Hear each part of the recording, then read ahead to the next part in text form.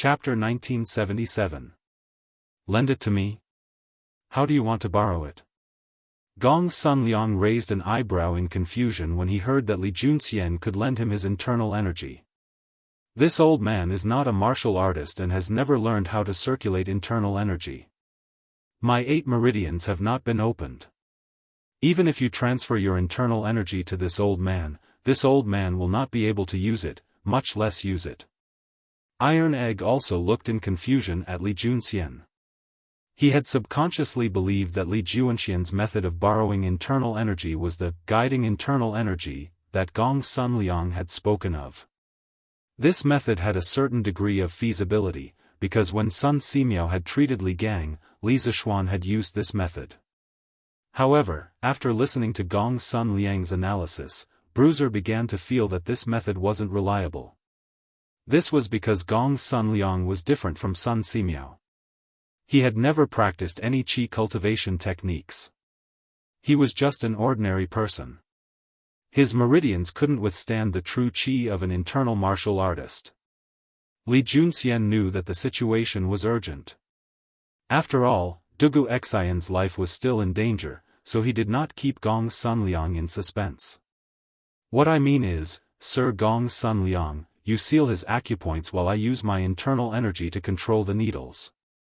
Although I am not a doctor and have never learned any acupuncture techniques, I know the various acupoints of the human body like the back of my hand. Sir Gong Sun Liang can choose a relatively simple acupuncture technique and then tell me when to insert the needles into which acupoints on Brother Dugu's body. I will do as you say, and after the acupuncture, I will control the needles and channel internal energy into Brother Dugu's various acupoints to force out the poison. I am confident that with my control over internal energy, there will be no problem with this step. The key is still the acupuncture. Gong Sun Liang couldn't help but blow his beard and glare. Ha! Sir's tone is truly arrogant. You think that as long as you know the right acupoints, you can perform acupuncture? Truly arrogant and ignorant.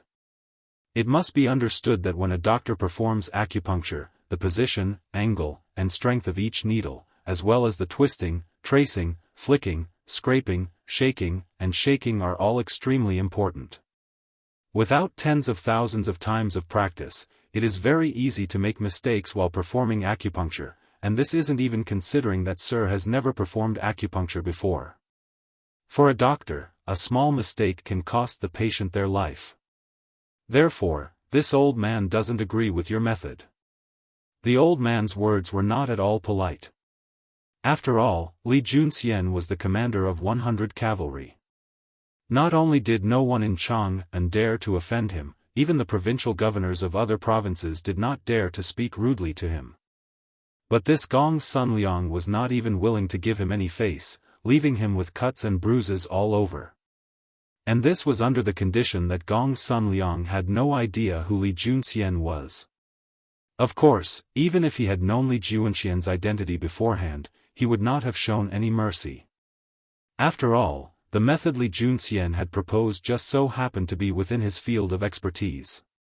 He would not allow anyone to touch his bottom line in his field of expertise.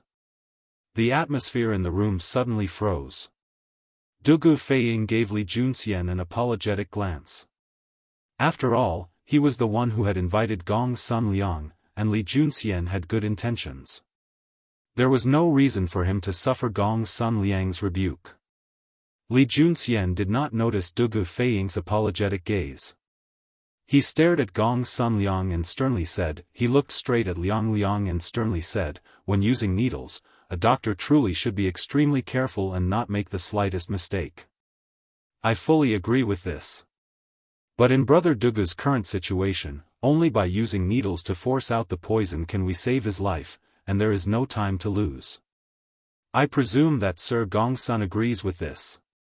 Gong Sun Liang expressionlessly nodded, clearly agreeing with Li Junxian's view. Seeing this, Li Junxian continued, but the problem lies in the fact that Taiyuan City does not have a doctor who understands acupuncture and also has the energy of the inner sect. What this general said just now was merely a temporary measure. Although it is somewhat risky, I will do my best to follow Sir Gongsuan's instructions and use every needle. Moreover, there is no better method. If we leave Brother Dugu alone, he's doomed. Dugu Feiying couldn't help but deeply frown. Just as Li Junxian had said, there was no better method than this. If they didn't make a decision soon, Dugu Xian's last hope of saving him would be snuffed out. Gong Sun Liang scowled. Humph. Sophistry.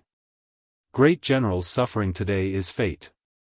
This old man's needles are only used to save people, not to kill.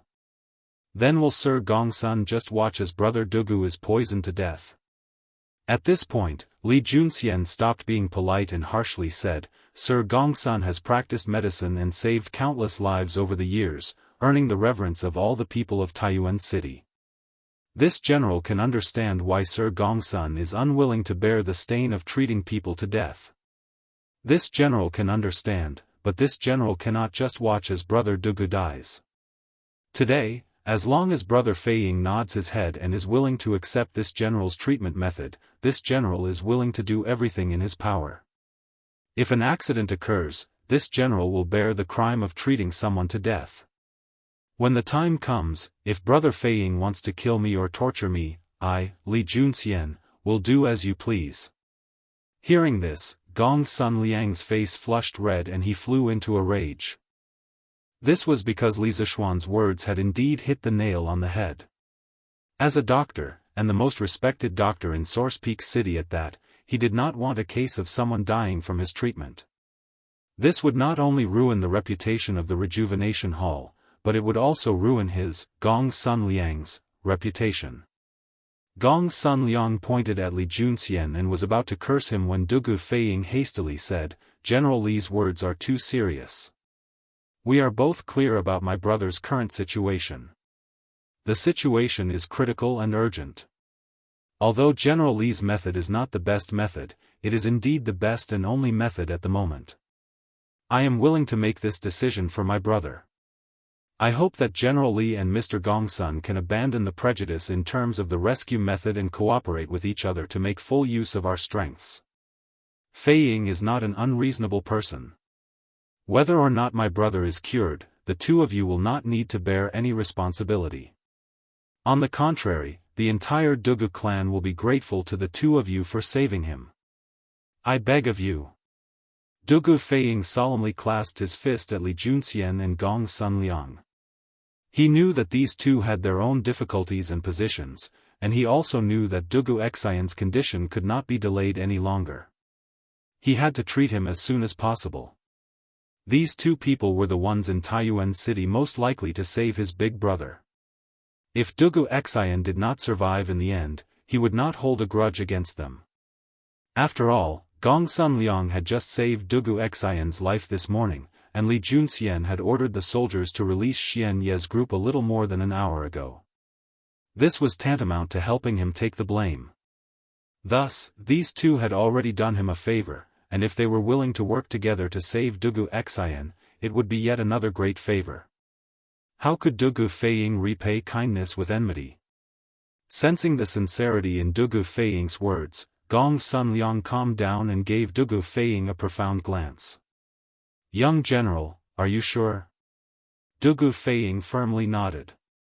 I'm sure. I ask that Sir Gong Sun Liang act once more. Gong Sun Liang couldn't help but take in a deep breath. As if he had made an important decision, he nodded. Okay. Since that's the case, this old man will join hands with this junior. The juniors nowadays dare to charge, to act, and to take responsibility. Very good. He was naturally speaking of Li Junxian. Li Junxian's words just now had left Gong Sun Liang rather shaken once he had calmed down. Sir Gong Sun Liang is wise and righteous. I ask that Sir Gong Sun Liang not be stingy with his instruction during the acupuncture treatment. Li Junxian clasped his fist. Gong Sun Liang nodded in agreement, and then he turned to the young boy next to him and said, Xiao Bao. Take out the needles. Yes. Master. Chapter 1978. This old man will be using the Tai 5 Elements acupuncture technique's Yang Restoration acupuncture technique. This acupuncture technique is rather complicated and difficult to learn, but it is the most suitable for the great general's condition. If someone with profound internal energy performs the acupuncture, not only will it have miraculous effects on treating and expelling the poison, it will also heal a portion of the internal injuries, killing two birds with one stone. While Xiaobao was taking out needles from his medicine box, Gong Sunliang sternly explained the situation to Li Junxian. Li Junxian couldn't help but frown. It wasn't that he wasn't confident in himself, but that he had never touched acupuncture before. From what Gong Sunliang had said, it was clear that the Tai 5 Elements needle returning to Yang acupuncture method was not some elementary acupuncture technique. For a beginner in acupuncture like him, it was rather unfriendly. If he were to stab incorrectly or use the wrong method, wouldn't he be harming Dugu Xianxia's life? Tai 5 Elements acupuncture technique?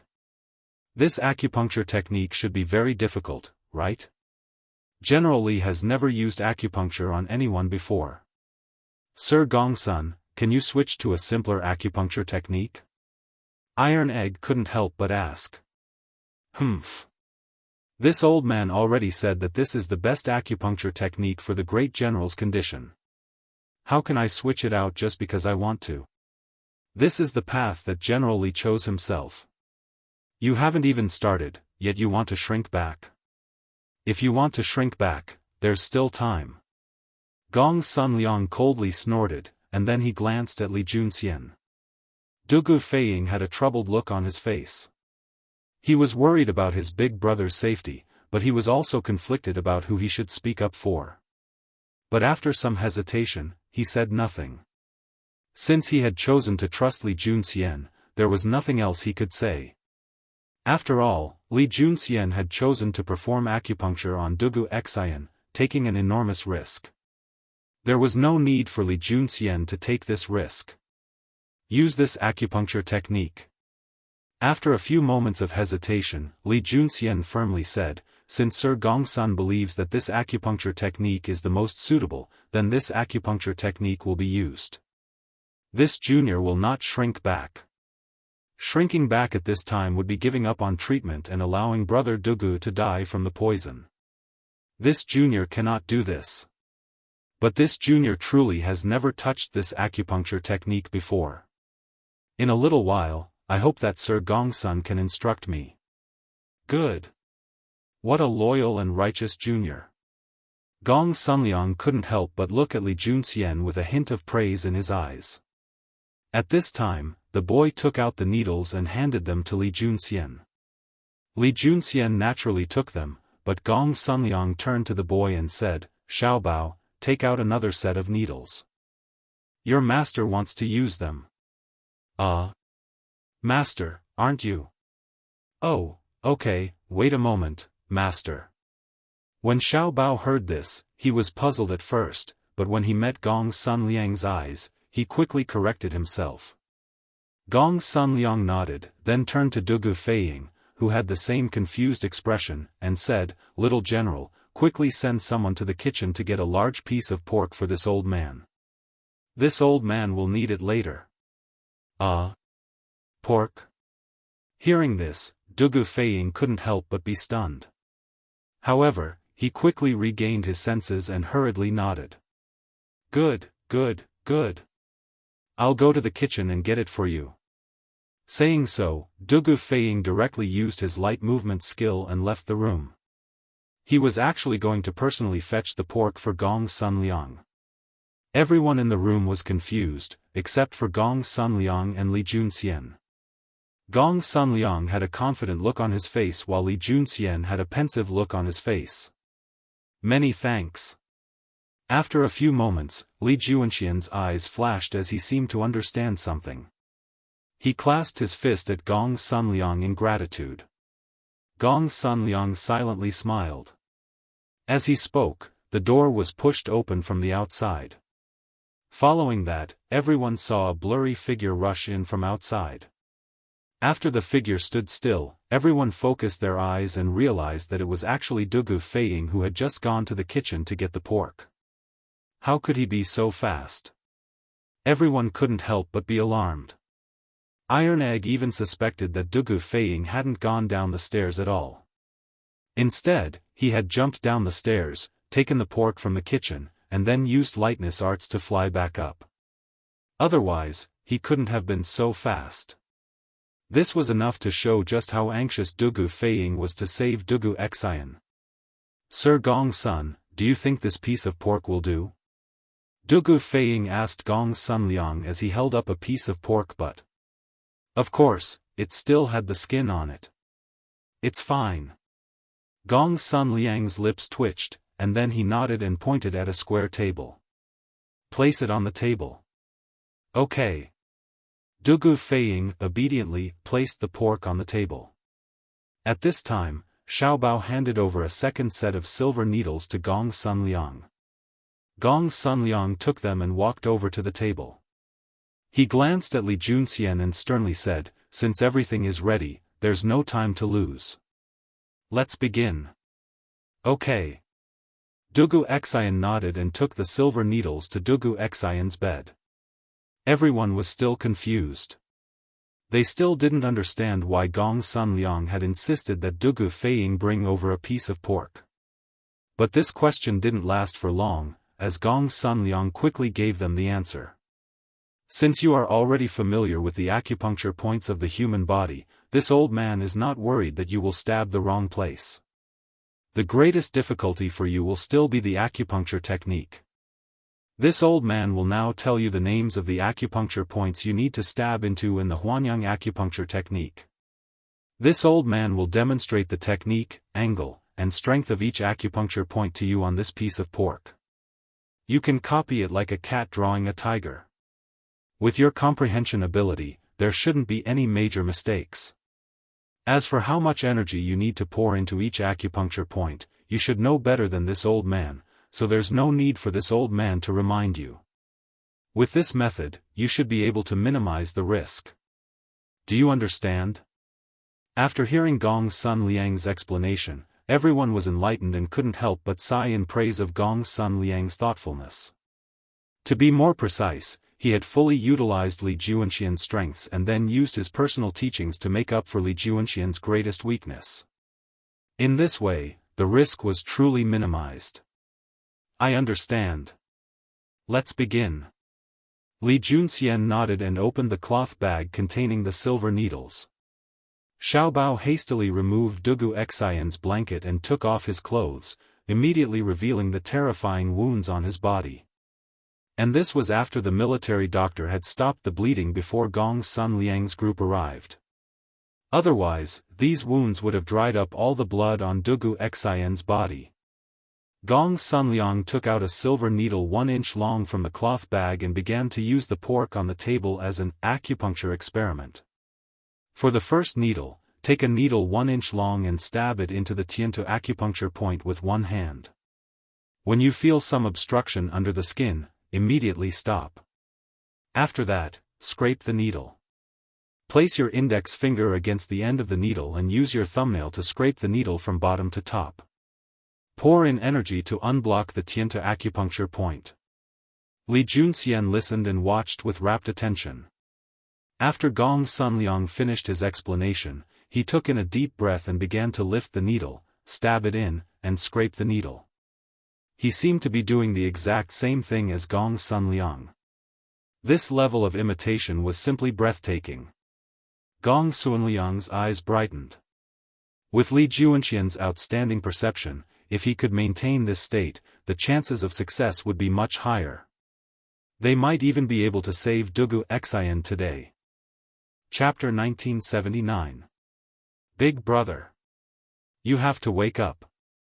As Li Junxian raised the silver needle and prepared to stab it into Dugu Xian's body, Dugu Feiying's heart leaped into his throat. Whether or not Dugu Xian could be brought back to life depended on this last needle. At the same time, Dugu Feiying couldn't help but pray that Li Junxian would make a mistake with this last needle. Otherwise, everything would be for naught.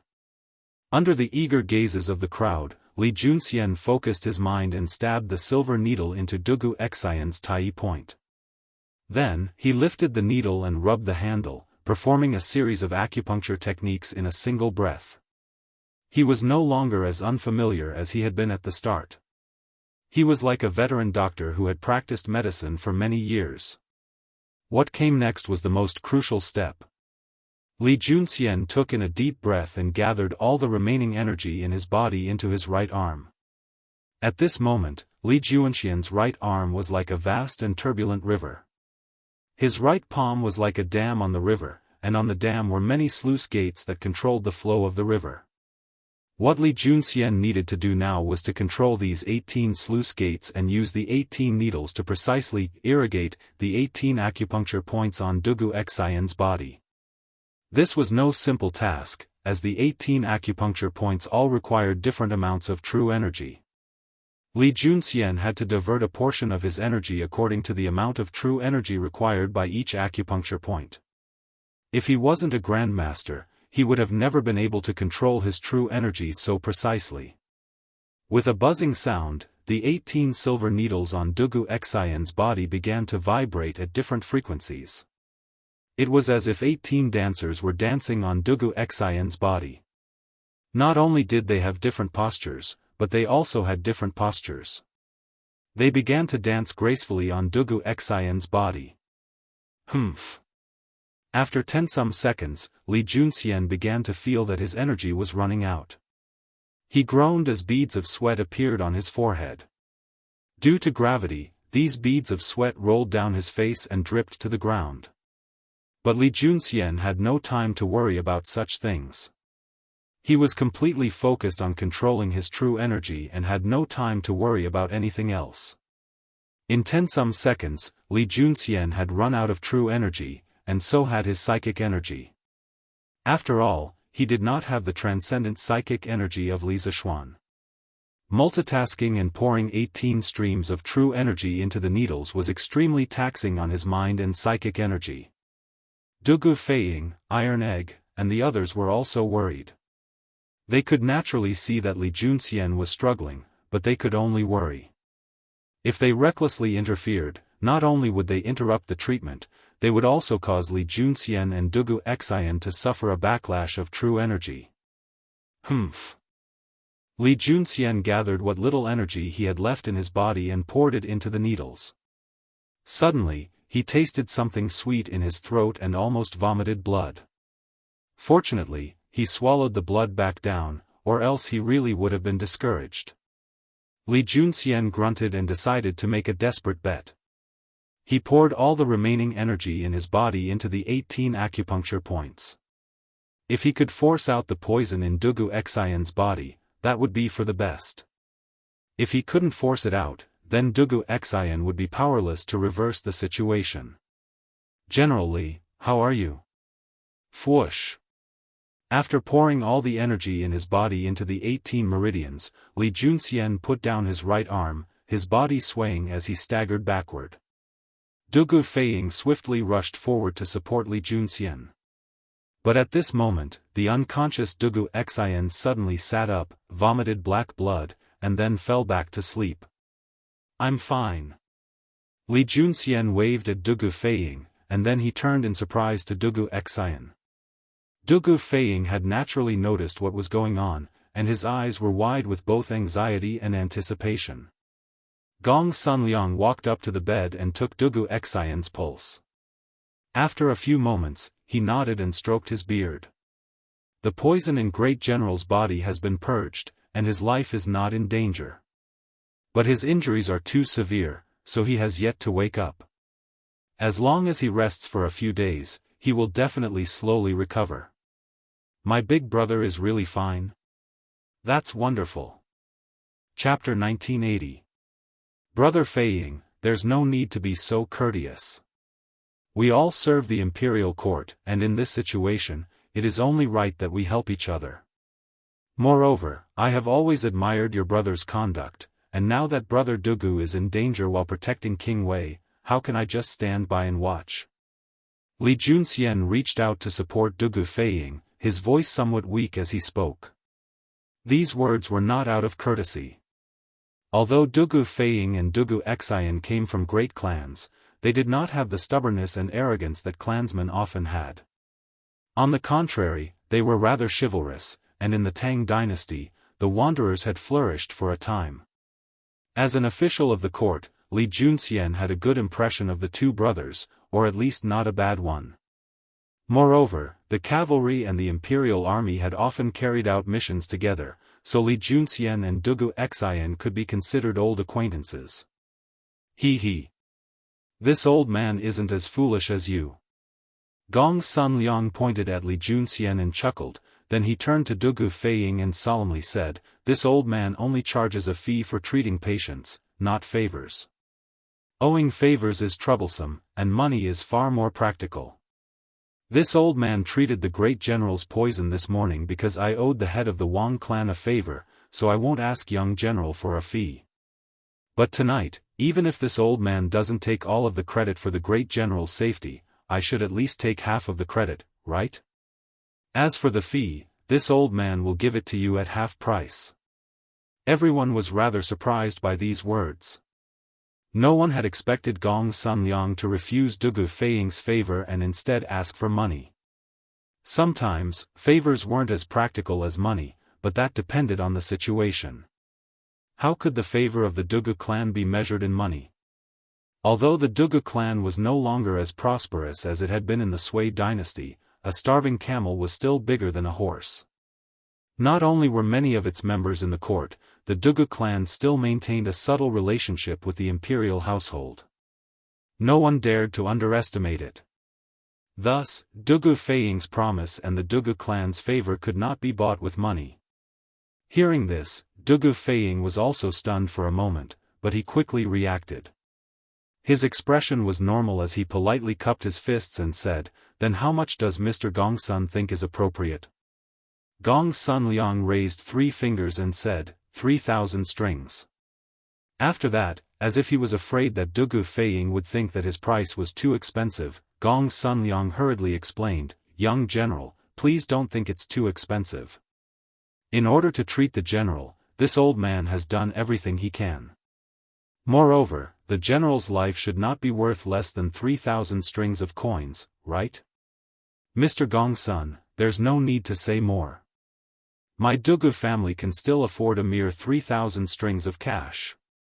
I didn't bring so much cash with me when I escorted the academy's teachers and students to the north this time. But Mr. Gongsun, you don't have to worry. Once the crisis in Taiyuan City is resolved, I will immediately send a letter to my clan and ask them to send the medical fee of 5,000 to Rejuvenation Hall." Dugu Feiying interrupted Gong Sun Liang and said sternly, "Good. This old man naturally believes in the young general's trustworthiness. This old man will begin the treatment for the great general." Hearing that Dugu Feiying had increased the treatment fee to 5,000 strings of cash, Gong Sun Liang smiled so widely that his eyes narrowed into slits. After saying this, the old man bent down and began to treat Dugu Xian. After all, in Li Junxian's current condition, he definitely didn't have the strength to continue treating Dugu Xian. Creak. At this moment, the door was pushed open from the outside, and an imperial army soldier walked in and cupped his fist to Dugu Feiying. "Reporting to General Feiying, Zhao Eru and Master Han have returned." "Oh? Did they capture Wang Kuei?" Dugu Feiying's eyes brightened as he asked. On the way back, he had already heard from the imperial army soldier guarding the post house that Zhao Eru and Han Li had led people to a mysterious courtyard in the southern part of the city to capture Wang Kuei. The imperial army soldier replied, reporting to General Feiying, "Only Master Han and Zhao Eru returned with a small group of people. I heard that the rest are still behind." "Good. Come with this general to take a look." Dugu Feiying nodded and prepared to leave. Iron Egg hurriedly said, "General Feiying, I'll go as well." He was naturally concerned about Han Tianhu's safety and wanted to see if the latter was injured. Dugu Feiying understood Bruiser's feelings. He nodded and didn't say anything. The two of them left the room one after the other. "Father. You're injured?" A few moments later, the two were on their way to the front courtyard of the post house when they happened to run into Han Li, Zhao Eru, and the others. Seeing Han Li's blood-stained clothes, Iron Egg immediately panicked and rushed to Han Li's side as quickly as he could. "Your father is fine. This is someone else's blood." Seeing that his son was fine, Han Li was slightly relieved. He patted Iron Egg's head and turned to Dugu Feiying, who was about to reach him, and asked, "General Feiying, you're back?" "When this old man came over, I saw signs of a fight in the post house. Did something happen? By the way, where is His Highness?" At this point, Han Li realized that Li Tai was not among the people who came, and a bad premonition arose in his heart. This was because he had instructed Iron Egg to stay close to Li Tai and protect him. Now that Iron Egg had come out and Li Tai was not around, it meant that something had happened to Li Tai. Could it be that his previous guess was right? His Highness. His Highness was captured by the Turkic spies. Dugu Feiying's face darkened, and the good mood he had gained from Dugu Xianxia's safety instantly disappeared without a trace. He said in a low voice. "What? His Highness was captured?" Hearing this, even though Han Li was prepared, he could not help but be shocked. Dugu Feiying gritted his teeth and said, "Previously, when we left the post house, the Turkic spies took advantage of the fact that the post house was defenseless to launch a night attack and kidnap His Highness. My big brother was also severely injured because of this. By the way, Master Han, why are only the few of you back? Where are the others? Also, did you catch that old man Wang Kuei on this trip?" Strictly speaking, Li Tai's kidnapping and Dugu Xian's serious injury had something to do with Wang Kuei, so Dugu Feiying had a reason to hate Wang Kuei to the core. The others are still behind. Han Li still had not recovered from the shock, but after hearing Dugu Feiying's question, he still replied, "We didn't catch Wang Kuei, but we caught his son, Wang Hong. When we defeated Wang Kuei's assassins and learned that Zhao Diyan did not send anyone to inform us in advance, this old man felt that something was wrong and hurried back with a group of light cavalry. But I didn't expect to be one step too late." Chapter 1981. This is all my fault. I should have sent someone else to the provincial governor's residence and the Bing province barracks while I remained at the relay station. This way, the thieves wouldn't have had a chance. Dugu Feiying said in shame. After a few moments of silence, Han Lizhen comforted, "Since it's already happened, there's no point in blaming yourself. Our first priority is to save His Highness. You said that the great general was heavily injured. Would it be convenient for this old man to visit him?" "Of course. Big brother is in his room. I'll take you there." Dugu Feiying hurriedly said. Commander of the 100 Cavalry, General Li, is also there. He and physician Gongsun work together to save Big Brother. "Oh? Commander of the 100 Cavalry? Has the 100 Cavalry been in Taiyuan City this entire time?" Han Lizhen was rather surprised. Li Junxian and the others had secretly entered the city and were hiding there. Very few people knew about them, and Han Lizhen had only entered the city this afternoon, so he naturally didn't know. As the two of them spoke, they were about to make their way to Iching Pavilion when they heard a clamor in the front yard of the relay station. An Imperial Army soldier rushed over. Reporting to General Feiying, Provincial Governor Wang and the head of the Wang clan have arrived. Provincial Governor Wang and the head of the Wang clan have arrived? Dugu Feiying and Han Lizhen glanced at each other and said, "They must have come because of King Wei. Let's go. Let's go and see." Han Lizhen nodded and the two of them made their way to the front yard. Iron Egg hesitated for a few moments before following. In truth, he had been blaming himself this entire time, and when he saw Han Lizhen, he felt an indescribable sense of guilt and self-reproach. After all, protecting Li Tai was the mission his father had given him, and now that Li Tai had been taken away, he was safe and sound, and he felt that he had once more disappointed his father. "Provincial Governor Wang, Wang clan head, why have you come? Please come in." Wang Liaoyuan and Wang Yu happened to be walking in through the gates of the relay station. Dugu Feiying and Han Lijing hurriedly went up to welcome them, clasping their fists and greeting them. We're here too. This should be the father-in-law of the Marquis of Yong'an, Brother Han, right? Wang Yu responded.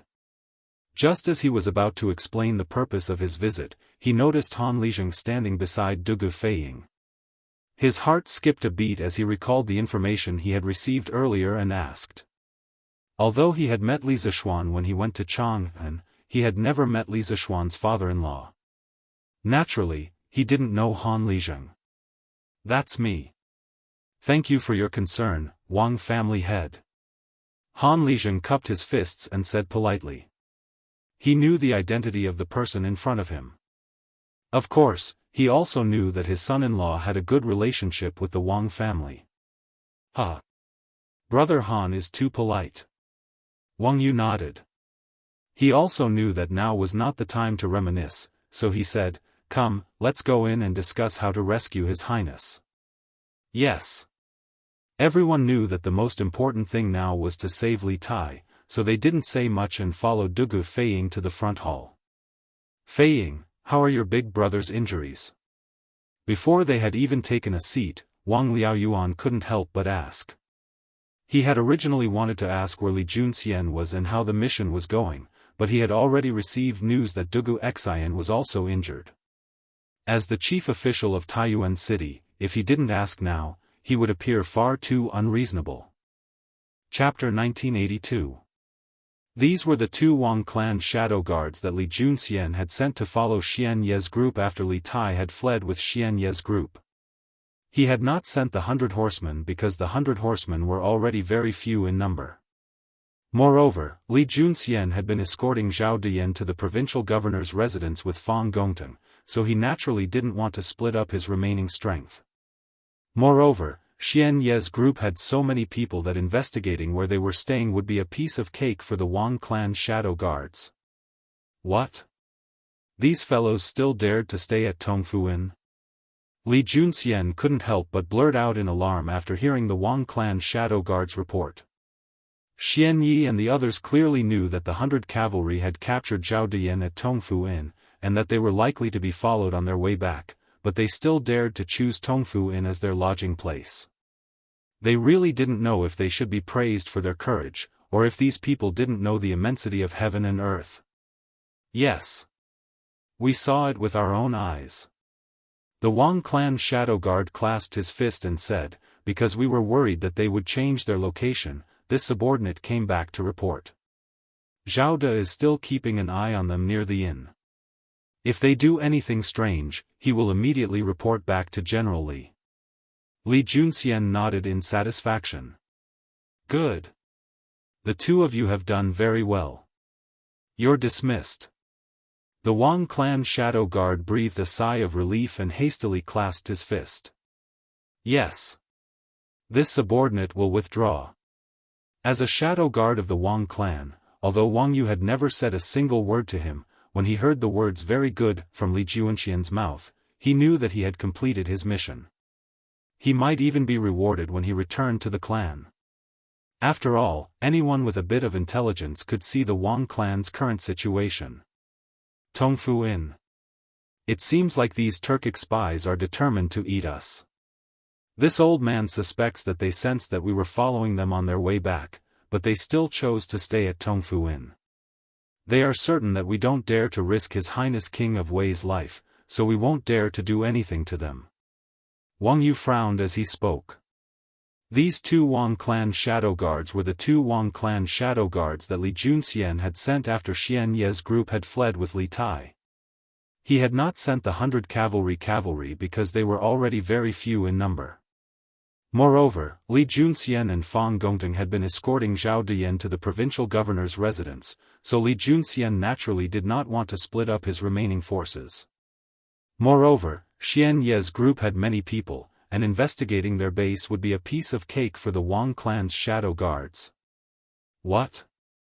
These fellows dared to stay at Tongfu Inn? Li Junxian couldn't help but be alarmed. Li Junxian couldn't help but ask. Xian Yi and the others clearly knew that the 100 cavalry had captured Zhao Dian at Tongfu Inn, and that they were likely to be followed on their way back, but they still dared to choose Tongfu Inn as their lodging place. They really didn't know if they should be praised for their courage, or if these people didn't know the immensity of heaven and earth. We saw it with our own eyes. That Wang family shadow guard cupped his fists and said, "Because I was worried that those people would change their lodgings, I came back alone to report. Zhao De is still keeping an eye on them near the inn. If they make any strange movements, he will immediately return to report to General Li." Li Junxian nodded in satisfaction. "Good. The two of you have done very well. You're dismissed."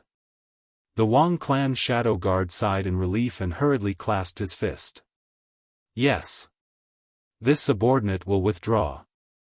As a shadow guard of the Wang clan, although Wang Yu had never said a single word to him, when he heard the words "very good" from Li Junxian's mouth, he knew that he had completed his mission. He might even receive a reward when he returned to the clan. After all, anyone with a bit of intelligence could see the Wang clan's current situation. Tongfu Inn. It seems like these Turkic spies are determined to eat us. This old man suspects that they sensed our people following them on their way back, but they still chose to stay at Tongfu Inn. They are certain that we don't dare to risk His Highness King of Wei's life, so we won't dare to do anything to them. Wang Yu frowned as he spoke. Chapter 1983. In the main hall of the relay station, as Li Zishuan spoke, Iron Egg took notes on paper. He did not have Li Zishuan's monstrous psychic energy, which allowed him to translate Li Junxian's words into code while listening, so he could only obediently take notes. Although he also cultivated the Taishian Sutra, he was far from Li Zishuan's level. Moreover, Li Zishuan had transmigrated his soul, so his psychic energy was far superior to ordinary people's. Coupled with the buff provided by the Taishian Sutra, Li Zishuan's psychic energy was unparalleled. Wang Liaoyuan and Wang Yu were both rather worried as they listened to Li Junxian's report. One of them was worried that Li Er would be punished for dereliction of duty after reading this telegram, and the other was worried that Li Er would punish the entire Wang clan for Wang Kuei's actions, causing the Wang clan to be exterminated. Of course, Wang Yu still had a sliver of hope. He hoped that Li Junxian would highlight the contributions the Wang clan had made in capturing Zhao Dian in the telegram he sent to the imperial court. This way, he could make up for his mistakes in front of Li Er. But even after Li Junxian finished reading the contents of the telegram, Wang Yu's hopes were still not fulfilled. Although Li Junxian had mentioned in the telegram that Wang Qingwu and the other hidden guards of the Wang clan had assisted him in capturing Zhao Dian, he had only stated the facts as they were and had not emphasized them. This left Wang Yu a little disappointed. But overall, it was better than nothing. Okay. That's all for now. I'll have to trouble Brother Iron Egg to send this news back to Chang, and as quickly as possible. 7 minutes later, Li Junxian was finally done. He had explained everything that had happened tonight in the most concise terms possible. He also knew that the telegram was rather large, and it was rather difficult for Iron Egg to translate it all into code. But as the commander of 100 cavalry, he was naturally 100% loyal to Li Er. Tonight's events were far too important, and he had to let Li Er know the whole story. Only then would Li Er be able to make the most correct decisions. "You're too kind, General Li. This is what I should do." The thought of Li Tai being kidnapped made Iron Egg's heart ache, but his face remained calm as he hurriedly raised his head. Li Junxian's eyes were as bright as torches. Although Iron Egg had concealed the pain in his eyes very well, how could it escape Li Junxian's eyes? He sighed, patted Bruiser's shoulder heavily, and said in a deep voice, "Don't worry. Brother Iron Egg, I've heard about the matter between you and His Highness from Mr. Ink Chui. You've already done your best, and this is also His Highness's choice, you can't be blamed. Don't worry, I will definitely save His Highness." Iron Egg froze. He turned to Li Junxian and firmly said, "General Li, when you save Qingke, please take me with you." "All right. After staring at Iron Egg for a moment, Li Junxian finally agreed to Iron Egg's request. Iron Egg turned around and began to translate Li Junxian's instructions into code so that he could send it back to Chang'an. At this moment, there was a rush of footsteps outside, and a few moments later, an armored soldier walked in. This was none other than Zhao Eru, who had led the army to the secret estate in the southern part of the city to capture Wang Kuei. Reporting to General Fei Ying, Provincial Governor Wang clan head, you're also here?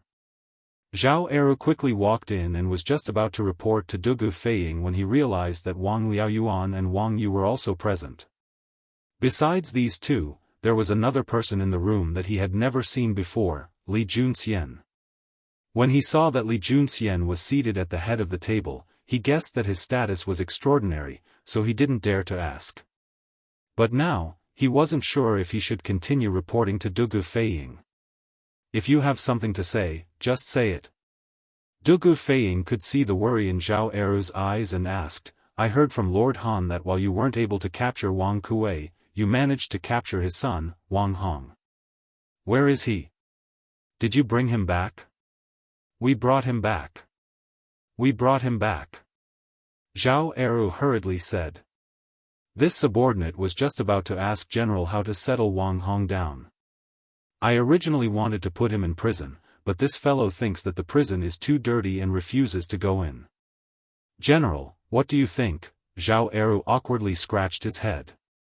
After all, Wang Hong was a member of the Wang clan, and Wang clan head Wang Yu was still present. There were some things that he couldn't say too harshly. Moreover, the masterminds behind the collusion with the Turkic spies were Wang Kuei and Wang Xinyuan. No one knew how much Wang Hong had participated. Dugu Feiying said nothing, only turned to Wang Yu. Wang Yu's face darkened as he angrily said. My clan is unfortunate. We've made a fool of ourselves. I'll have to trouble General Feiying to bring him in. This old man is here today, so I can ask him just how the second elder colluded with the Turkic spies. Chapter 1984. A telegram from Taiyuan? In a room on the third floor of the Imperial Astronomer, the other eunuch was shocked when he learned that the telegram had been sent from Taiyuan.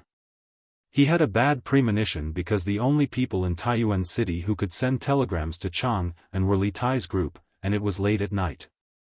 For Li Tai to send a telegram at this time could only mean that something had happened in Taiyuan City, and it was an extremely urgent matter that could not be delayed for even a moment. Hurry! Record the code. The eunuch hurriedly said to his companion. I know. Hurry and get the codebook. I'll record the message and translate it while receiving the telegram. Once I'm done, I'll present it directly to His Majesty. The two eunuchs quickly got to work. From the clear division of labor and tacit cooperation between them, it was clear that they had encountered many similar situations. Gulp. It's over, it's over. His Highness. His Highness has been captured by Turkic spies. Because the content of the telegram was rather long, in order to save time, one of the two eunuchs was responsible for recording the code, and the other was responsible for real-time translation against the codebook. After translating the first few lines of the code, the eunuch's face suddenly turned pale. He swallowed twice and said with a trembling voice. What did you say? His Highness has been captured? You should focus on recording the code first.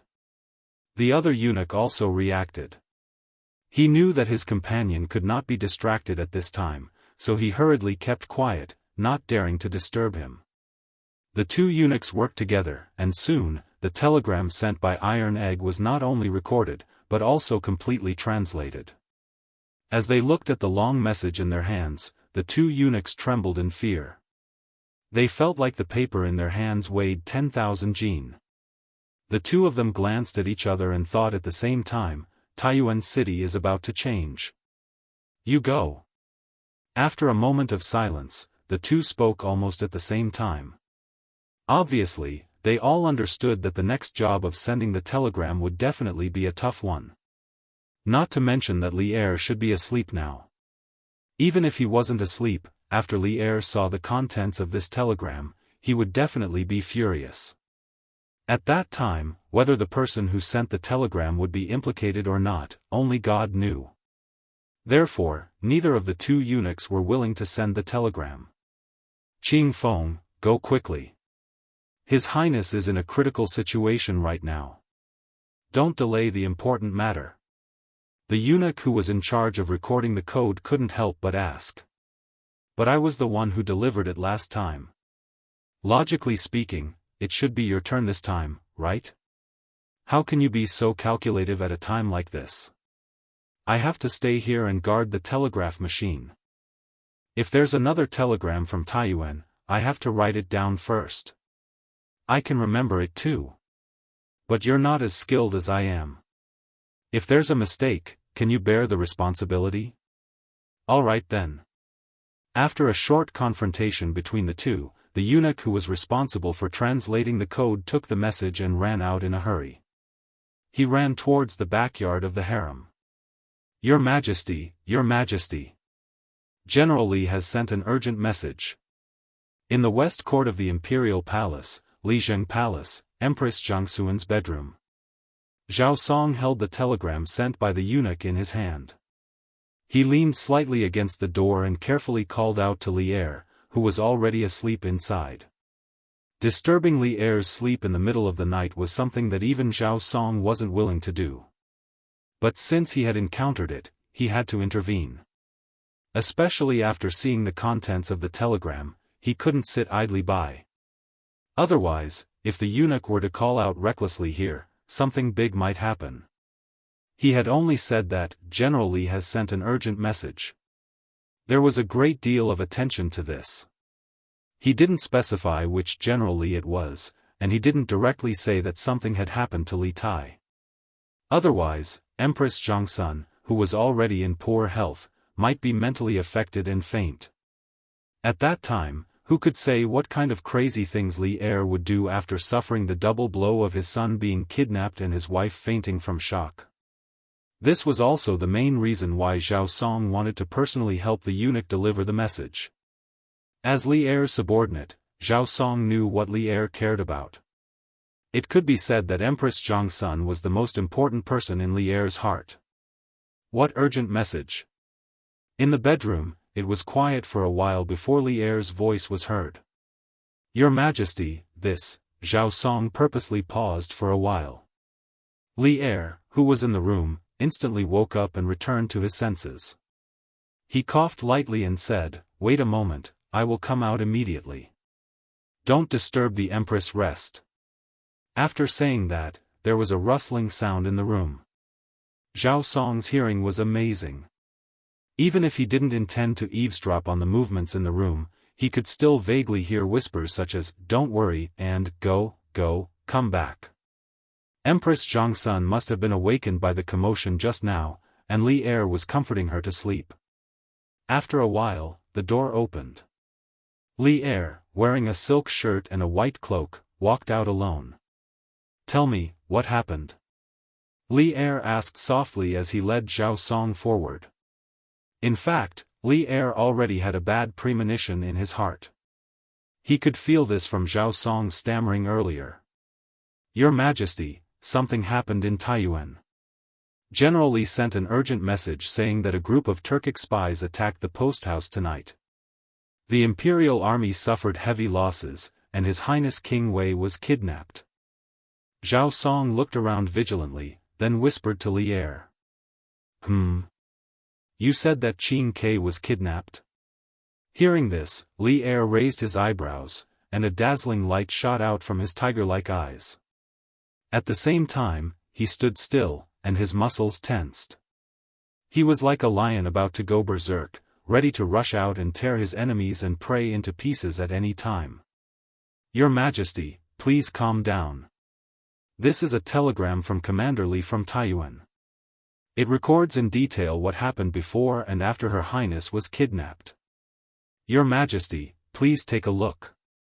Zhao Song trembled. From Li Er's plain words, he could feel the endless anger in Li Er's chest. He held the telegram in his hand in his palm and handed it to Li Er. Chapter 1985.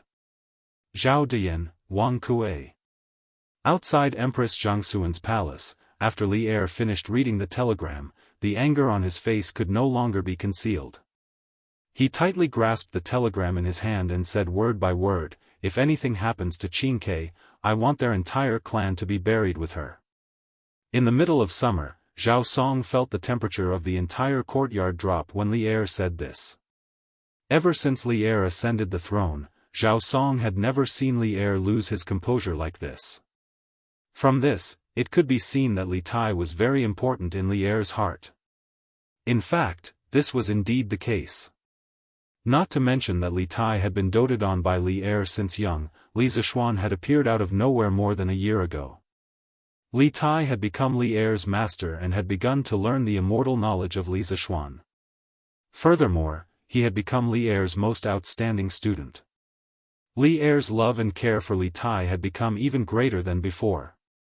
It could be said that among all the princes, Li Tai and Li Qingxian had almost the same weight in Li Er's heart.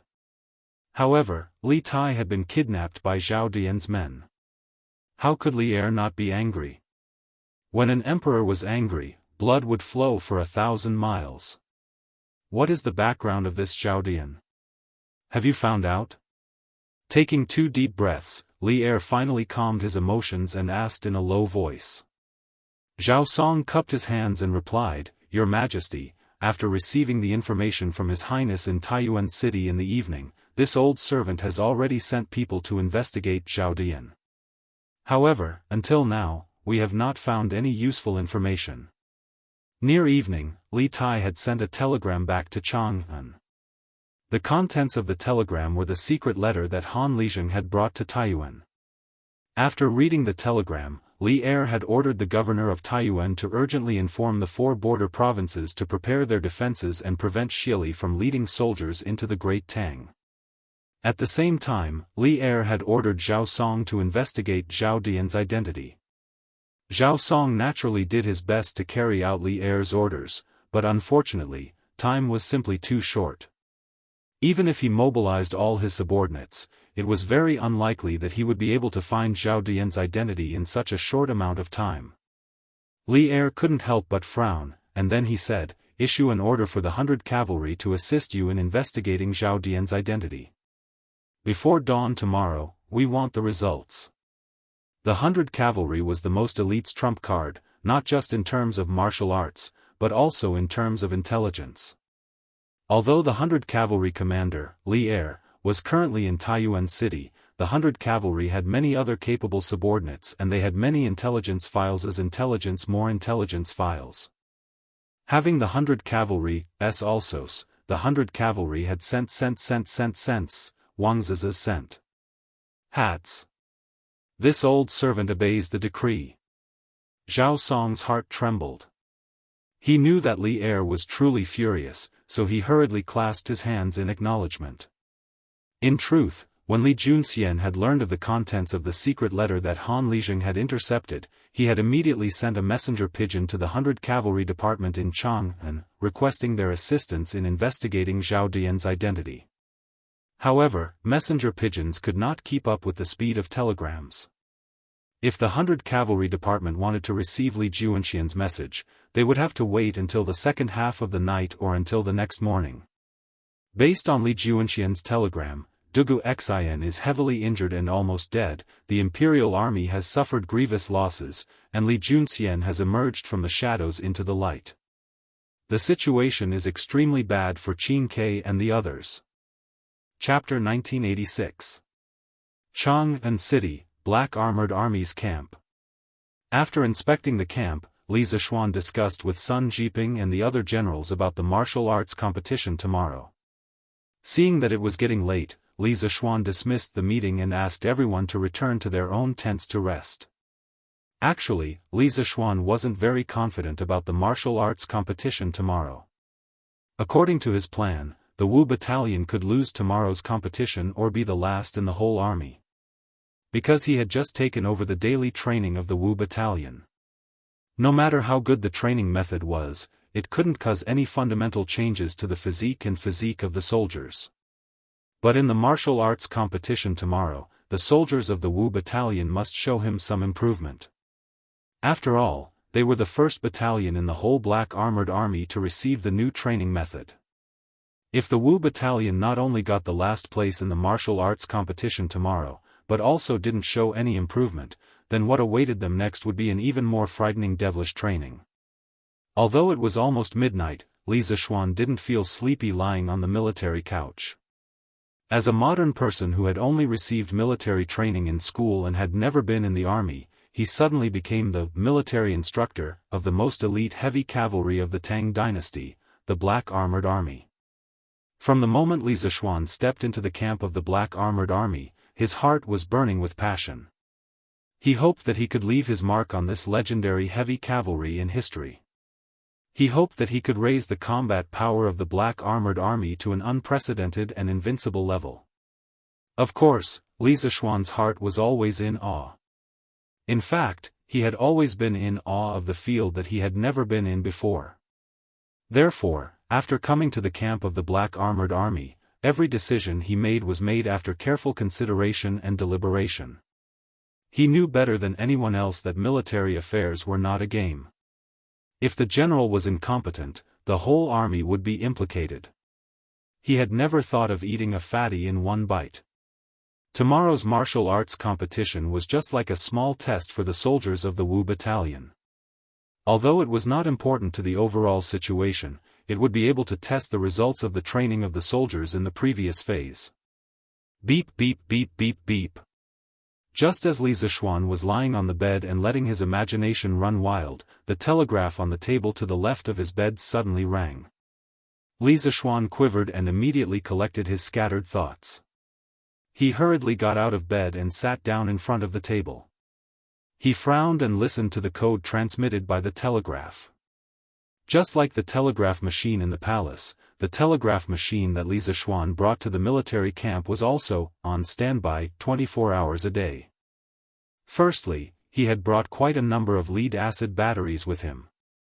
Secondly, even if the lead-acid batteries ran out of power, he could send someone to Yunshan to recharge them. He didn't need to worry about the problem of not being able to recharge the batteries after they ran out of power. It's iron egg. Li Zishuan translated the message in his mind as he listened. After listening to a short section of the code, he quickly recognized the identity of the sender. It was Iron Egg. For the students of the academy who already knew how to use the telegraph, Li Zishuan created an identity code for each of them. Everyone had to send their own identity code at the beginning of the message. When the receiver on the other side of the telegraph responded and reported their identity, the body of the message could only be sent. Beep beep beep beep. Li Zishuan's heart sank when he suddenly received a message from Iron Egg in the middle of the night. He suddenly had a bad feeling. However, he didn't stop what he was doing. He skillfully operated the telegraph and sent out a string of codes to indicate his identity to Iron Egg. Beep, beep, beep, beep. After a moment of silence in the tent, the telegraph finally rang again. After receiving Li Zishuan's response, Iron Egg immediately forwarded the telegram sent to the palace. Of course, Iron Egg added and modified some content. Master, this afternoon, my father came from Yifan County with a letter. It was a secret letter from the leader of the Turkic spies in Taiyuan City to the grasslands. In the telegram, Iron Egg not only told Li Zishuan everything that had happened in Taiyuan City tonight, but also briefly told him that Han Lijing had come to Taiyuan in the afternoon with Zhao Dian's secret letter. Although Li Tai had already sent a telegram to Li Zishuan, he hadn't told Li Zishuan about it. Therefore, Iron Egg had to tell Li Zishuan again. In the tent, Li Zishuan had his arms crossed in front of his chest as he quietly listened to the codes transmitted by the telegraph. On the surface, he looked very leisurely, as if he was listening to the radio. However, this wasn't the case. His brain was working rapidly. With the support of his powerful psychic power, he began to translate the codes while listening to them. Moreover, his translation speed wasn't any slower than Iron Egg's. As for Cheng Chumo and Yuchi Baolin in the tent, they had already fallen asleep. After a day of arduous training, the sound from the telegraph wasn't enough to wake them up. Gradually, Li Zishuan's expression began to change. There was a group of powerful Turkic spies in Taiyuan City. They assassinated Dugu Xian during the day and attacked the courier station at night, directly kidnapping Li Tai. Chapter 1987. Li Zishuan did not expect that the teachers and students of the academy would encounter such a big crisis in Taiyuan City. He expected that the Turks would interfere after knowing the purpose of the academy's journey to the north. But according to his expectation, the Turks would most likely take action in Yunzhou. After all, it was at the border of the Tang Empire and the emperor was far away. But he never expected that the Turks would directly throw out the trump card in Taiyuan City. Shouldn't they first test the situation in Taiyuan City and then launch the fatal blow in Yunzhou? The series of actions of the Turk spies were not logical, but it was precisely because of this that they caught everyone off guard. However, Li Zishuan also did not expect that his father-in-law would coincidentally intercept the secret letter of the Turk spies. This was too crucial. If not for this coincidence, the situation of the academy's teachers and students would be even more passive. They did not even know who the enemy was, let alone talk about dealing with them. Of course, what Li Zishuan did not expect the most was that the leader of the Turk spies was actually Zhao Dian. Although he wasn't very familiar with history in his previous life, he had still heard of Zhao Dian. This guy was the biggest traitor in the Tang Empire. But compared to the other traitors in history, the great traitor Zhao Dian did not leave much infamy in the annals of history. On the contrary, many people of the Central Plains even had a rather good impression of him. The main reason for this was that Zhao Dian was not qualified to be a traitor. His actions in the Turks had not only failed to help the Turks, but had even helped the Great Tang. The TV series, The Rule of Zhengguan, about Xieli obtaining Zhao Dian was very interesting. Zhao Dian was originally the provincial governor of the Tang Empire. Li Shimin found that he was good at flattery and did not have any real talent, so he decided to let him harm the Turks. Li Shimin first removed Zhao Dian from the position of provincial governor and then let Zhao Dian follow the Tang Empire's delegation to the Turks. After Zhao Dian arrived at the Turks, his flattery made the Great Khan feel very comfortable, so he decided to put Zhao Dian in an important position. In order to let Zhao Dian serve Xieli wholeheartedly, Li Shimin even sent Zhao Dian's family to the Turks. As the history books were limited, there was no record of how Xieli obtained Zhao Dian. The Comprehensive Mirror for Aid of Governance, Volume 192, only recorded that Xieli Khan obtained the Chinese Zhao Dian, entrusted him with the task. At the end of the Sui and the beginning of the Tang Empire, the Turks had an absolute advantage over all powers. In 615 AD, Emperor Yang of Sui, who still considered himself as an emperor, patrolled north to Yanmen. When the Turkic cavalry received the news, they took the opportunity to head south. They were like a hot knife through butter, conquering most of the areas near the gate of Yan.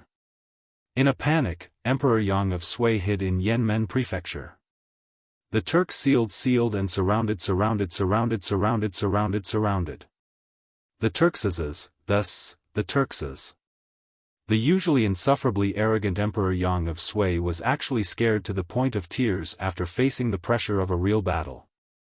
And, thus to the Yangs, the Tangs Yang, increased to the end, thus. After this battle, the reputation of the Eastern Turkic Khaganate soared, and it became the hegemon of the Northeast Asian steppe. Reaching the peak, they expanded their territory from the Khitan and Shui tribes to the vast region between Tuyuhun and Gaochang in the west. The chiefs of the various tribes and the rulers of the small countries all submitted to the Turks. After the Sui dynasty was wiped out, the Turks became even more prosperous. At that time, the various warlords in the north of the Zhongyuan more or less had dealings with the Turks.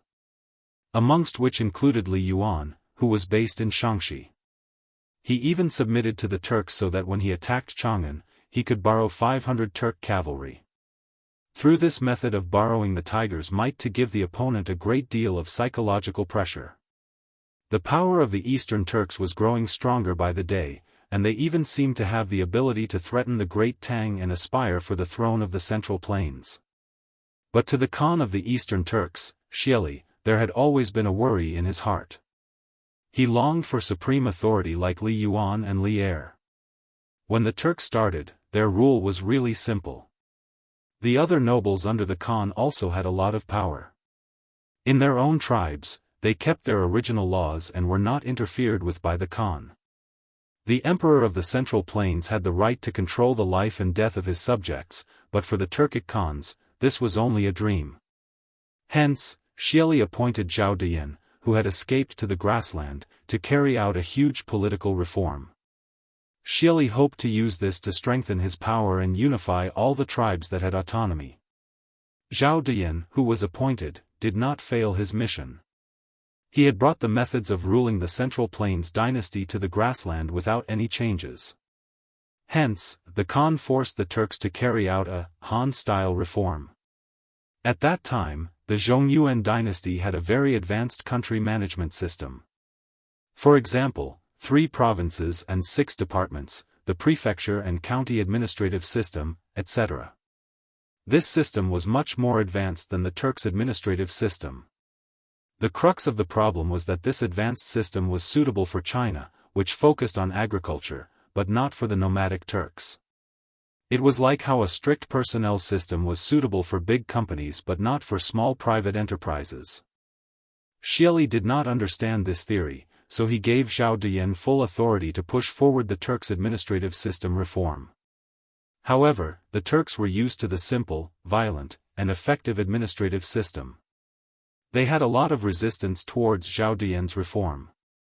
To push forward the reform smoothly, Zhao Diyan used the power given by Xieli to suppress the Turks who were against the reform.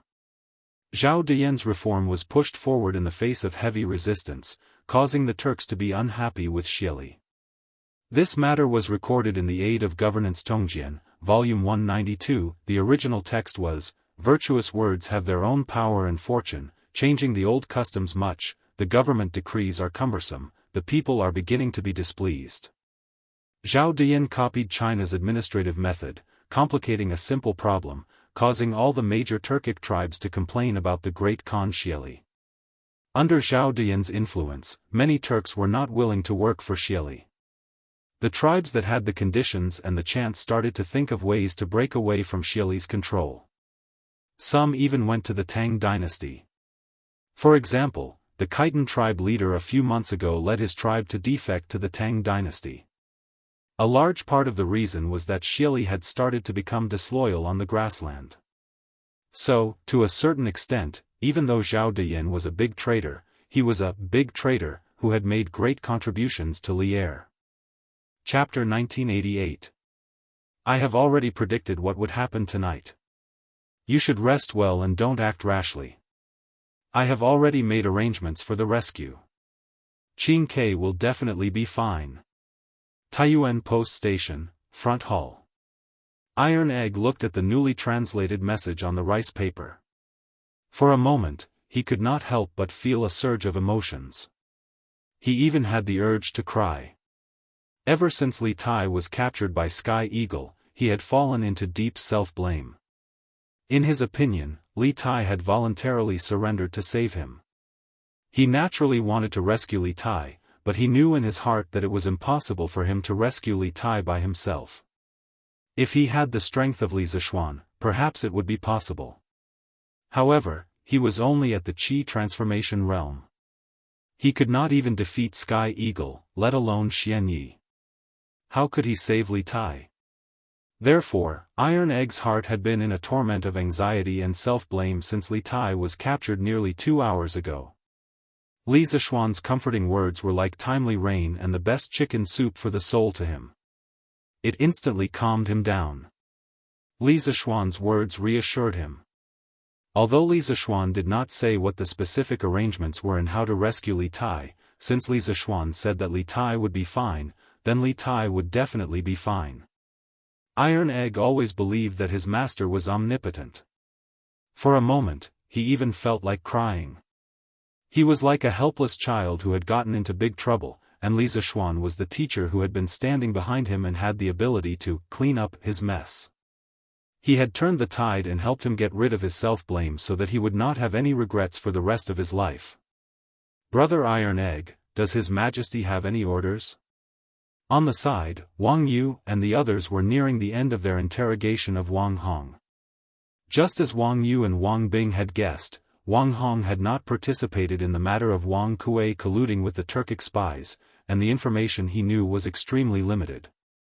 He didn't even know where Wang Kuei and Wang Xinyuan were.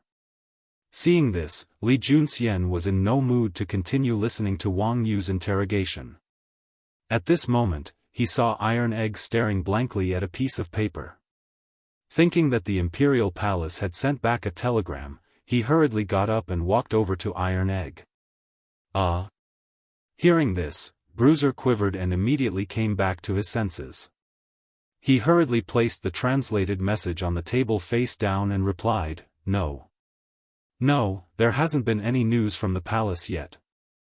I reckon we'll have to wait for a while." "Yes." Li Junxian nodded, thinking that this was true. The Imperial Astronomical Observatory was some distance away from the western courtyard, and Li Er was probably asleep by now. It would take a lot of time. Out of the corner of his eye, Li Junxian glanced at the paper that Iron Egg had placed on the table, and a hint of confusion appeared on his face. Since there was no news from the Imperial Palace, why was Iron Egg translating the telegram just now? Seeing Li Junxian looking at the message on the table, Iron Egg appeared a little embarrassed. After a few moments of hesitation, he decided to tell the truth. Just now, after I sent the telegram to the Imperial Palace, I also sent the situation here to Master." Li Junxian was alarmed by these words and blurted out, "What? You also sent a telegram to Marquis just now?" He had only asked casually, but Iron Egg mistakenly believed that Li Junxian was blaming him for acting on his own. He hurriedly explained, "I wanted to ask Master how to save Qing Ke. Master just sent this telegram. Generally, I was worried about Qingxue's situation, so I acted on my own. Even if you want to punish me, please wait until after I save Qing Ke." Chapter 1989. His Majesty has decreed that all officials and generals in Taiyuan City are under Li Junxian's control for the time being, and Li Junxian is granted the authority to act first and report later. Previous wrongs can be ignored for now, but all of you must work together to rescue King Wei and capture all the Turkic spies in Taiyuan City in one fell swoop to strengthen imperial authority. Anyone who refuses to listen, obstructs, or stubbornly resists will be executed without exception. In the front hall of the relay station, Li Junxian gripped the message that Iron Egg had just translated and solemnly read it to Wang Liaoyuan, Fang Gongteng, Wang Yu, and Dugu Feiying. That beep beep beep beep was a telegram from the imperial astronomer, not from Li Zishuan. Zhao Song had embellished the contents of the telegram according to Li Er's wishes before having the minor eunuch of the imperial astronomer send it over. When Bruiser learned that this was a telegram from the palace, he immediately began to translate it. Thus, Li Junxian was now reading out the imperial decree in front of everyone. Everyone shivered at Li Junxian's words. Wang Liaoyuan and Fang Gongteng glanced at each other before bowing. This subject Wang Liaoyuan, this General Fang Gongteng, this General Dugu Feiying, receives the decree. Telegraph machines were no longer anything new to the Taiyuan government, especially the Bingzhou governor's residence and the subjugation residence. Wang Liaoyuan and Fang Gongteng had already received several telegrams from the imperial decree, and Li Junxian's status was so special that no one believed that he would dare to falsify an imperial decree. Thus, no one dared to doubt the authenticity of this unofficial, imperial decree that had no yellow silk cloth or imperial seal. At this moment, Wang Yu was still trying to figure out the deeper meaning hidden in Li Er's imperial edict. After all, the imperial edict did not mention the Wang family from beginning to end, which made him very nervous. Moreover, he did not know if Li Er's sentence of, "let bygones be bygones for the time being," included the Wang family. If it included them, then that would be for the best. If it did not, then the Wang family would most likely be doomed in the future. Seeing Wang Liaoyuan, Fang Gongteng, and Dugu Feiying bow to receive the decree, Wang Yu hastily bowed and clasped his hands. This subject Wang Yu receives the decree. Although he was not a local official or general in Taiyuan, as the provincial governor of a province, he was now trapped in Taiyuan City. Therefore, he should be one of the officials and generals in Taiyuan City. Although it sounded far-fetched, it was understandable. With the Wang family's position in Taiyuan, even Wang Liaoyuan, the provincial governor of Bingzhou, could not compare to them in terms of power and influence. With the Wang clan's help, Taiyuan, Li's name. Seeing this, Li Junxian put away the telegram and turned to the others. None of us wanted to see His Highness kidnapped, and all of us were responsible. But if we can safely rescue His Highness, we will make up for our mistakes. His Majesty has always been fair in his rewards and punishments. I trust that he will not only not punish us, he will even reward us. As the highest-ranking official in Taiyuan City, Wang Liaoyuan was the first to express his stance. General Li is correct. Since His Majesty has decreed, this official and all the officials and bailiffs of the provincial governor's residence will do our best to cooperate with General Li. As for the various county offices, if General Li requires their cooperation, this official will immediately send word to them. I only hope that we can quickly rescue His Highness King of Wei.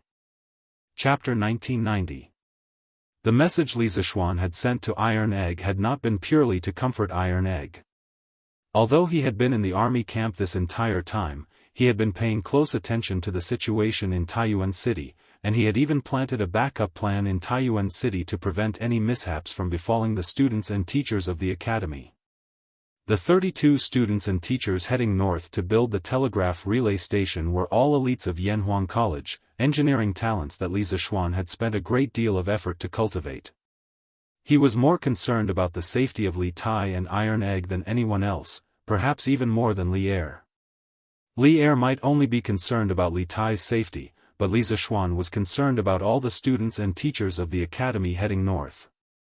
Although he had been unable to accompany Li Tai to the north due to military matters, how could he be at ease with letting the students of the academy go to Taiyuan? Even though the Imperial Army was escorting them, it was easier to dodge a spear in the open than an arrow in the dark. The Imperial Army might be able to block a spear in the open, but it was probably not very good at dealing with a sneak attack in the dark. The day Li Zishuan entered the army camp was the day that the students and teachers of the academy were heading north. For the first few days, he had been uneasy, sensing that something major was about to happen, so he had used the telegraph to send a secret telegram to Cloud Mountain. On the same day, a person rode down from Cloud Mountain and headed straight for Taiyuan. In terms of time, that person had left earlier than Li Junxian, so he should have arrived at Taiyuan before Li Junxian. Although the strength of one person could not compare to that of an army, Li Tai had been captured by the Turkic spies, and it would take more than one person to rescue him. Just as Li Zishuan had analyzed, they could only use skill, not brute force. Thus, the person that Li Zishuan had sent to Taiyuan might have a chance of saving Li Tai. Moreover, that person had some methods that even Li Zishuan had to be wary of. He was no simple person. Officer Sun, why did you call everyone here in the middle of the night? In a tent near the west of the Black Armored Army's camp, there were 20 to 30 burly soldiers squeezed into the tent. The words that Li Zishuan sent to Iron Egg before were not purely to comfort Iron Egg. Although he had been in the military camp recently, he had been paying attention to the situation in Taiyuan City. Moreover, he had planted a backup plan in Taiyuan City in advance to prevent the teachers and students of the academy from encountering any mishaps. The 32 teachers and students who went north to build the telegraph relay station were all the elites of Yanhuang College. They were the engineering talents that Li Zishuan had spent a lot of effort to cultivate. He cared more about the safety of Li Tai, Iron Egg, and the others than anyone else, even more than Li Er. This was because while Li Er might only be concerned about Li Tai's safety, Li Zishuan was concerned about all the teachers and students of the academy heading north. Although he had been unable to accompany Li Tai to the north due to military matters, how could he be at ease with letting the people of the academy go to Taiyuan? Even though the imperial army was escorting them, it was easier to dodge a spear in the open than an arrow in the dark. The imperial army might be able to block a spear in the open, but it was probably not very good at dealing with a sneak attack in the dark. The day that Li Zishuan entered the camp was the day that the teachers and students of the academy were heading north. For the first few days, he had been uneasy, sensing that something major was about to happen. Thus, he had used the telegraph to send a secret telegram to Cloud Mountain. On the same day, a person rode down from Cloud Mountain and headed straight for Taiyuan. In terms of time, that person had left earlier than Li Junxian, so he should have arrived at Taiyuan before Li Junxian. Although the strength of a single person could not compare to that of an entire army, Li Tai had been captured by the Turkic spies. Relying on numbers alone was not enough to save him. Just as Li Zishuan had analyzed, they could only use ingenuity, not brute force. Thus, the person that Li Zishuan had sent to Taiyuan from Cloud Mountain might have a chance of saving Li Tai by himself. Moreover, that person had some tricks up his sleeve that even Li Zishuan had to be wary of. He was definitely not someone easy to deal with. Field Officer Sun, why have you called everyone here in the middle of the night? In a tent near the west of the Black Armored Army's camp, there were 20 to 30 burly soldiers squeezed into the tent. Chapter 1991. This is General Chio's order, are you all going to defy it? Sun Tao's words caused the noisy crowd to quieten down. No matter what, Qiu Xingong's prestige in the Black Armored troops was something that few could match. Of course, other than Duan Zhishuan. Most of the 2nd Battalion soldiers were Qiu Xingong's old subordinates and they naturally didn't dare to defy Qiu Xingong's orders. Seeing that the crowd had quietened down, Sun Tao continued, General Qiu said that if you are worried that you will be punished for killing someone, you can only injure the other party severely. Getting injured on the training grounds is a common occurrence. Didn't Li Kanjun say earlier that the more injuries you get on the training grounds, the less blood you will lose on the battlefield? All you have to do is follow General Qiu's instructions, and even if Li Kanjun thinks that we did it on purpose, he can only swallow this loss in silence. Hearing this, the crowd looked at each other, not knowing how to make a decision.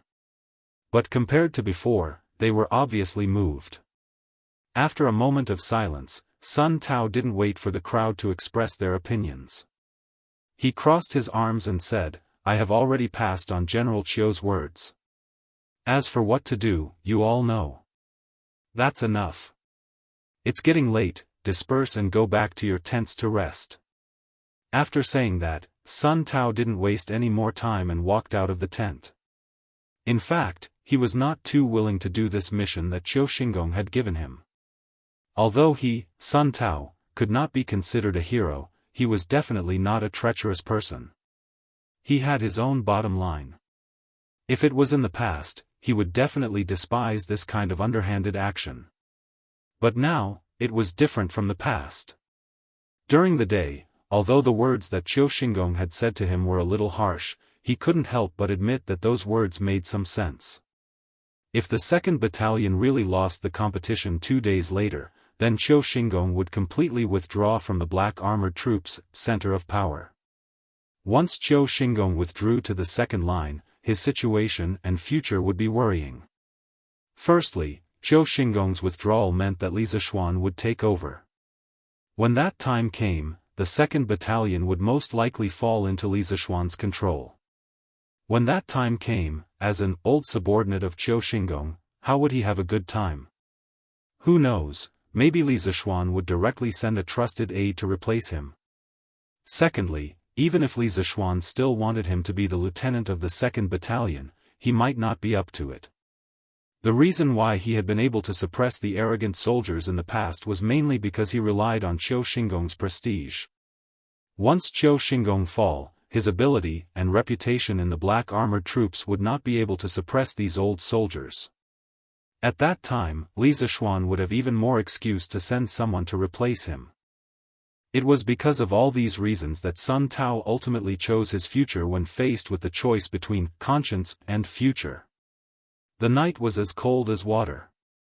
Even though it was the end of the 7th month, it was already late at night.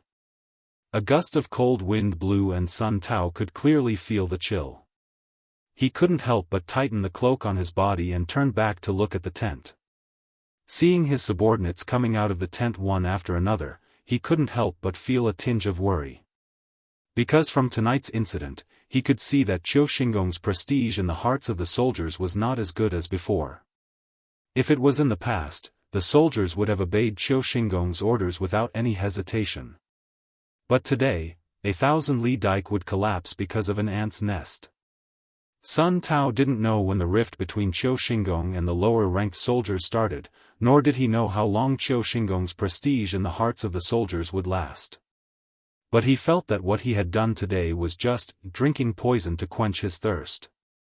Even if he used this method to win the competition, Qiu Xingong and he wouldn't go far. Because if he did too many dirty deeds, his reputation would be tarnished and his prestige would slowly decline. The army was different from the officialdom. Here, strength and military achievements spoke louder than words. Treacherous and cunning people would definitely not go far in the army. Chapter 1992. Sky Eagle was only at the peak of qi condensation, so his hearing naturally couldn't compare to the Grandmaster Xian Ye's. Moreover, they had been so focused on fleeing with Li Tai that all he could hear was the clattering of hooves and footsteps. He had no time to notice if anyone was following them. If he had known that someone was following them, he would have turned around and killed that person. Moreover, he wouldn't have chosen to stay at Tongfu Inn, because that was where Li Junxian had captured Zhao Dian. You can kill the people they sent to follow us on the surface, but what about the people hiding in the shadows? How could you kill them all? Xian Yi indifferently glanced at Sky Eagle and callously said, "Don't forget that we're in Taiyuan City. Don't forget that we are in Taiyuan City right now. Even if we are not staying in this inn, as long as we are in the city, no matter where we are, it is impossible to hide from the eyes of the Wang family and the authorities. Rather than wasting our energy by hiding here and there, it's better to settle down at Tongfu Inn. In any case, with King Wei in our hands, the authorities won't dare to make any strange moves. Moreover, this place is very close to the southern gate. Once the reinforcements sent by the Kagan arrive, we can immediately seize the gate and work together with the reinforcements from the inside." Sky Eagle first frowned when he heard this, and then his brows eased up and he said, "You're right, I agree with your way of thinking. But before the reinforcements arrive, we must guard against the Great Tang authorities trying to secretly rescue their King Wei." Xian Yi nodded. "Correct. Moreover, I feel that it's a dark and windy night, so they might try to make a move. Thus, we need to have people stand guard around the inn to prevent them from attacking while we're sleeping. I'll personally take care of this matter. You should take him back to his room and keep an eye on him," Sky Eagle said indifferently. Then, he turned to look at Li Tai. That gaze was as if he was looking at a peerless beauty, causing Li Tai to have goosebumps. Fortunately, Sky Eagle quickly withdrew his gaze. Otherwise, Li Tai would definitely start cursing.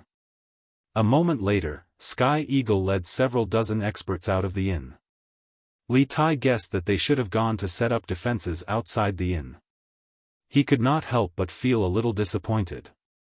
Aren't these Turk spies' vigilance a little too high? When he had first been captured, he had hoped that Li Junxian and the others would be able to save him tonight, but after hearing Xian Yi and Tianying's plan, he immediately felt that his chances of being saved tonight were very slim. Let's go. King Wei should be a smart man. I hope that you don't play any tricks in the next few days. Otherwise, the one who will suffer in the end will be you. Xian Ye's eyes flashed. He turned around and pretended to make an inviting gesture to Li Tai while threatening him with a spear in his hand. Li Tai didn't know if he was seeing things, but he felt that Xian Ye's gaze towards him was a little strange. However, it was completely different from Sky Eagle's strange gaze. Xianxia's gaze seemed to be able to see through people's hearts. Humph. Although he was imprisoned, Li Tai still tried his best to maintain the bearing of a prince. He didn't lose his head out of fear, nor did he kneel and beg the enemy for mercy. In the face of Xianxia's threats, he didn't say anything and directly snorted coldly before walking up to the second floor. Chapter 1993. Taiyuan, Tongfu Inn, Heavenly Guest Room. Li Tai's face was filled with arrogance and disdain, as if he did not care about the reinforcements Xianyi spoke of. Of course, this was also in line with his status. In the eyes of outsiders, he was a prince who had been in the palace for a long time and knew nothing about war or the dangers of the world. Moreover, Taiyuan city had many soldiers and provisions, so Li Tai did indeed have the right to be arrogant. Humph. It seems that King Wei is very confident in Taiyuan city's defenses. Xianyi coldly snorted, but he inwardly breathed a sigh of relief. At first, he had thought that Li Tai had learned of Zhao Dian's plan in advance. If that was the case, then the chances of their operation failing were extremely high. This was because once Li Tai learned that they had reinforcements, he had very likely informed the various local authorities to tighten their defenses. Thus, the reinforcements sent by Xieli would find it very difficult to smoothly infiltrate the Great Tang. Without reinforcements, they would not be able to escape danger. Now that he saw Li Tai's normal reaction, Xianyi felt that he had been overthinking things.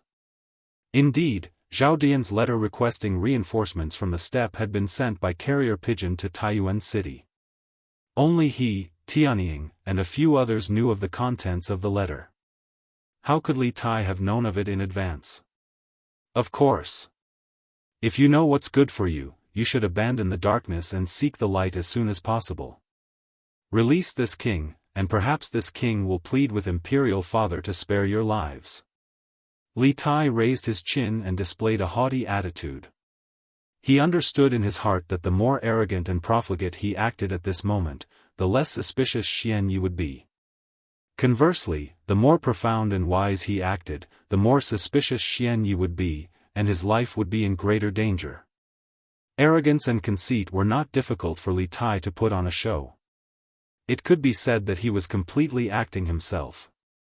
Before he had taken Li Zishuan as his master, Li Tai had always been arrogant and conceited in front of others, not knowing what humility and profound were. Now, he was just picking up the arrogance that he had thrown away. There was no trace of acting, so Xianyi firmly believed him. Xianyi's eyes flashed slightly. He paused for a moment and sneered, "Humph. Until the end, no one knows who will emerge victorious. For now, King Wei should worry about yourself." Li Tai curled his lips. He didn't seem to care about Xianyi's threat at all. He yawned and said lazily, You don't dare to kill me now, so what's there to worry about? Quickly get someone to bring a basin of water. This prince wants to wash up and sleep." After saying that, he was about to lie on his back on the bed when he suddenly thought of something. He hurriedly propped himself up with his hands and said to Xianyi, "Oh, right. I forgot to tell you, this prince is not used to sleeping in the same bed as others, so you should sleep in the outer room tonight." Tongfu Inn's heavenly guest room was not only luxurious, but the room was also rather spacious. It was divided into an inner room and an outer room. The outer room was usually for the servants and maids of the guests.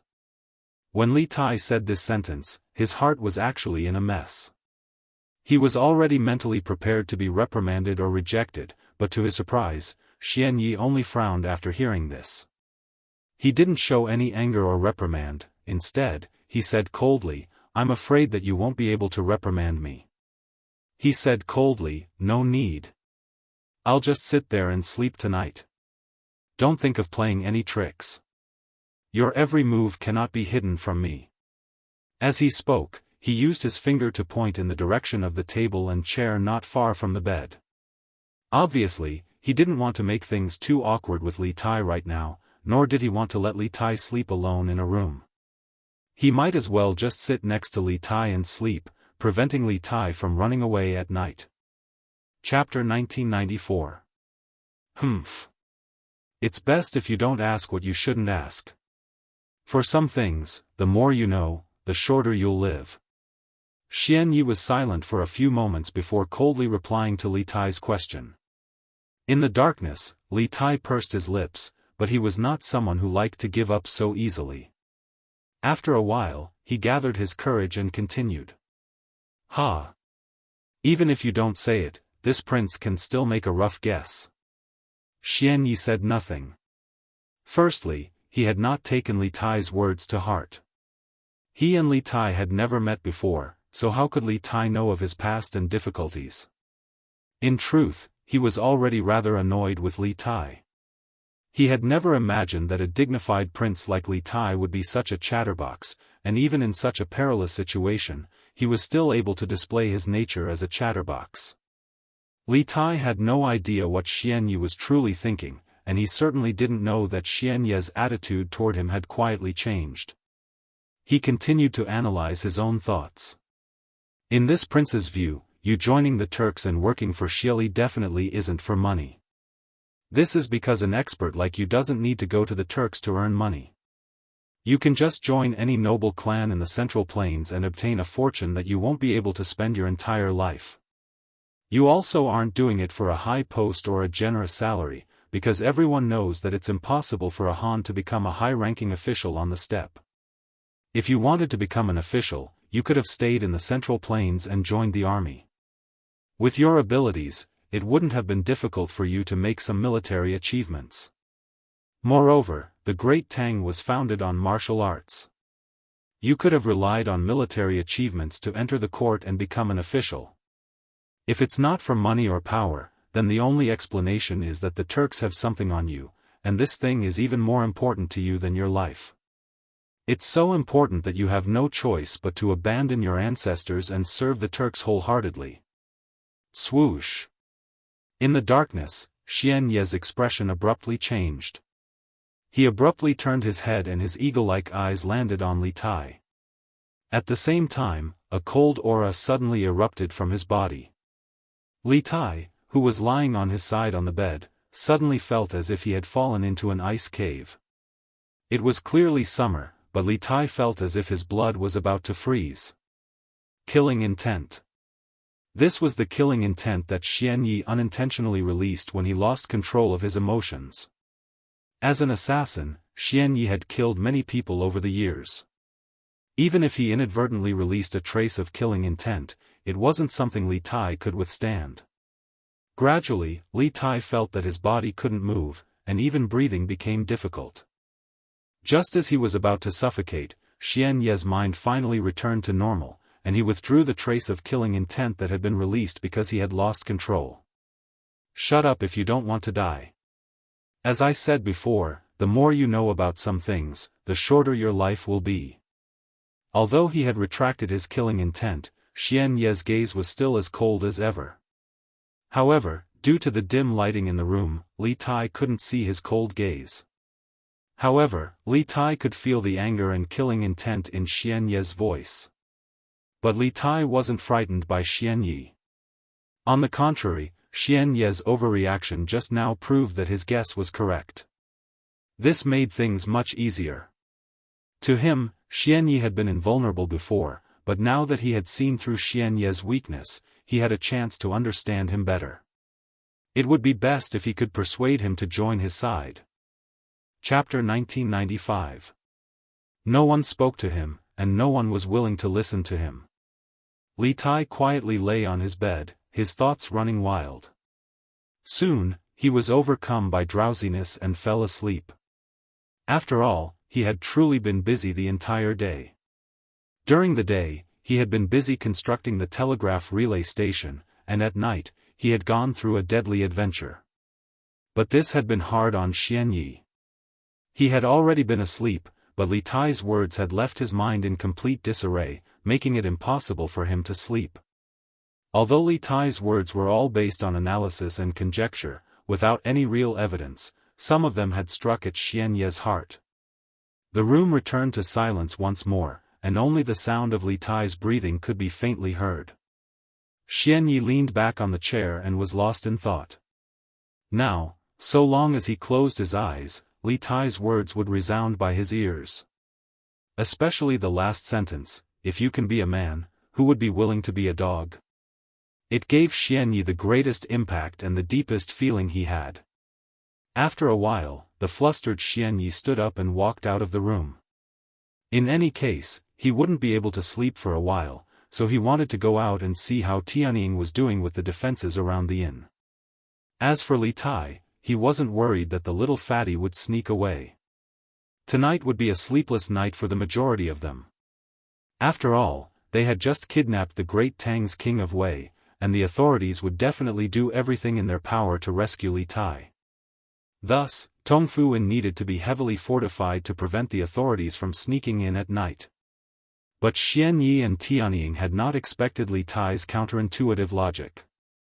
The authorities and the Bingzhou barracks would not send anyone to Tongfu Inn to rescue Li Tai. On the contrary, they had all gone to bed. The next day, the officials had rested for the entire night and were in good spirits. On the other hand, the Turkic spies had been on high alert for the entire night and could be said to be completely exhausted. In this way, Li Juanxian's men would have a better chance of rescuing Li Tai. In truth, not everyone in Taiyuan courier station was asleep. Iron Egg stood alone in the corridor of Iching Pavilion, his eyes gloomy as he looked toward the southeast. Tongfu Inn was in that direction. The night was as cold as water. Tai Dan was only wearing a single piece of clothing, but he did not feel cold at all. At some point, a tall middle-aged man had walked up behind him. Seeing Tai Dan's bleak and lethargic figure, he slowly walked forward and placed his hand on Tai Dan's shoulder. He asked in a low voice, "What happened? Foul brat. Are you still upset about His Highness' capture?" "Father." It was Han Lizheng. When Tai Dan heard the voice, he quickly turned to look at Han Lizheng. Then, he paused and asked instead of answering, "Father, you've been working hard for a day. Why don't you rest early?" "Ha! Foul brat. How could your father be so delicate? Back then. Ha, forget it. I won't talk to you about these things. I presume that you've already grown tired of hearing them." Han Lizheng jokingly scolded and was about to tell Iron Egg about his heroic deeds, but when he saw that Iron Egg was in low spirits, he knew that now was not the time to chat. He sighed and changed the topic. "Ha! This old man was worried that you would do something foolish and run off to the Turk's lair to rescue His Highness. So I looked everywhere for you, but I couldn't find you. In the end, you were hiding here and slacking off." Han Lizheng had already heard about the details of Li Tai's kidnapping from Dugu Feiying and the others.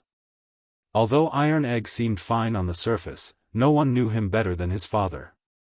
Han Lizheng knew that Iron Egg must be full of self-blame. Earlier in the front hall of the courier station, Li Junxian had asked everyone to rest well tonight and save Li Tai tomorrow. At that time, Han Lizheng had caught a glimpse of Iron Egg clenching his fists and his eyes flashing with eagerness. At that time, he had been worried that Iron Egg would act on his own at night and sneak into the Turk's lair alone to rescue Li Tai. Thus, Han Lizheng had been keeping an eye on Iron Egg. Tonight, he had been staying in the same room as Iron Egg. He had only gone out to fetch a basin of water, but when he returned, the Iron Egg had disappeared.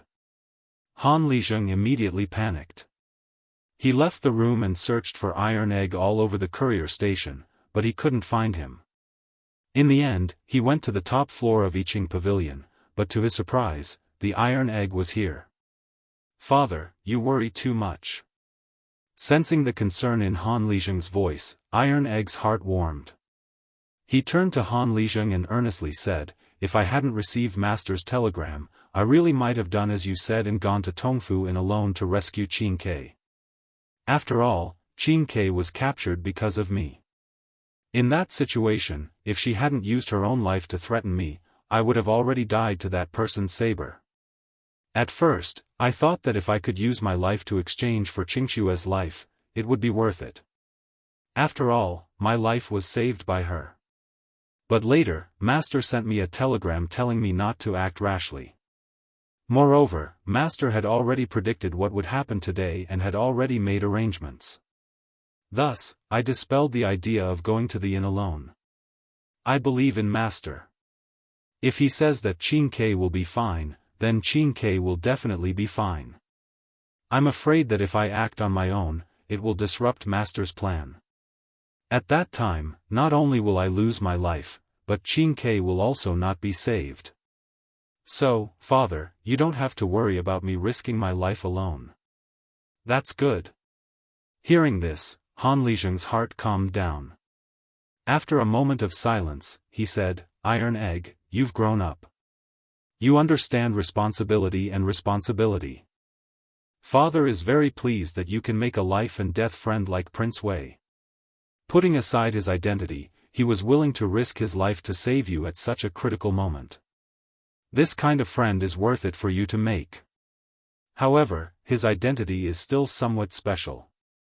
This time, if something really happens to Her Highness, I'm afraid that His Majesty will vent his anger on you after knowing the details of the matter. You have to be mentally prepared. No matter what, Li Tai was one of Iron Egg's favorite princes. Although Li Tai's capture was not Iron Egg's intention, in that situation, Iron Egg was the only one who had the best chance to save Li Tai. However, in the end, it was Li Tai who used his own life to save Iron Egg. If Li Er was a pure believer in results, perhaps he would really vent his anger on Iron Egg. Even if he did not punish Iron Egg openly, Iron Egg's political future would not be too bright in the future. Of course, as long as Li Tai could be saved, everything would be fine. However, if they could not save him in the end, then the thing that Han Lizheng was worried about was very likely to happen. Father. I just want to save Qingke now. I don't want to care about anything else. Iron Egg shook his head. Although Han Lizheng's worries were not without reason, he did not want to care about these things now. Han Lizheng knew that Iron Egg was thinking about the safety of his good friend, so he did not talk about this issue in depth. He sighed and said, "AI. Forget it. This old man is worrying too much. Actually, with little Xian around, at least you can be assured that you will not have to worry about food and clothing for the rest of your life. What do I have to worry about? However, when it comes to saving people, you have to judge the situation and act according to your ability. Your father will also do his best to help you. Don't act impulsively. Even if you have to risk your life, you should let your father do it. You are still young." As a father, Han Lizheng respected his son's friendship and loyalty, so he was very supportive of Iron Egg saving Li Tai. After all, Li Tai had previously used his life to save Iron Egg. However, at the same time, Han Lizheng did not want anything to happen to his son. What he meant was, if you have to risk your life, then let him be in front of you. This was the only thing a father could do for his son at this time. Father, Iron Egg, of course, understood the meaning of Han Lizheng's words. He could not help but feel a lump in his throat. When he was about to say something, Han Lizheng waved his hand and interrupted him. "I just said that you have grown up. Don't act like a little girl. It's getting late. Go back to your room and rest early. Have a good sleep and recharge your energy. Only then will you have the energy to rescue His Highness tomorrow." "Yes." Iron Egg nodded heavily. The father and son turned around and went down the attic together. Chapter 1996.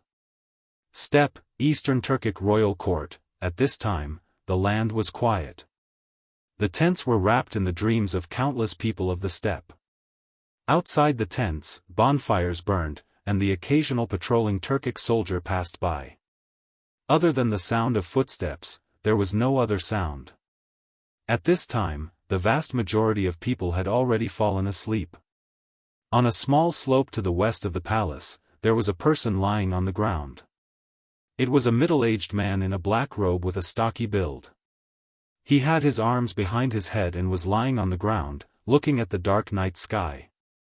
He was in a daze and did not move at all. He had been in this position for more than 2 hours, and if one didn't look carefully, they wouldn't even notice that there was someone here. It was as if he had become one with the earth.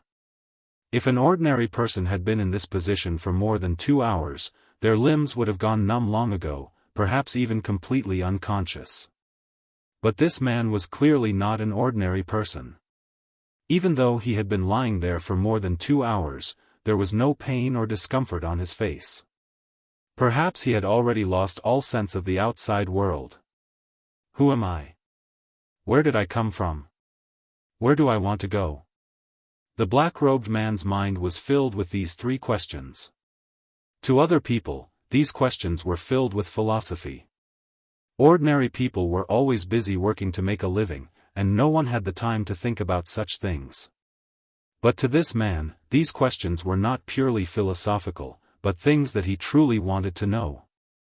Upon closer inspection, one would discover that this was the mysterious Turkic state teacher, a martial grandmaster expert, Wuxia. Earlier, in the tent, he and Ashina Shu Yen had parted on bad terms, and he had left the tent to lie down alone. When it came to Ashina Shu Yen, he really did love this woman. It was a strange and unforgettable love. This sounded very contradictory, but it was also the truest feeling in his heart. The past was like a painting, and Wuxia couldn't help but recall that when he first opened his eyes, the first person he saw was Ashina Shu Yen. It was love at first sight. It wasn't that Ashina Shu Yan's beauty was enough to cause the downfall of nations and make anyone fall in love with her at first sight, but rather, Wuxia felt that this woman gave him a very familiar feeling, as if she was his lover from his previous life. Even if he had forgotten everything, that unforgettable feeling was something he would never forget. It was not a philosophical thought, but something he really wanted to know. Taking a closer look at this man's face, he was actually the mysterious Tujue Empire's imperial teacher, a martial grandmaster level expert, Wuxia. Previously in the tent, he and Ashina Shu Yen had a conversation and parted on bad terms. He then left the tent and lay down here alone. As for Ashina Shu Yen, he really did love this woman. It was a strange and unforgettable love. It sounded contradictory, but it was the truest feeling in his heart. Memories of the past flashed through Wuxia's mind like a painting. When he first opened his eyes, the first person he saw was Ashina Shu Yen. It was love at first sight. It wasn't that Ashina Shu Yan's beauty was enough to cause the downfall of nations and make anyone fall in love with her at first sight, but rather, Wuxia felt that this woman gave him a very familiar feeling, as if she was his lover from his previous life. Even if he had forgotten everything, that unforgettable feeling was something he would never forget. Chapter 1997. After becoming the imperial teacher of the Eastern Turks, Wuxia's taciturn personality did not change. He still did things his own way, and besides Ashina Shu Yen, he didn't even give a damn to Great Khan Xieli. Back then, Xieli had been so angry that he almost went berserk. However, at the time, Wuxia was already a martial grandmaster, and even though Xieli was unhappy, he could only endure, because a martial grandmaster was a force that could not be ignored for any faction. At that time, the tribes of the prairie were not as united as a monolith, and Xieli needed Wuxia as a martial grandmaster. To those tribes that did not submit to him, Wuxia was the greatest deterrent. Coupled with the fact that Xieli's most beloved daughter had always stood on Wuxia's side, Xieli had turned a blind eye to Wuxia's arrogance and rudeness. This directly led to Wuxia's status in the Eastern Turks becoming more and more transcendent. He only needed to listen to Xieli's orders. Cough, cough, although there were times when he ignored Xieli's orders, he had still helped Xieli a great deal on important matters. Therefore, although Xieli was occasionally annoyed by Wuxia's disobedience, he still relied heavily on Wuxia. His status was high, he stood above all, and he had a beautiful woman to accompany him.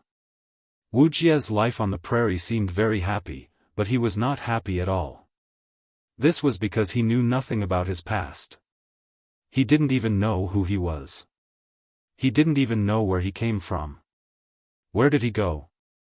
He didn't even remember his original name. The name Wuxia was given to him by the previous imperial teacher. When he woke up, he couldn't remember anything, let alone his own name. The imperial teacher who saved him gave him the name Wuxia in order to make it easier for him to address him. He told him to use it for the time being, saying that he would use his original name when he remembered his own name. Why was he called Wuxia? Because the imperial teacher's surname was Wu. At the time, the imperial teacher had seen that his injuries were too severe, with not a single part of his body intact. It was clear that he had encountered a great calamity, so the imperial teacher added the Wuxia character to his surname and gave him a temporary name. After being called this name many times, Wuxia had slowly become accustomed to it, but he still wanted to find his original name, or rather, he wanted to find his previous memories. He had asked Ashina Shu Yen more than once about his past, but Ashina Shu Yen insisted that she didn't know him before and that it was the old imperial teacher who picked him up when he was out traveling. Although Ashina Shu Yen spoke with confidence, Wuxia intuitively felt that his lover wasn't telling him the truth, as if she was deliberately hiding something.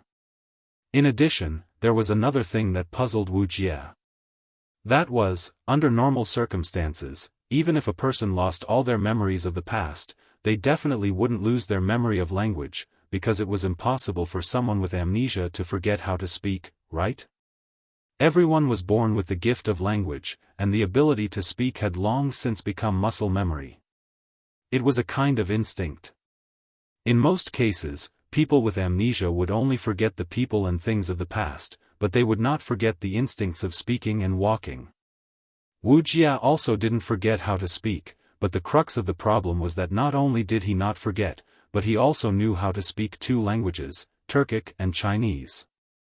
A person's language skill was an instinct, and it wasn't something that could be forgotten, but at the same time, this kind of instinct didn't come out of nowhere. Wuxia being able to speak two languages at the same time could only mean one thing, and that was, before he lost his memory, he already knew both Turkic and Chinese. This made Wuxia even more puzzled about his previous identity. He also asked Ashina Shu Yen this question, but Ashina Shu Yen said that she didn't know him before, so naturally she didn't know why he could speak both Chinese and Turkic at the same time. Moreover, there were many people who could speak both Turkic and Chinese at the same time, so it wasn't surprising at all. Almost everyone who traveled between the grasslands and the central plains knew both languages. Although Ashina Shu Yan's words made sense, Wuxia still felt that something was wrong, but because of his deep feelings for Ashina Shu Yan, he finally buried these doubts in the bottom of his heart. Until the last time he sneaked into Yanhuang College to steal information and met Liu, his heart inexplicably throbbed. What made him even more shocked was the black carp bracelet on Liu's wrist. Chapter 1998. The weather has changed. The weather has really changed. Wuxia stood up from the ground and faced the north. Feeling the cold wind blowing from the north, his face hidden under his black robe remained expressionless. A northern wind suddenly blowing in the middle of summer was a very strange phenomenon, but what was even stranger was that this northern wind seemed to cause the temperature of the entire prairie to drop. At the same time, a thick fog seemed to appear in the air. Wuxia, who was standing on the slope, was originally able to clearly see the campfires in the distance, but at this moment, they seemed to have become hazy and indistinct in his eyes. Strange. Such abnormal weather could only be described with the word strange. At the end of the 7th month, midsummer frost. Could the recent rumors in the prairie be true? Thinking of the rumors that had been circulating in the prairie these past few days, Wuxia's expression changed slightly and he couldn't help muttering to himself. As the imperial teacher of the Eastern Turks, although Wuxia usually didn't participate in politics, he had still heard about the rumors circulating in the prairie recently. In his opinion, this rumor was nothing more than a small trick played by Tuli in his desperate situation. Tuli wanted to use this rumor to disturb the hearts of the people and cause the various tribes of the prairie to have second thoughts about Xieli. Only then would Tuli be able to lead his remaining forces out of the encirclement. It was just that he had never thought that the rumor that sounded preposterous was actually going to come true. At this time, it was about 2:45 in the morning. In a little more than an hour, the sun would rise over the prairie. Although the weather was generally cold at this time of the morning, it shouldn't be this cold. Because it was still summer. Coupled with the hazy fog that had suddenly appeared in the air, Wuxia was basically certain that it really was going to frost. At the end of the 7th month, the prairie was really going to be covered in frost. When the sun rose, when everyone woke up from their sleep, they would all discover this abnormal weather phenomenon. And the rumors that had been circulating in the prairie a few days ago would give this abnormal weather phenomenon a deeper meaning. When the time came, the prairie might really change. The weather has changed. The weather has really changed. Wuxia stood up from the ground and faced the north, feeling the cold wind blowing from the north. His face hidden under his black robes remained expressionless. A northern wind suddenly blowing in the middle of summer was a very strange phenomenon, but what was even stranger was that this northern wind seemed to cause the temperature of the entire grassland to drop. At the same time, a thick fog seemed to appear in the air. Wuxia, who was standing on the slope, was originally able to clearly see the campfires in the distance, but at this moment, they seemed to become hazy and blurry in his eyes. Strange.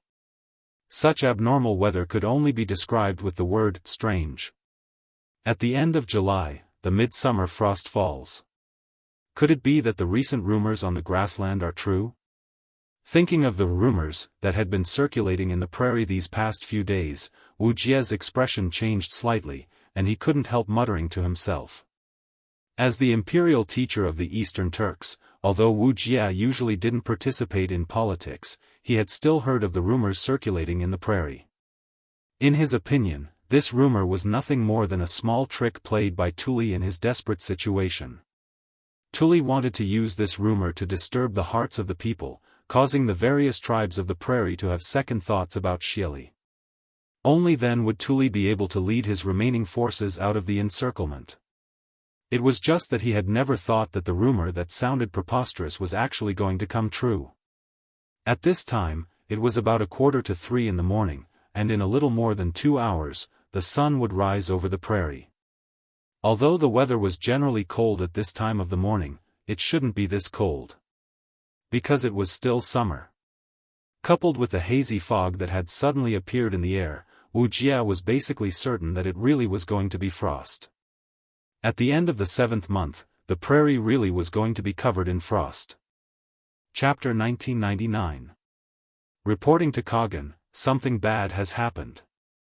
Early in the morning, at the first glimmer of dawn, in the Turkic royal court, a Turkic general dressed in armor and with his hair tied in a small braid arrived outside Xieli's sleeping quarters. No, to be more precise, it should be a sleeping tent. The Turkic general slightly bowed and loudly shouted into the tent. This was a very large and luxurious tent, but its scale could not compare to the Khan's large tent that Xieli normally used for discussions. After all, this place was only used for sleeping. Even so, this sleeping tent of Xieli's was still several dozen times the size of other ordinary soldiers' tents. After the Turkic general finished speaking, Xieli's somewhat dissatisfied voice came from within. "Sure, what's the matter? Can't you wait until daybreak?" It was clear that Xieli was still intoxicated in the land of tenderness and had not yet gotten out of bed. Someone had disturbed his sweet dreams, so he was naturally unhappy.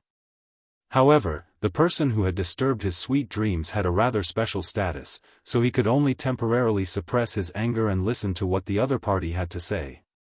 Yes, this Turkic general was none other than Xieli's subordinate, Great General Ashina Shur. Previously, he had led 50,000 wolf cavalry to infiltrate the Great Tang border and cover Wuxia's escape, but in the end, he had lost more than 40,000 wolf cavalry in the Great Tang. After returning to the Turks, the defeated Ashina Shur's punishment was naturally Xieli's punishment, but it was only punishment of whipping. Xieli did not strip him of his position. This was because the Eastern Turks were currently in need of people, and Ashina Shur belonged to the Ashina clan and could be considered a direct subordinate of Xieli's. Xieli naturally would not kill him with a single blow. "Kagan, it's snowing outside. Although he could hear a hint of anger in Xieli's voice, he did not shrink back because of this. This was because the matter he had to report was truly far too important. He swallowed, steeled his heart, and directly spoke. The tent was quiet for a few moments. Xieli had probably not completely reacted, but a few moments later, Xieli's voice, clearly raised by an octave, rang out. What? It's snowing outside? Bang, bang, bang. Before Xieli's voice had even faded, Ashina Shirchu, who was standing outside the tent, heard a burst of hurried footsteps from inside the tent. Moreover, the sound was getting closer and closer. The next moment, the tent's curtain was pulled open from the inside. Xieli actually walked out barefoot, wearing only a single close-fitting garment. However, as soon as he stepped out of the tent, he felt a bone-piercing chill invade his body. He couldn't help but shiver. However, at this moment, he already couldn't care about the coldness on his body. Because what he saw from outside the tent, the entire grassland was covered in a layer of white frost. If not for the fact that the coldness coming from his body was so real, Xieli would have suspected that this was not reality, but a dream. It was only the end of July. How could there be frost on the grassland? Thinking of that rumor that was widely spread on the prairie earlier, Xieli's old face turned pale in an instant. At the same time, his heart also became completely cold. Could there really be such a thing as the wrath of longevity heaven? This situation, this scene, this abnormal heavenly phenomenon, Xieli himself even somewhat believed that the rumor was true. However, he was still a Turkic Khagan who had experienced countless storms in his life. He quickly calmed down and shook his head. With a resolute gaze, he said, "No. This Khagan does not believe it." Chapter 2000. Duke. Duke. Good news. Good news. It's frosty outside. As the saying goes, some people are happy while others are sad. In Tuli's camp on the southeast side of the grassland, Yuminghu opened the curtain and walked in quickly. He said excitedly to Tang Jian, who was still lying on the bed. A quarter of an hour ago, he couldn't hold back the urge to pee, so he got up from the bed and prepared to go outside the tent to solve the problem. Unexpectedly, as soon as he stepped out of the tent, he saw that the grassland outside was covered with a layer of white frost, and the air was filled with white fog. Yuminghu was shocked at first, then ecstatic. Because of this, he didn't even have time to pee. He rushed into Tang Jian's tent as fast as he could, wanting to tell Tang Jian the good news as soon as possible. What did you say? It's frosty outside? In fact, Tang Jian had already woken up the moment Yuminghu opened the curtain. In the grassland, life and death were unpredictable. He didn't dare to sleep deeply these days because he was afraid that if he slept too deeply, he wouldn't be able to react in time if something happened. Now that he heard Yuminghu say that it was frosty outside, Tang Jian, who had just woken up, got up from the bed excitedly. The thin blanket covering him also slipped off. Tang Jian, who was only wearing a single layer of clothing, immediately felt a chill in the air. He couldn't help but shiver and quickly covered himself with the thin blanket again. No wonder. No wonder it was so cold last night. I thought it was raining outside. Ha ha ha. It's good that it's frosty. It's good that it's frosty. His Majesty really didn't deceive me. As he spoke, Tang Jian couldn't help but laugh proudly. At this moment, he finally didn't have to worry about the safety of this group of people. Today's frost had fundamentally reversed their situation on the grassland. The overall situation was set. Now, the overall situation was really set. This frost had verified that the rumor circulating in the grassland was correct. Therefore, the people on the grassland would also believe that it was because Xieli's misconduct that caused the everlasting heaven to be angry, so it sent down the frost. The next one to have a headache should be Xieli, not Tuli. Duke. Duke. Good news. Good news. It's frosty outside. As the saying goes, some families are happy while others are sad. Yu Minghu opened the curtain of Tuli's tent on the southeast side of the prairie and walked in quickly. He said excitedly to Tang Jian, who was still lying on the bed. A quarter of an hour ago, he couldn't hold back the urge to pee, so he got up from the bed and prepared to go outside the tent to relieve himself. But unexpectedly, as soon as he stepped out of the tent, he saw that the grass outside was covered in a layer of white frost, and the air was filled with white fog. Yu Minghu was shocked at first. Duke! Duke! Good news! Good news! It's snowing outside. As the saying goes, some families are happy while others are sad. Yu Minghu opened the curtain of Tuli's tent on the southeast side of the prairie and walked in quickly. He said excitedly to Tang Jian, who was still lying on the bed. A quarter of an hour ago, he couldn't hold back the urge to pee, so he got up from the bed and prepared to go outside the tent to relieve himself. But unexpectedly, as soon as he stepped out of the tent, he saw that the grass outside was covered in a layer of white frost, and the air was filled with white fog. Yu Minghu was shocked at first, but then he became ecstatic. Because of this guy didn't even have time to pee, and directly rushed into the tent where Tang Jian was at with the fastest speed. He wanted to tell Tang Jian this amazing good news as soon as possible. What did you say? It's snowing outside? In fact, the moment Yu Minghu opened the curtain of the tent, Tang Jian had already woken up. Being in the prairie, life and death were unpredictable, so he didn't dare to sleep deeply these days. He was afraid that if he slept too deeply, he wouldn't be able to react in time if something happened. Now that he heard Yu Minghu say that it was snowing outside, Tang Jian, who had just woken up, got up from the bed excitedly. The thin blanket covering him also slipped off. Tang Jian, who was only wearing a single layer of clothing, immediately felt a chill in the air.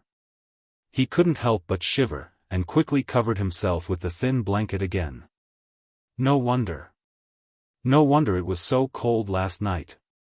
This old man thought that it was raining outside. Ha ha ha. It's good that it's snowing. It's good that it's snowing. His Majesty really didn't deceive me. As he spoke, Tang Jian couldn't help but laugh loudly. At this moment, he finally didn't have to worry about the safety of this group of people. Today's frost had fundamentally reversed their situation on the prairie. The outcome was decided. Now, the real outcome was decided. This frost had verified that the rumor circulating in the prairie recently was correct. Therefore, the people on the prairie would also believe that it was because Xieli's misconduct that caused the everlasting heaven to be angry, so it sent down the frost.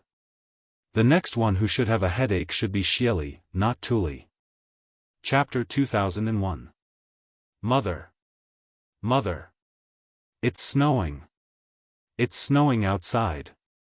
What? It's snowing? How is that possible? Father, it's snowing outside. What? It's snowing outside? It's snowing in July. Is the rumor true? It's Tengri Heaven's punishment. Tengri Heaven, calm down. Tengri Heaven, calm down. Unlike usual, the tranquil grasslands were bustling with noise and excitement early in the morning. The herdsmen who had woken up early came out of their tents and saw a vast expanse of whiteness outside their tents. When they thought of the rumors that had been circulating in the grasslands a few days ago, the entire grasslands were in an uproar. Wuxia family, the chief has ordered you to go to the tribe's main tent immediately for a meeting. No mistakes. Chisua family, the chief has ordered you to go to the tribe's main tent immediately for a meeting. No mistakes. At the same time, after discovering the abnormal weather today, the leaders of each tribe instantly realized that the frost was likely to cause a huge change in the current situation of the grassland. Therefore, they hurriedly sent people to inform each family in the tribe to come to the tribe's main tent for a meeting to decide the future direction of the tribe. In addition, the spies that Tuli had arranged in each tribe also began to move. Xieli's misconduct has angered Tengri Heaven. At the end of July, the sky is snowing. If he continues to be the great Khan of the grassland, Tingri heaven is bound to be angry again. This time it's only snowing. Who knows what will happen next time? We can't let Xieli continue to be the great Khan. That's right. The great Khan has disobeyed Tingri heaven. If he continues to be the great Khan, Tingri heaven will be angry and the people of the grassland will never have a day of peace. If Tingri heaven sends a natural disaster, none of us will survive. We can't let Xieli continue to harm the grassland. It's only July and it's snowing already. What will happen if it's winter? Won't all the cattle and sheep we raise freeze to death?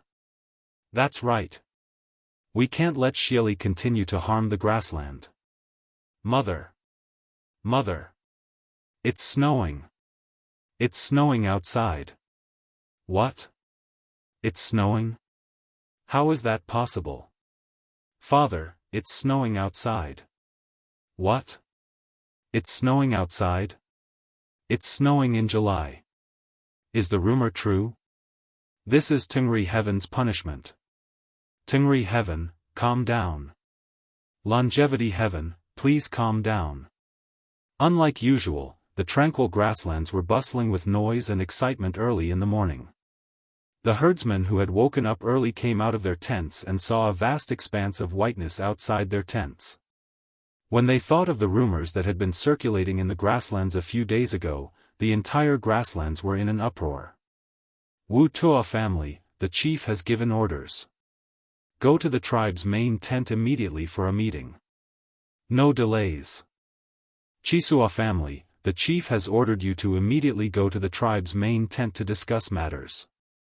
There must be no delays. At the same time, after the leaders of the various tribes discovered the abnormal weather today, they instantly realized that this frost could very likely cause a huge change in the current situation of the grassland.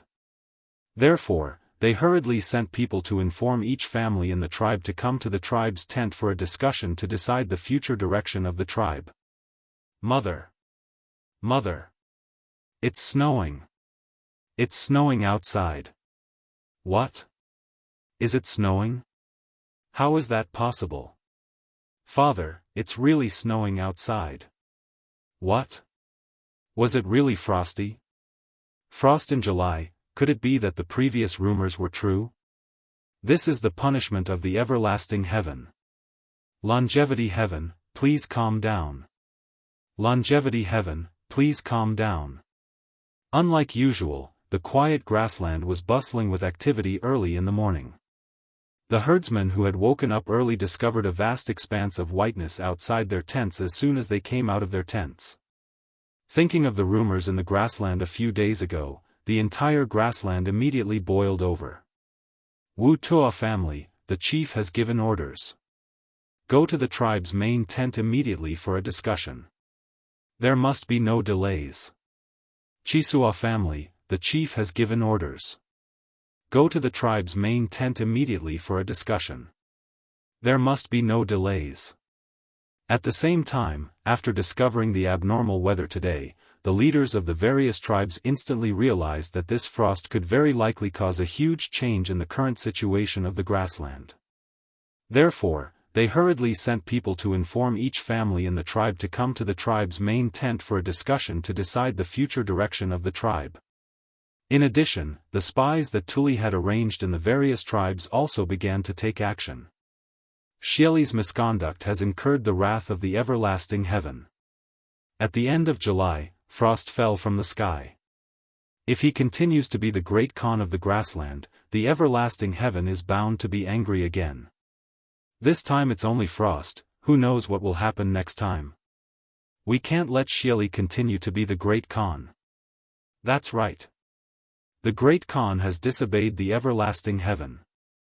If he continues to be the great Khan, the everlasting heaven will be angry and the people of the grassland will never have a day of peace. If the everlasting heaven sends a natural disaster, none of us will survive. We can't let Xieli continue to harm the grassland. It's only July now and it's already snowing. If it's winter, what will happen? Won't all the cattle and sheep we raise freeze to death? That's right. We can't let Xieli continue to harm the grassland. Chapter 2002. Qigong Heili and Guzong Jiming's expectations were not wrong. After the abnormal weather of frost appeared in the grassland, the Qigong tribe had yet to make any moves. On Shui Yintuo's side, the barbarian man was already rubbing his fists and preparing to start a war. As soon as he knew about the frost on the grassland, the barbarian man ordered most of the tribal warriors who were attacking Tuli at the front line to secretly withdraw back. As for the vacancies at the front line, he sent some of the old, weak, sick and disabled people as well as Han captives to the front line to make up the numbers.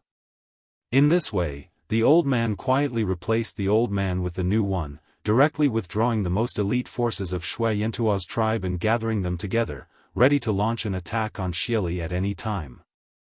At the same time, the barbarian man also secretly sent people to the Qigong tribe, the Ba Yegu tribe, the Hueha tribe, the Puga tribe, the Tongluo tribe and more than 10 other tribes to send letters, inviting the tribal leaders to discuss a meeting at Shui Yintuo's tribe at noon today. On the surface, it was to discuss the war against Tuli's tribe, but in fact, his real purpose was clear to everyone. He wanted to take advantage of this heaven-sent opportunity to unite all the heroes of the grassland to challenge Xieli's position as the Great Khan. His wild ambition was as clear as day.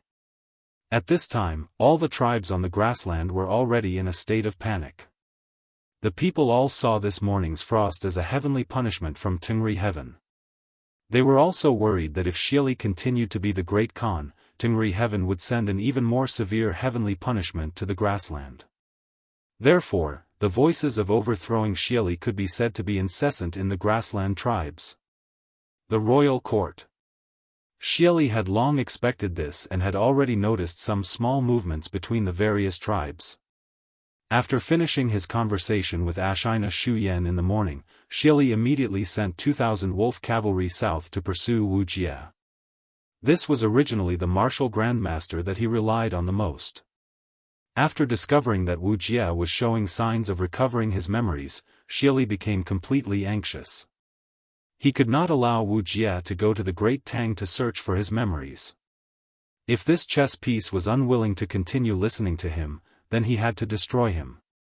Otherwise, his chess piece would very likely become Li Er's capable general. But now that the midsummer frost had descended and the prophecy had come true, the grasslands were in the midst of an eventful period, and it was very likely that the grasslands would descend into chaos as a result. For Xieli, the most urgent matter right now was not to send people to Taiyuan to rescue Zhao Diyan, capture the Yanhuang College teachers and students, nor was it to dispatch an army to pursue and kill Wuxia. Instead, it was to stabilize the situation in the grasslands and prevent some tribes from taking advantage of the situation to cause chaos and threaten his ruling position in the grasslands. As for Zhao Dian's side, he truly did not have the energy to care about it. Moreover, Zhao Dian's stratagem itself carried a certain amount of risk. Before the midsummer frost descended on the grasslands, Xieli had the energy and capital to take that risk. But now, he was somewhat powerless. It was just a pity for Zhao Diyan, the obedient chess piece. As for Wu Jia's side, Xieli naturally did not want him to go to the Great Tang alive. But now, the grasslands were surging with undercurrents, and the various tribes were spreading rumors. Some of the tribal leaders were even eyeing his position as Great Khan like a tiger eyeing its prey. He had already lost a martial grandmaster state teacher, so he had to gather all his forces to deal with those factions eyeing him. Thus, Xieli could only reluctantly send 2,000 wolf cavalry to pursue Wu Jia. As for whether these 2,000 wolf cavalry could catch up, and whether they could keep Wu Jia here after catching up, Xieli did not hold out much hope. Chapter 2003.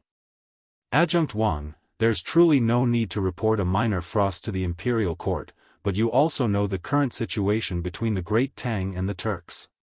For the Turkic Khaganate to suddenly descend into midsummer, this is a heaven-sent opportunity for my Great Tang. The Turks are different from the people of the Central Plains. They live by herding animals, and the sudden drop in temperature on the steppe is no small blow to their herders. If the temperature continues to drop, many cows and sheep will freeze to death, and the Turkic Khaganate is bound to experience a famine this year. If the imperial court chooses to march in at that time, its chances of victory will be much greater. Moreover, in the past, whenever abnormal weather occurs in the Central Plains, the people would spread rumors blaming the sovereign. In the 6th month of this year, if not for His Imperial Majesty's proper treatment of the locusts and the Marquis of Yangon leading the Sky Pheasant Brigade to the northern provinces, similar rumors would have arisen among the people. At that time, His Imperial Majesty might have been forced to issue a decree condemning himself. Now that the Turks are experiencing a frost in midsummer, the imperial court can also send spies into the steppe to incite the people and blame the abnormal weather on their great Khan Shieli. This way, the Turks will inevitably fall into internal strife, and the imperial court will have an easier time attacking the steppe. In the northern part of Yun province, in the border army camp, the dark-faced general did not immediately answer the question of the officer next to him. After a few moments of hesitation, he led the officer out of the drilling ground while slowly analyzing the situation. It wasn't hard to tell from the dark-faced general's words that he knew nothing about Li Erxian's plan to send Tang Jian into the steppe. But to everyone's surprise, one of the plans he had analyzed was actually in line with the division plan Li Zishuan had proposed to Li Erxian. In this aspect, he and Li Zishuan truly were great minds think alike. Adjunct Wang had initially been unconcerned by the dark-faced general's plans, but after hearing the analysis, his mouth dropped open in shock, and then his face lit up with admiration. General Su truly has great foresight. You were able to see so many opportunities from a single abnormal phenomenon. No wonder Duke Wei sent Your Excellency here. With Your Excellency in Cloud Province, the Turkic Khagan will feel like he's sitting on a bed of needles. General Su. The black-faced general's surname was Su, and his given name was Lai. His courtesy name was Fang, and his courtesy name was Fang. Although in the history books of later generations, he was a famous general of the Tang Empire who destroyed 3 kingdoms and captured their masters alive. But now, he was just an unknown general in the army. As for why Su Dingfang was in Cloud Continent, it had something to do with Wu Jie sneaking into Cloud Mountain half a month ago. Half a month ago, the Turkic Grand State Preceptor Wu Jie had secretly infiltrated the Great Tang, sneaking into Cloud Mountain. After stealing a series of confidential information from the academy, he had injured many people from the academy before leaving Cloud Mountain. Soon after, the tens of thousands of Turkic wolf cavalry that had come to Wu Jie's aid had knocked on the Great Tang's borders and entered. A fierce battle had erupted between Longmen Pass and Medu Pass. Although the Turkic wolf cavalry had suffered heavy losses in this battle, the Great Tang had also suffered heavy losses. After this incident, the furious Li Er had declared war on the Turks to the court, but he had also realized that there was a certain weakness in the defense of the border. Thus, he had ordered the Bureau of Military Personnel to send more officers to the Great Tang border to strengthen the defenses and prevent the Turkic army from sneaking into the Great Tang again. The current Minister of War was still Li Jing, and Su Dingfang just so happened to have some relationship with Li Jing. He had known Li Jing for a long time and had served under Li Jing as a soldier. He had received Li Jing's teachings in the art of war and strategy, so he could be considered half a disciple of Li Jing. In order to ensure that the defense of Cloud Continent was secure, Li Jing had sent Su Dingfang to Cloud Continent to assume the post of UG General. Chapter 2004. 7 in the morning, in Taiyuan, the sky was already bright. Wang Liaoyuan, Wang Yu, Fang Gongteng, Li Junxian, Du Gufei, and Han Li Zhengying were gathered in the front hall of the relay station to discuss the matter of rescuing Li Tai. Iron Egg and Mo Chui were worried about Li Tai's safety, so they were also listening in. As the highest-ranking administrator of Taiyuan City, Li Junxian naturally sat at the head of the table. Seeing that everyone was present, he cut to the chase and got straight to the point. Half an hour ago, this general received news from the Chang and 100 Cavalry Department regarding Zhao Dian's identity. Zhao Dian was originally the county magistrate of Beizhou's Qinghe County. He was extremely fickle and skilled in flattery. As an official, he only cared about the common people, causing the locals to complain. According to the investigation of the 100 Cavalry Department, during the reign of Wuda, many local officials secretly sent money to the hidden crown prince to help him develop his power. Zhao Diyan was one of them. In just 2 short years, he sent more than 50,000 strings of stolen money to the hidden crown prince through the provincial governor of Beizhou. In the 9th year of Wuda, the hidden crown prince was killed in a coup at the Xuanwu Gate, and His Majesty ascended the throne. Zhao Diyan was worried that His Majesty would settle accounts with him, so he left Beizhou and went to the steppe to seek refuge with Xieli. Although this person was good at bootlicking and flattering, he also had some real ability. After escaping to the grassland, Zhao Diyan very quickly obtained Xieli's appreciation. Moreover, with Xieli's support, Zhao Diyan began to reform the official system on the grassland.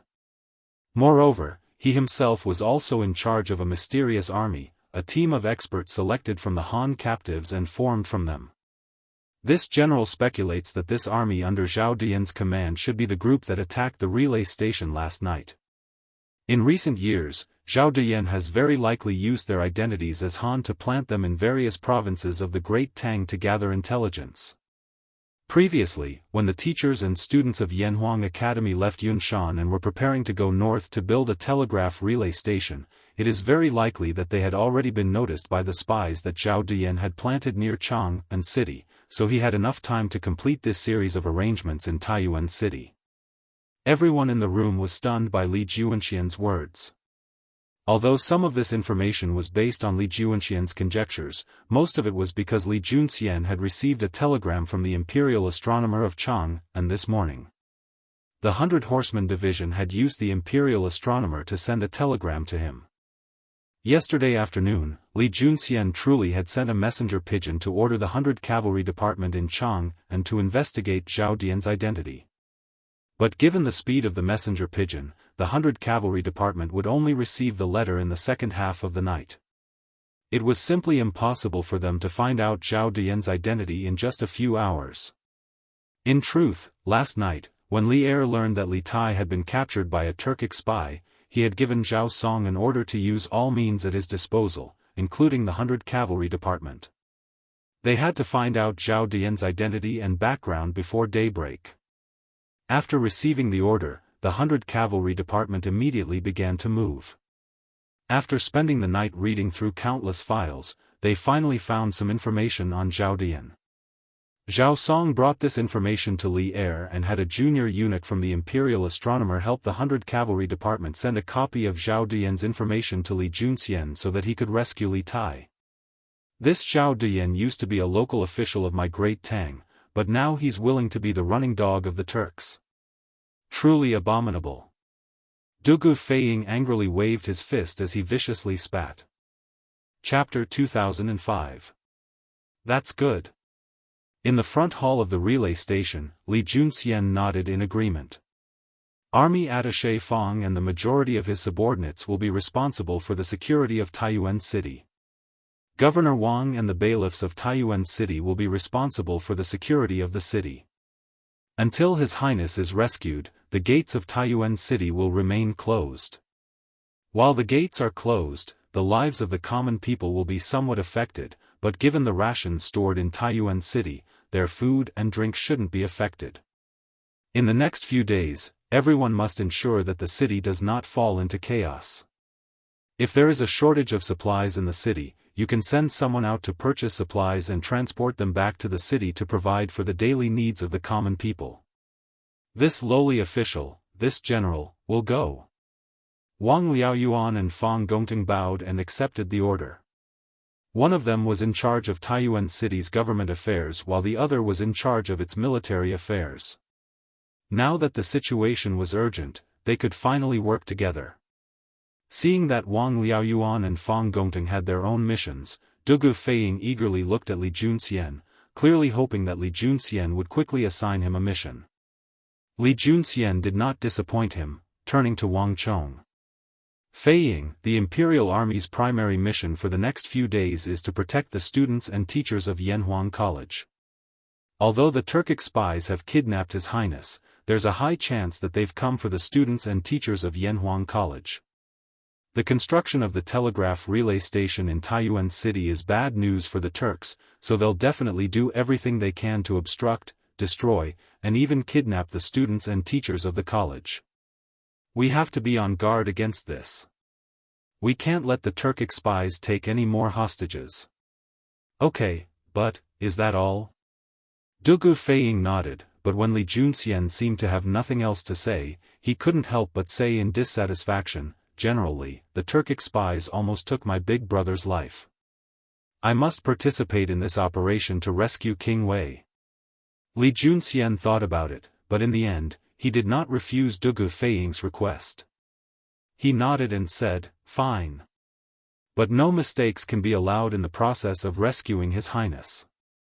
You must obey orders and not act impulsively or emotionally.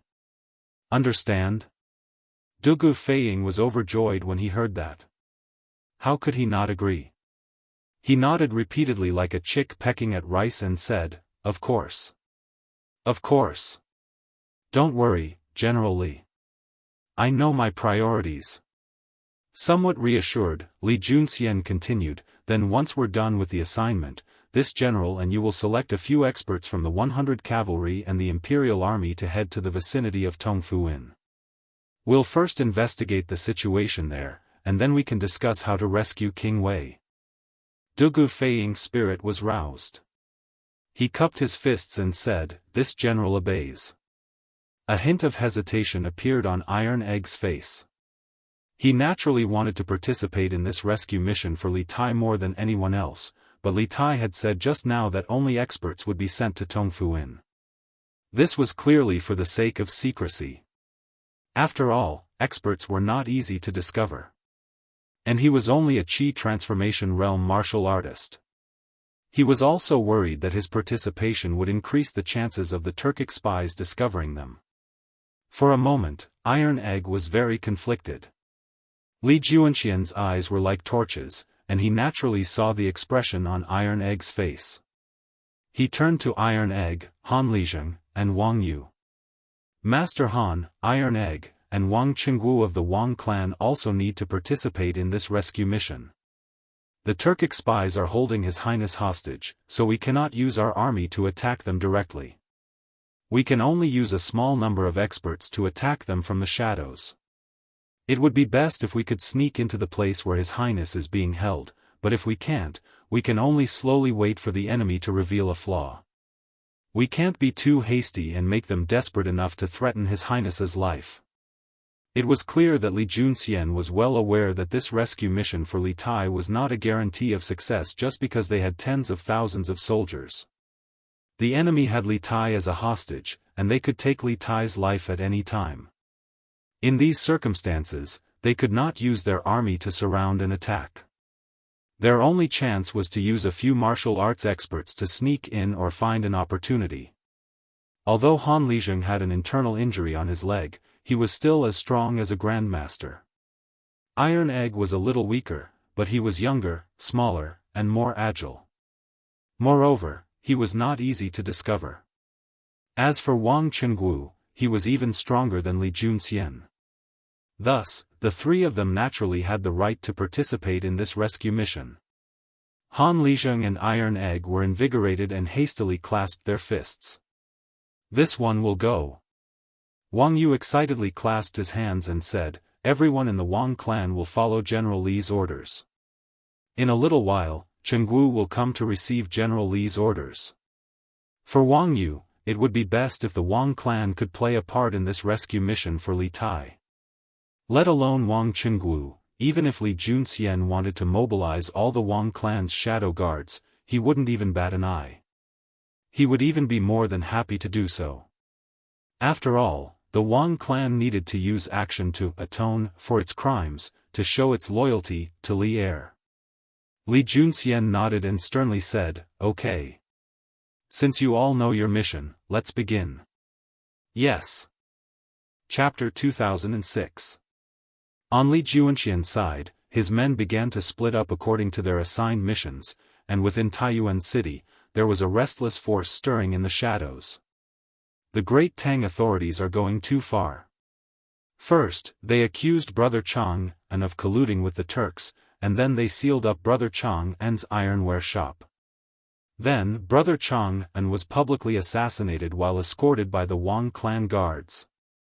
Humph.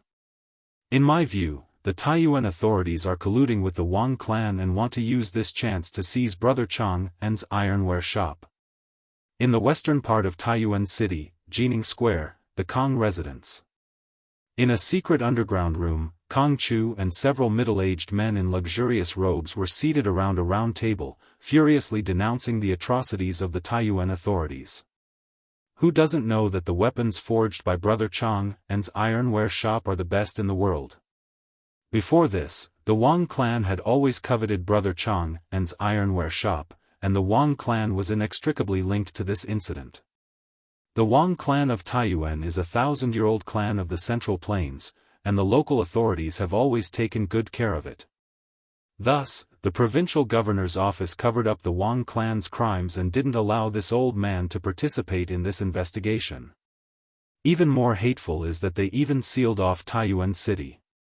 This old man applied to return to the Kong kingdom and inform Brother Chang An's family of Brother Chang An's death, but provincial governor Wang didn't allow it.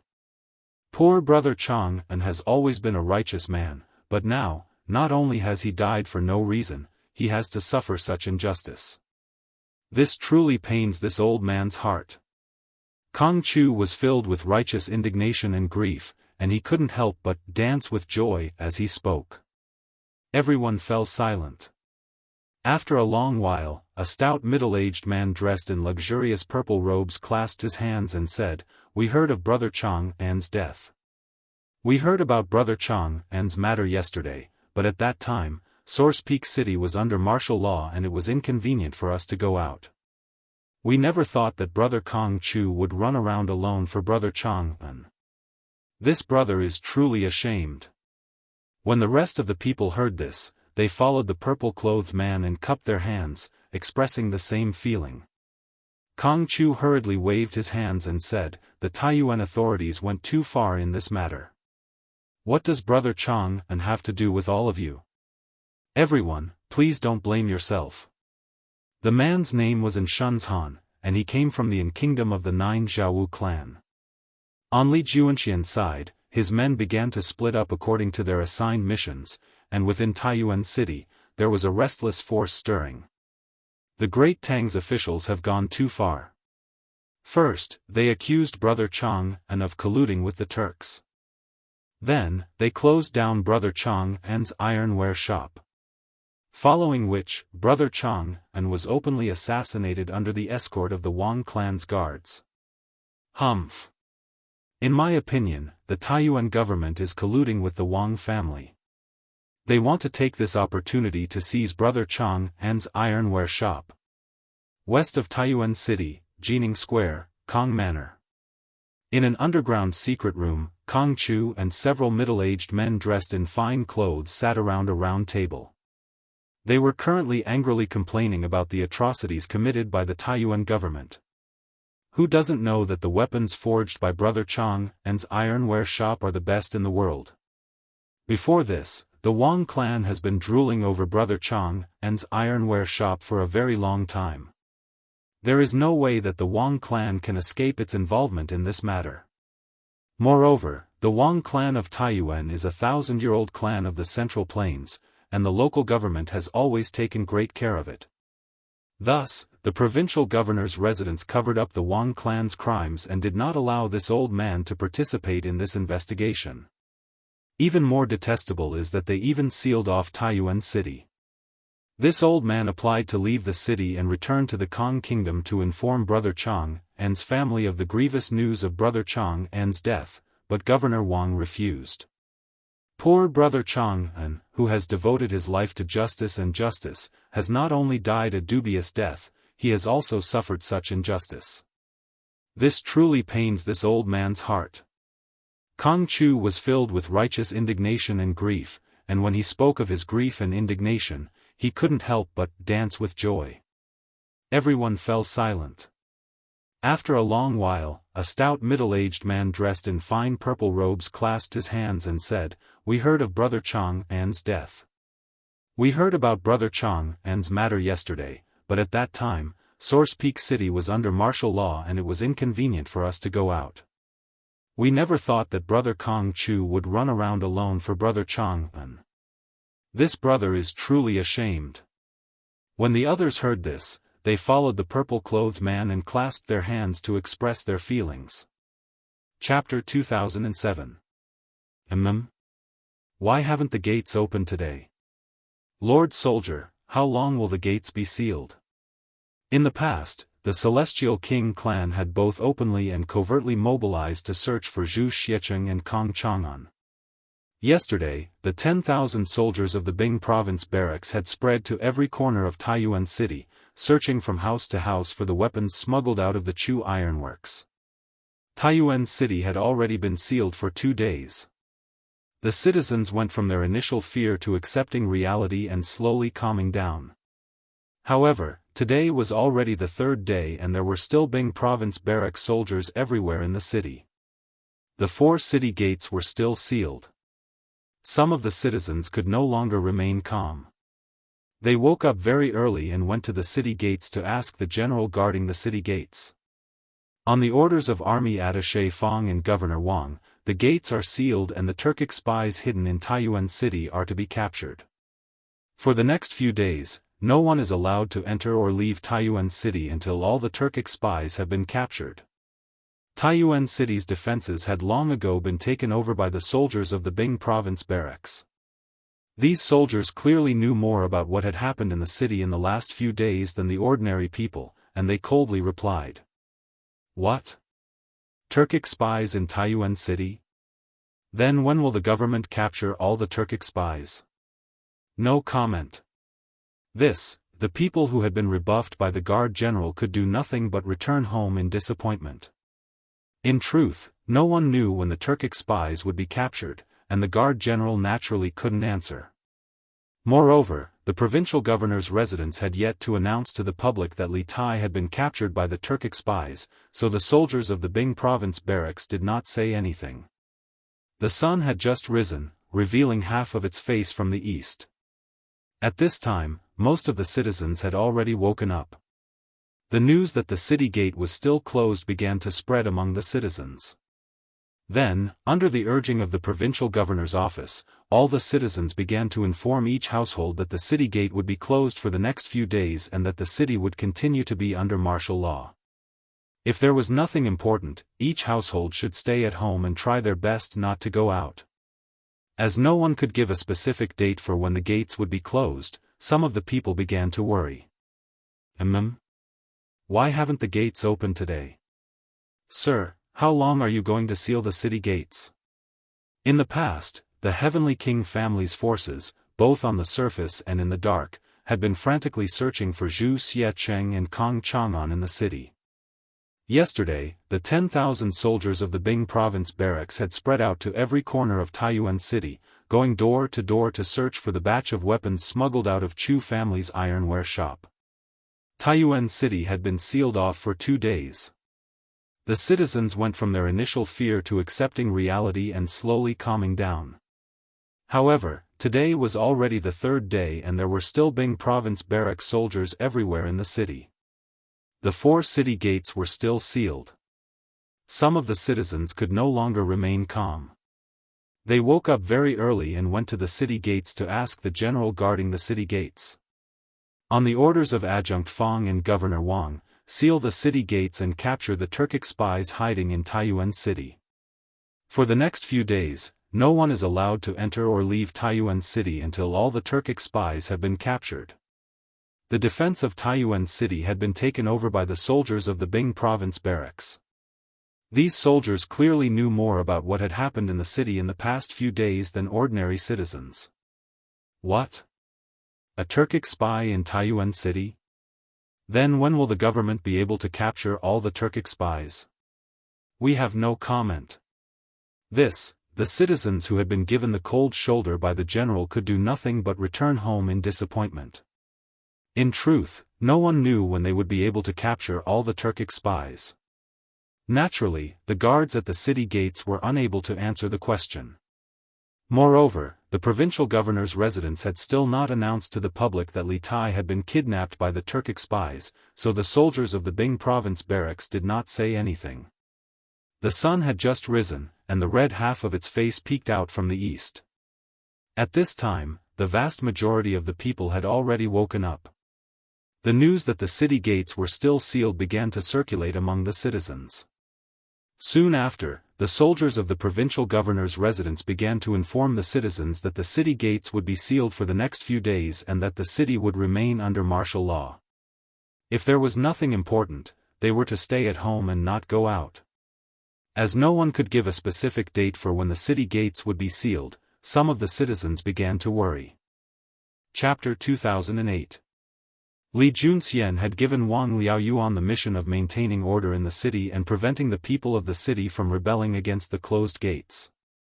But not long after Wang Liaoyuan returned to the government office, he received bad news: all the grain stores in Taiyuan City were out of grain. It wasn't that the grain merchants were trying to raise the price of grain, but that there was no grain. How could this be?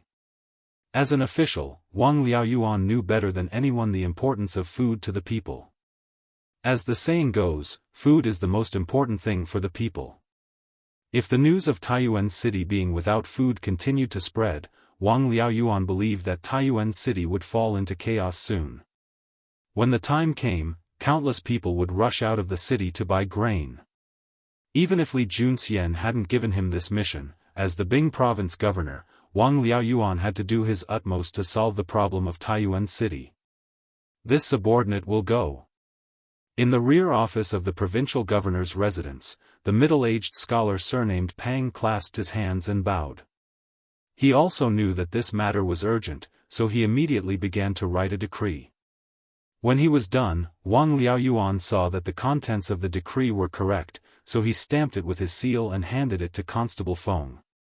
Constable Feng, I order you to immediately arrange for someone to make a copy of this notice and then post it in the city.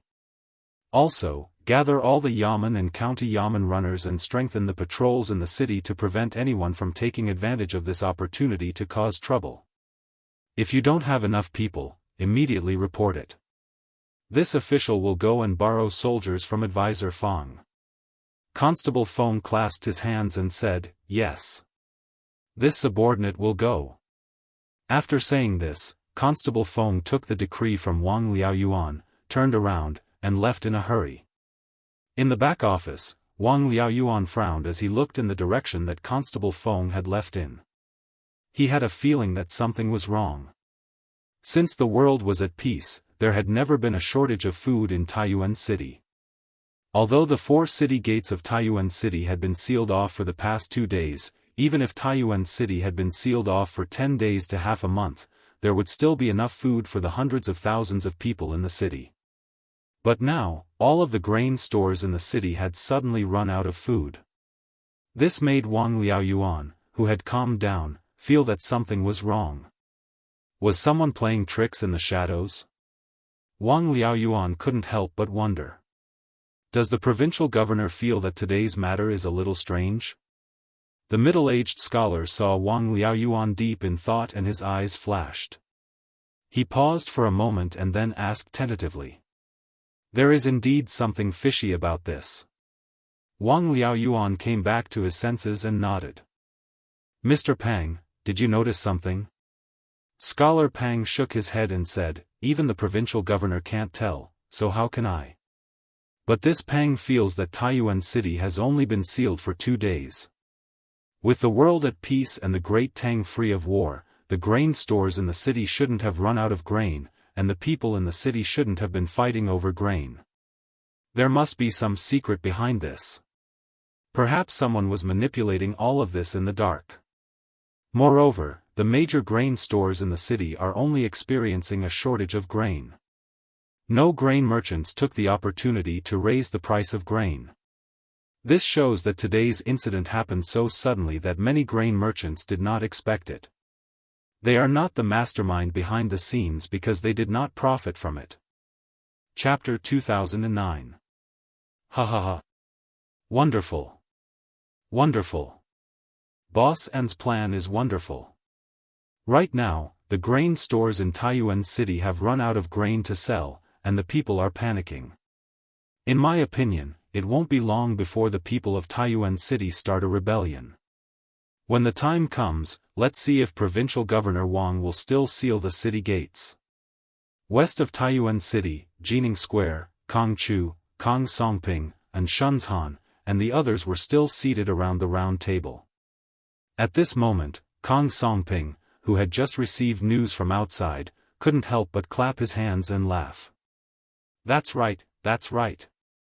Boss N's plan is to remove the firewood from under the cauldron, throwing Taiyuan City into chaos. You've helped Brother Chang and vent his anger. Boss N is truly experienced and resourceful. I'd like to see how the Taiyuan government can continue to be arrogant. As soon as Kong Songping's voice fell, a few people immediately sent flattering words to Shenzhen. The atmosphere in the secret room was peaceful, and the dark clouds that had hung over everyone's head seemed to have dissipated. The sky was clear after the storm. But Shenzhen himself did not seem happy that his plan had worked. His face was expressionless, as if he was pondering something. Kong Chu was a meticulous person who was best at reading people's expressions. Seeing this, he couldn't help but ask, Brother N, now that the Taiyuan provincial governor's mansion is in chaos, and we've helped Brother Chang and vent his anger, why don't you seem happy? After hearing Kong Chu's words, everyone quieted down and turned their eyes to Shenzhen. Shenzhen came back to his senses and calmly said, I advise you not to be overly optimistic. This humble and advises everyone not to be too optimistic. No matter what, Taiyuan City is the largest city in the north of the Great Tang. Even if we mobilize our men and empty out all the grain stores in the city, it's still wishful thinking to think that we can defeat the Taiyuan provincial governor's residence. Everyone, don't forget that there are still official warehouses in Taiyuan City. Based on what I know, Taiyuan's official warehouses contain no less than 10,000 share of grain. With so much grain, the government is completely capable of calming the people in a short time. Xuanshan's words were like a basin of cold water, instantly calming everyone down. Kong Songping anxiously said, Right. There are still official warehouses in Taiyuan City. If Governor Wang takes out the grain from the official storehouse and sells it to the common people, what should we do? Ha ha ha. Wonderful. Wonderful. Boss N's plan was brilliant. Right now, the grain stores in Source Peak City have run out of grain to sell. The common people are in a state of panic. In my opinion, it won't be long before the common people of Source Peak City rebel. At that time, let's see if that provincial governor Wang will still seal the city gates. In the western part of Taiyuan City, Jining Square, in the underground chamber of Kong Chu's residence, Kong Chu, Kong Songping, and Shenzhen, and the others were still sitting around the round table. At this time, Kong Songping, who had just received the news from outside, couldn't help but clap his hands and laugh. That's right. Boss N has taken drastic measures to deal with the root of the problem, causing Source Peak City to instantly fall into chaos.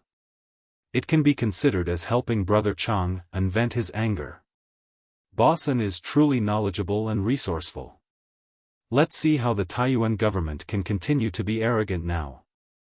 As soon as Kong Songping's voice fell, a few people immediately sent flattering words to Shenzhen. The atmosphere in the secret chamber was peaceful. The dark clouds that had previously shrouded everyone's head seemed to have dissipated, and the sky was clear after the rain. On the other hand, Shenzhen himself didn't reveal any joy because his plan had worked. He was expressionless, as if he was pondering something. Chapter 2010. There are guards on the east, south, west, and north sides of the inn. There are 10 guards near the main entrance on the south side, and 3 to 5 guards on the east, west, and north sides. Of course, this is just the defensive strength on the surface. The enemy has also set up many hidden sentries. As I saw just now, there were hidden sentries on the banyan trees on the southwest side of the inn and on the piles of wood on the northwest side. In a corner tower on the southern walls of Taiyuan City, Li Junxian put down his binoculars and looked at Tongfu Inn to the north of the tower. He turned to Wang Qingguo, Han Lizheng, Bruiser, and Dugu Feiying. Tongfu Inn is currently heavily guarded, and it wouldn't be an exaggeration to call it airtight. It's almost impossible to sneak in, unless we can instantly take care of all the sentries outside. Otherwise, the moment the Turkic spies in the inn notice anything strange, they'll immediately attack your highness. Yes, Li Junxian's group had come to scout the area. They wanted to observe the defenses of Tongfu Inn so that they could come up with a plan to rescue Li Tai. For the sake of not alerting the enemy, Li Junxian's group did not openly approach Tongfu Inn. Instead, they chose a tower in the southern part of Taiyuan City. This place was around 1 li away from Tongfu Inn, making it difficult for them to be discovered. Moreover, this place was on higher ground, making it easier for them to observe the situation around Tongfu Inn. Of course, this was all thanks to the military binoculars Li Junxian had brought from Chang'an. After hearing Li Junxian's explanation of Tongfu Inn's defenses, everyone couldn't help but deeply frown. Dugu Feiying couldn't help but ask, these fellows are rather cautious. Then what should we do now? We can't just stand here and watch, can we? Li Junxian shook his head, his brow furrowed. He didn't have a good idea of how to deal with the Turkic spies' hole-in-the-wall defense strategy. Most importantly, the enemy had Li Tai as a hostage, so they had nothing to fear. If they wanted to rescue Li Tai, they had to do it secretly and without anyone noticing. The atmosphere in the room froze for a moment. Iron Egg's mind began to whirl. Suddenly, a thought occurred to him, and he couldn't help but ask, besides the Turkic spy and Azure Sparrow, is there anyone else in Tongfu Inn? For example, the original tenants or servants of the inn? Li Junxian didn't know why Iron Egg asked this question, but he still replied, no. According to our intelligence, after the Yangtze Turk spies chose to settle down in Tongfu Inn last night, they chased out all the staff and guests of the inn. In the process, several guests were injured or killed. There are people guarding the east, south, west, and north sides of the inn. There are a total of 10 people guarding the south main entrance, and 3 to 5 people guarding the east, west, and north sides. Of course, this is just the defensive strength on the surface. The enemy has also set up many hidden sentries. I just saw that there were hidden sentries on the banyan tree to the southwest and on the pile of firewood to the northwest of the inn. In a corner tower on the southern wall of Taiyuan City, Li Junxian put down his binoculars and looked at Tongfu Inn to the north of the tower. He turned to Wang Qingguo, Han Lizheng, Bruiser, and Dugu Feiying. Tongfu Inn is currently heavily guarded, and it wouldn't be an exaggeration to call it airtight. It's almost impossible to sneak in, unless we can instantly eliminate all the sentries outside. Otherwise, the moment the Turkic spies in the inn notice anything strange, they'll immediately attack your highness. Yes, Li Junxian's group had come to scout the area. They wanted to observe the current situation of Tongfu Inn so that they could formulate a plan to rescue Li Tai. Chapter 2011. Ha! That is indeed the case. On the southern walls of Taiyuan City, Li Junxian used his binoculars to see that the Turkic spies who had just emerged from Tongfu Inn were all exhausted, and some of them were even yawning as they walked. A hint of joy appeared on his face. It seems like this general's predictions were correct. Last night, these Turkic spies were worried that we would try to rescue His Highness, so they remained vigilant the entire night. It seems like they didn't get much sleep last night. Today, the leader of the Turkic spies learned his lesson and began to have his men work in shifts. But the Turkic spies who came out to take over the shift didn't sleep well last night. They probably won't be able to last until the afternoon. Then should we move out in the afternoon? Iron Egg's eyes brightened, and he couldn't help but eagerly ask. Although there were several dozen Turkic spies in Tongfu Inn, Iron Egg was extremely confident in the strength of his side. After all, they had 2 Grandmaster level experts, and both of them were at the middle Grandmaster level. If they took advantage of this moment of exhaustion to launch a surprise attack, they really did have a chance of breaking into the inn and rescuing Li Tai. Du Guifeng and Wang Chengwu's eyes brightened as they turned to Li Junxian.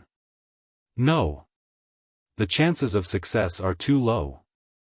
Li Junxian's eyes dimmed, his brow furrowed as he mentally calculated. Finally, he helplessly shook his head and said, although they'll probably be extremely tired between the late afternoon and the late afternoon, if we choose to strike during the day, even if we can silently eliminate their sentries, there's a high chance that we'll be discovered by the hidden sentries they've hidden in the area. If we're discovered, all our efforts will be for naught, and the Turkic spies will be on high alert. We won't have a chance to rescue His Highness. In truth, Li Junxian's worries were not without reason. Attacking during the day was different from attacking at night, and there was a major disadvantage to attacking during the day. If there was a flaw in any part of the plan, it would be very easy for the enemy to notice. This was unless they could simultaneously eliminate all of the Turkic spies' sentries outside the inn. But Li Junxian and the others were still present. That truly is the case. On the southern walls of Taiyuan City, Li Junxian used his binoculars to see that the Turkic spies who had just emerged from Tongfu Inn were all exhausted, and some of them were even yawning as they walked. A hint of joy flashed across his face. It seems like this general's predictions were correct. Last night, these Turkic spies were worried that we would try to rescue His Highness, so they remained vigilant. It seems like they didn't sleep last night. Today, the leader of the Turkic spies learned his lesson and began to have his men take turns to work. However, the Turkic spies who came out to take over the shift didn't sleep well last night. I reckon that they won't be able to last until the afternoon. Then, should we take action in the afternoon? Hearing this, Bruiser's eyes lit up, and he could not help but feel excited. Although there were hundreds of Turkic spies in the Tongfu Inn, Tai Dan was very confident in the strength of his side. After all, they had two masters at the Grand Master middle stage. If they took advantage of the enemy's exhaustion and negligence, they would attack them. Chapter 2012. TSK. What are you being so cocky for? Let's see how arrogant you can be after I'm rescued. Within the Tongfu Inn, Li Tai cast a disdainful glance at Xian Ye's back as he muttered in a low voice. Of course, words were words, but filling one's stomach was still the most important. Li Tai went downstairs with a full stomach and arrived at the hall on the first floor.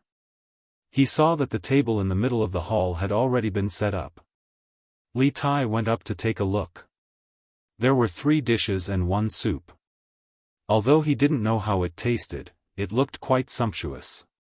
At that moment, Li Tai did not stand on ceremony. He sat down directly and began his breakfast journey, which was like a whirlwind sweeping away the clouds. Although he was imprisoned, this didn't affect Li Tai's appetite. Of course, this had a lot to do with the fact that Xian Yi and the others didn't dare to harm his life. Since he couldn't leave this damned place for a while, and there was no danger to his life by staying here, then why was he still on tenterhooks? Wasn't he just looking for trouble for himself? So, in the entire Tongfu Inn, Li Tai was the person that was living the most comfortable life.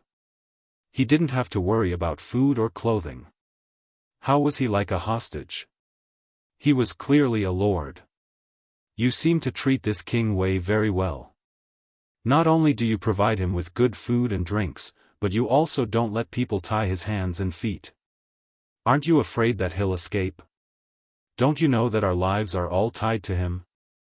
At the corner of the corridor on the 2nd floor of the inn, Xian Yi and Sky Eagle were silently watching Li Tai on the 1st floor. At this moment, Sky Eagle suddenly withdrew his gaze and looked at his companion beside him as he asked meaningfully. Xian Ye's expression didn't change, but his heart suddenly tightened. He said coldly, "You also know that our lives are tied to him? It's precisely because of this that I let him stay here with good food and drinks. He's a smart person. Give him some benefits, and he'll do his best to cooperate with us. If he's pushed to the edge and fights to the death, can you bear the consequences? Humph. Fight to the death? He's a prince after all. His status is noble. How could he bear to die? Sky Eagle said disapprovingly. Xian Yi shook his head and said, No. You don't know him well enough. Although he is a prince, he does not have the arrogant and unruly nature of those princes. His thoughts are meticulous and he is not a coward. Otherwise, when you went to the guest room to capture him last night, he would not have used his own life to force you to let go of his companions.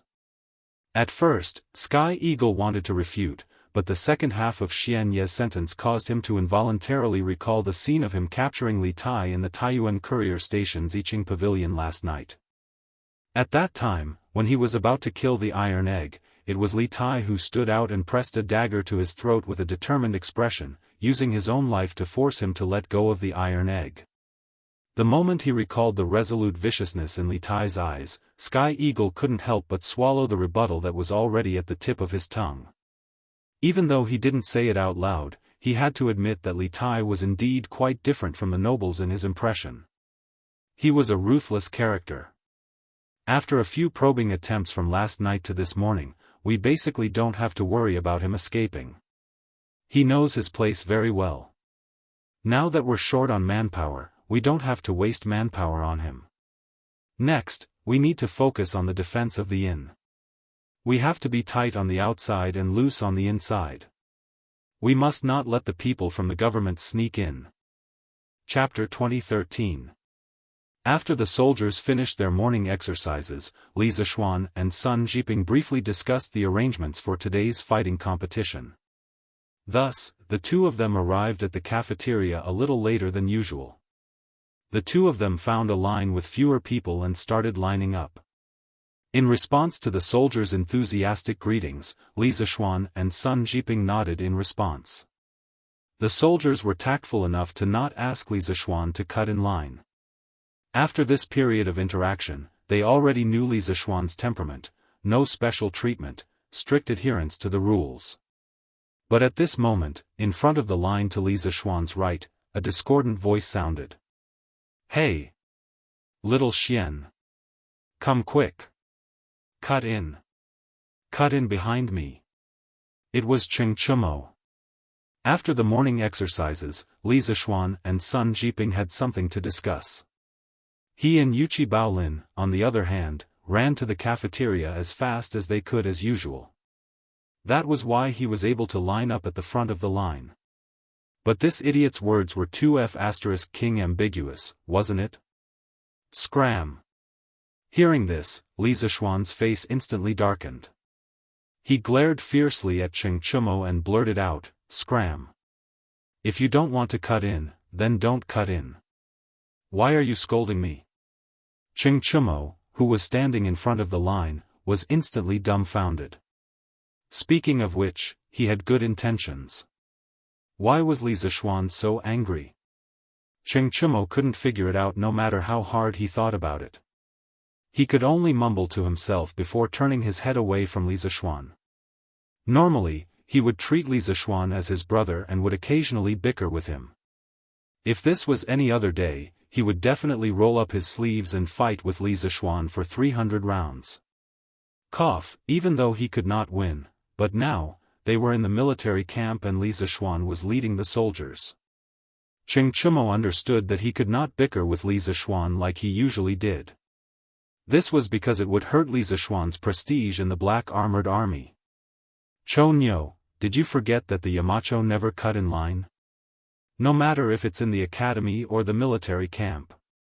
Yuchi Baolin, who was standing behind Cheng Chumo, could not help but remind him. Speaking of which, Cheng Chumo was really sincere.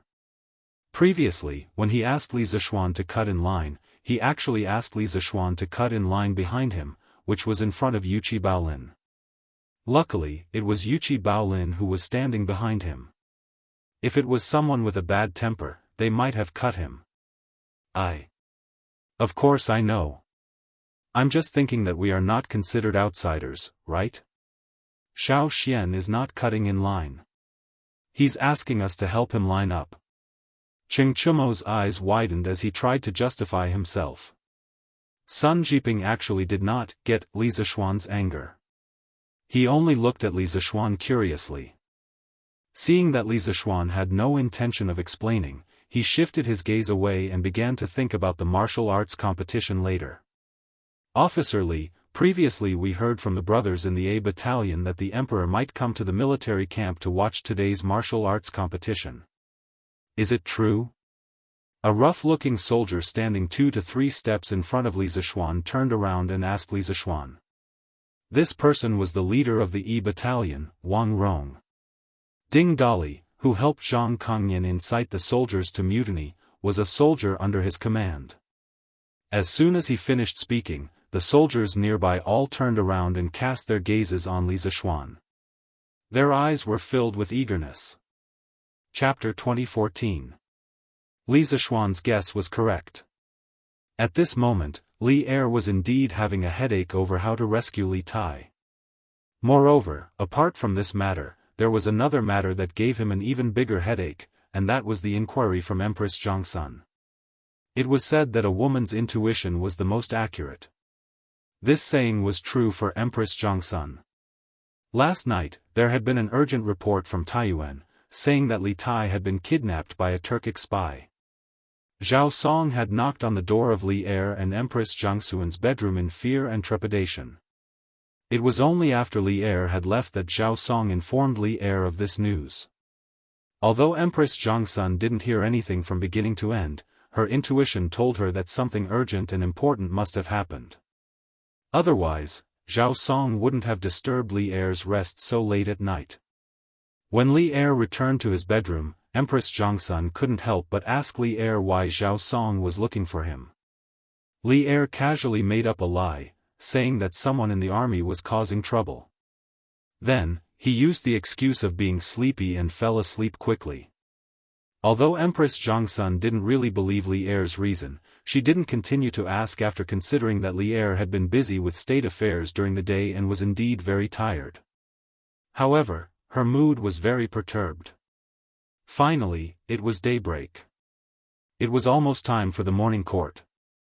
Empress Jiangsun quickly woke Li Er up and continued to ask about last night's matter. Li Er suddenly had a headache. If he told the truth, it would definitely make Empress Jiangsun heartbroken and worried all day long. However, if he didn't say it, he couldn't make up a reason that Empress Jiangsun could trust in such a short time. It was strange. In front of others, Li Er could easily lie with his eyes open. However, in front of Empress Jiangsun, it was difficult for him to lie flawlessly. This was because Empress Jiangsun knew him too well.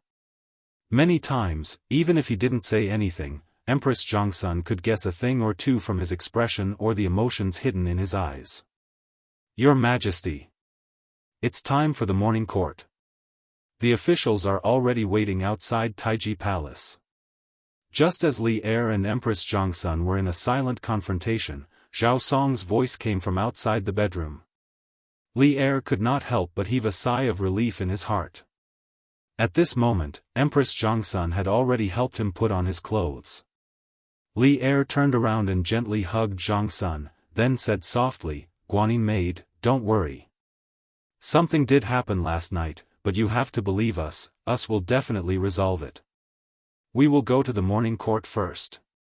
After the morning court, if you still want to know, we will tell you." Empress Jiangsun leaned on Li Er's broad chest and felt the sincerity in his words. She couldn't help but feel her heart soften. She thought that she had pushed him too far. There were some things that he didn't tell her. It should be for her own good. Why did she have to push him step by step? Yes.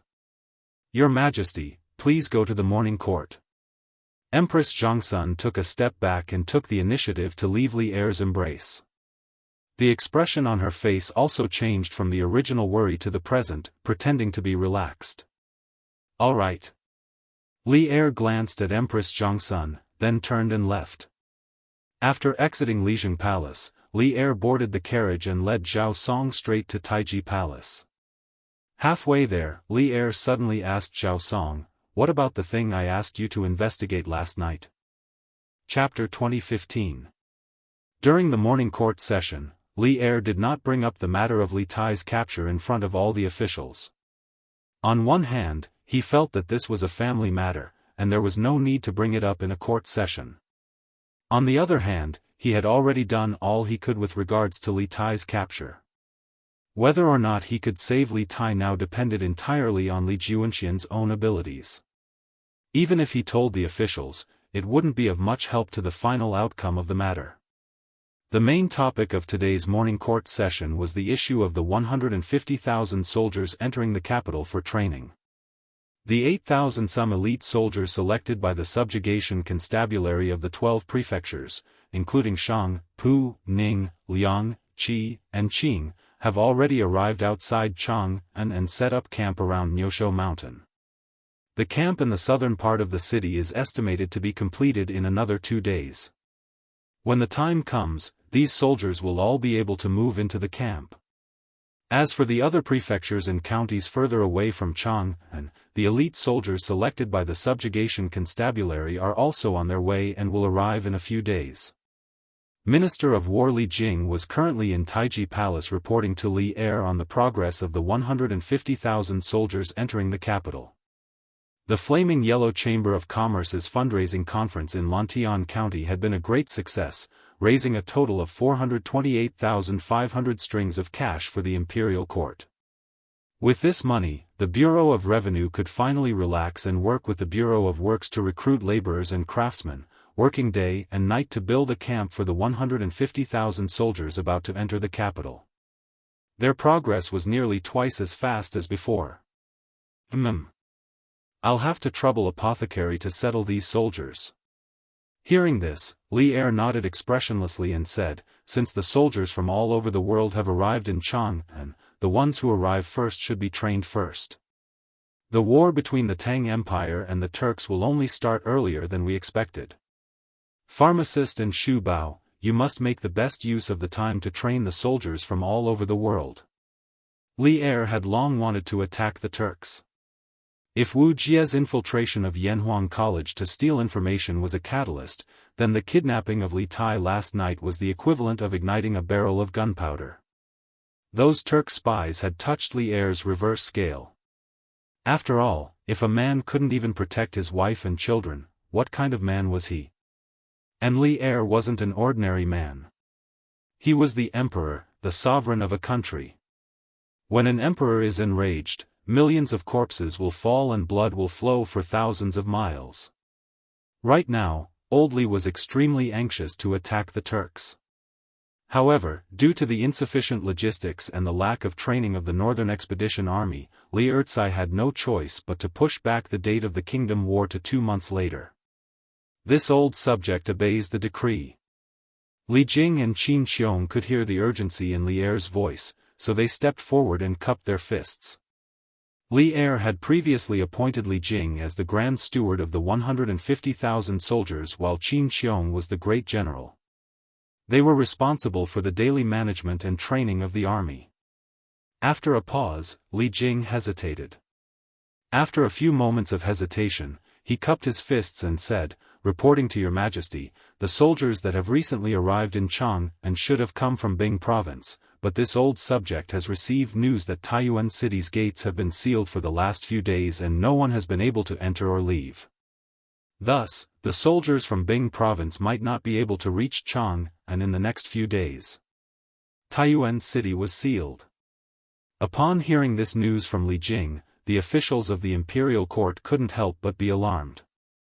Only now did they recall that Li Jing had said that there were no soldiers from Bing Province among the 12 provinces that had arrived outside Chang'an. Logically speaking, this shouldn't have been the case. This was because the distance between Bing Province and Chang'an City was much closer than the distance between most of the 12 provinces. Now that they heard Li Jing say that Taiyuan City was sealed, they were all stunned. Taiyuan City was the largest city in the north of the Great Tang. Why would it be sealed for no reason? What in the world had happened there? Seated at the head of the table, Li Er's expression flickered, but it quickly returned to normal. He indifferently said, there's no need to worry about the soldiers from Bing Province for now. Several days ago, a large number of Turkic spies were discovered in Taiyuan City. We have already dispatched 100 cavalry to Taiyuan City to capture them. Thus, Taiyuan City is under martial law for the next few days. Once the storm has calmed down, the soldiers from Taiyuan City will naturally come to Chang'an. Turkic spies? Upon hearing this, the officials of the court couldn't help but be alarmed. They began to discuss amongst themselves. Li Er wasn't willing to say anything more on this topic. He lightly coughed, indicating for the officials to be quiet. Li Jing's eyes flashed as he seemed to understand Li Er's meaning. He stepped forward and cupped his fists. This old subject obeys the decree. Li Er nodded and then looked at the civil officials to the left of the imperial court. He solemnly asked, "Beloved official Shao, how is the preparation of the provisions for the 150,000 soldiers for the next 3 months?" As the saying went, before the soldiers and horses moved, the provisions would move first. Although the vast majority of the 150,000 soldiers were still on their way, the imperial court had to prepare at least 3 months' worth of provisions for them. And the Great Tang Imperial Court, which had just received a massive sum of money from the donation conference, truly did have the strength and confidence to do so. Your Majesty. Around 70% of the provisions for the army has already been prepared. Before the 150,000 soldiers arrive at Chang'an, the preparations will definitely be completed. Xiao Yu calmly stepped forward and cupped his fists. The Ministry of Revenue was not lacking in money, so there was no need to complain about its efficiency. Thus, Xiao Yu, the steward of the Great Tang's national treasury, spoke with even more confidence than before. Very good. Li Er nodded in satisfaction, and then he turned to the officials and sternly said, "In 2 months, the imperial court will attack the plains. At that time, not only will the 300,000 soldiers from the various camps in the capital be the main force, the elite soldiers from the various provinces of the Great Tang will also be the main force of the northern expedition." Previously, there was a saying in the Datong Daily that we thought was very good. The rise and fall of the country is the responsibility of the people. At the donation conference in Lantian County, the merchants and common people were all willing to contribute generously to the imperial court's northern expedition against the Turks. All of you have read the books of the sages, are part of the court, and receive the salary of the country. All of you should spare no effort in preparing for the imperial court's northern expedition. In these 2 months, we hope that all the officials of the 6 ministries of the imperial court will be able to put aside all their selfish thoughts and focus on preparing for the northern expedition. We hope that the strength of the 450,000 soldiers in the northern expedition will rise to another level in 2 months. In this war, we can only win, not lose. If we win, all of you will continue to live in glory and wealth. If we lose, all of you will have your country destroyed and your families exterminated. As soon as the words, "the country is destroyed and the family is destroyed," came out, the atmosphere in the hall suddenly became a little tense. Li Er did not deliberately shout, but every word he said was sonorous and powerful, echoing in every corner of the hall. All the officials in the hall were moved, and all the officials bowed in unison. This subject obeys the decree. We will spare no effort in preparing for the Turks. Chapter 2016. Because the 6 ministries of the court had been busy preparing for the 150,000 troops that were about to enter the capital, the morning court session had ended early. The end of the morning court session was good news for Li Er in the past because he could finally free himself from the busy government affairs and rest for a while. But today, Li Er, who had finished the morning court session, didn't know where to go. There was a woman waiting for him in the imperial harem. It wasn't that he didn't want to see that woman. On the contrary, that woman was the love of his life. He just didn't want to face her today as some of her questions were difficult for him to answer. But he couldn't just stay in Taiji Palace like this. That woman would definitely come looking for him once she knew that the morning court session had ended. Where should he go then? This sounded a little funny. The dignified son of heaven actually had a time when he didn't know where his place was. It was truly inconceivable. Your Majesty, the Black Armored Army's camp is holding a martial arts competition today. You previously told General Duan that you would be going back to observe. Do you want to go today? Just as Li Er was feeling conflicted, Zhao Song came up to him and whispered to him. Li Er, who was in a dilemma, was suddenly energized. He sat up straight and looked at Zhao Song. Without hesitation, he replied, I'm going. Since I've promised Minister Duan, I'll definitely go. You'll come with me too. As for the Empress, send someone to inform her so that she won't worry about me. Then, Li Er stood up and prepared to leave the palace. He seemed to be more anxious than anyone else to leave the palace, leaving behind a stunned Zhao Song. What a joke. He was just thinking about how to temporarily avoid Empress Zhongsun.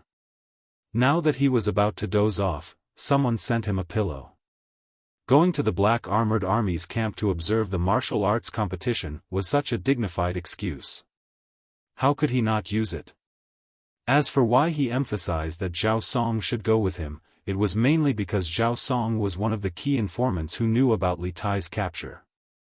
If he stayed in the palace, Empress Zhongsun might interrogate him. Although Zhao Song had always been loyal, he would definitely be put in a difficult position when faced with Empress Zhongsun's interrogation.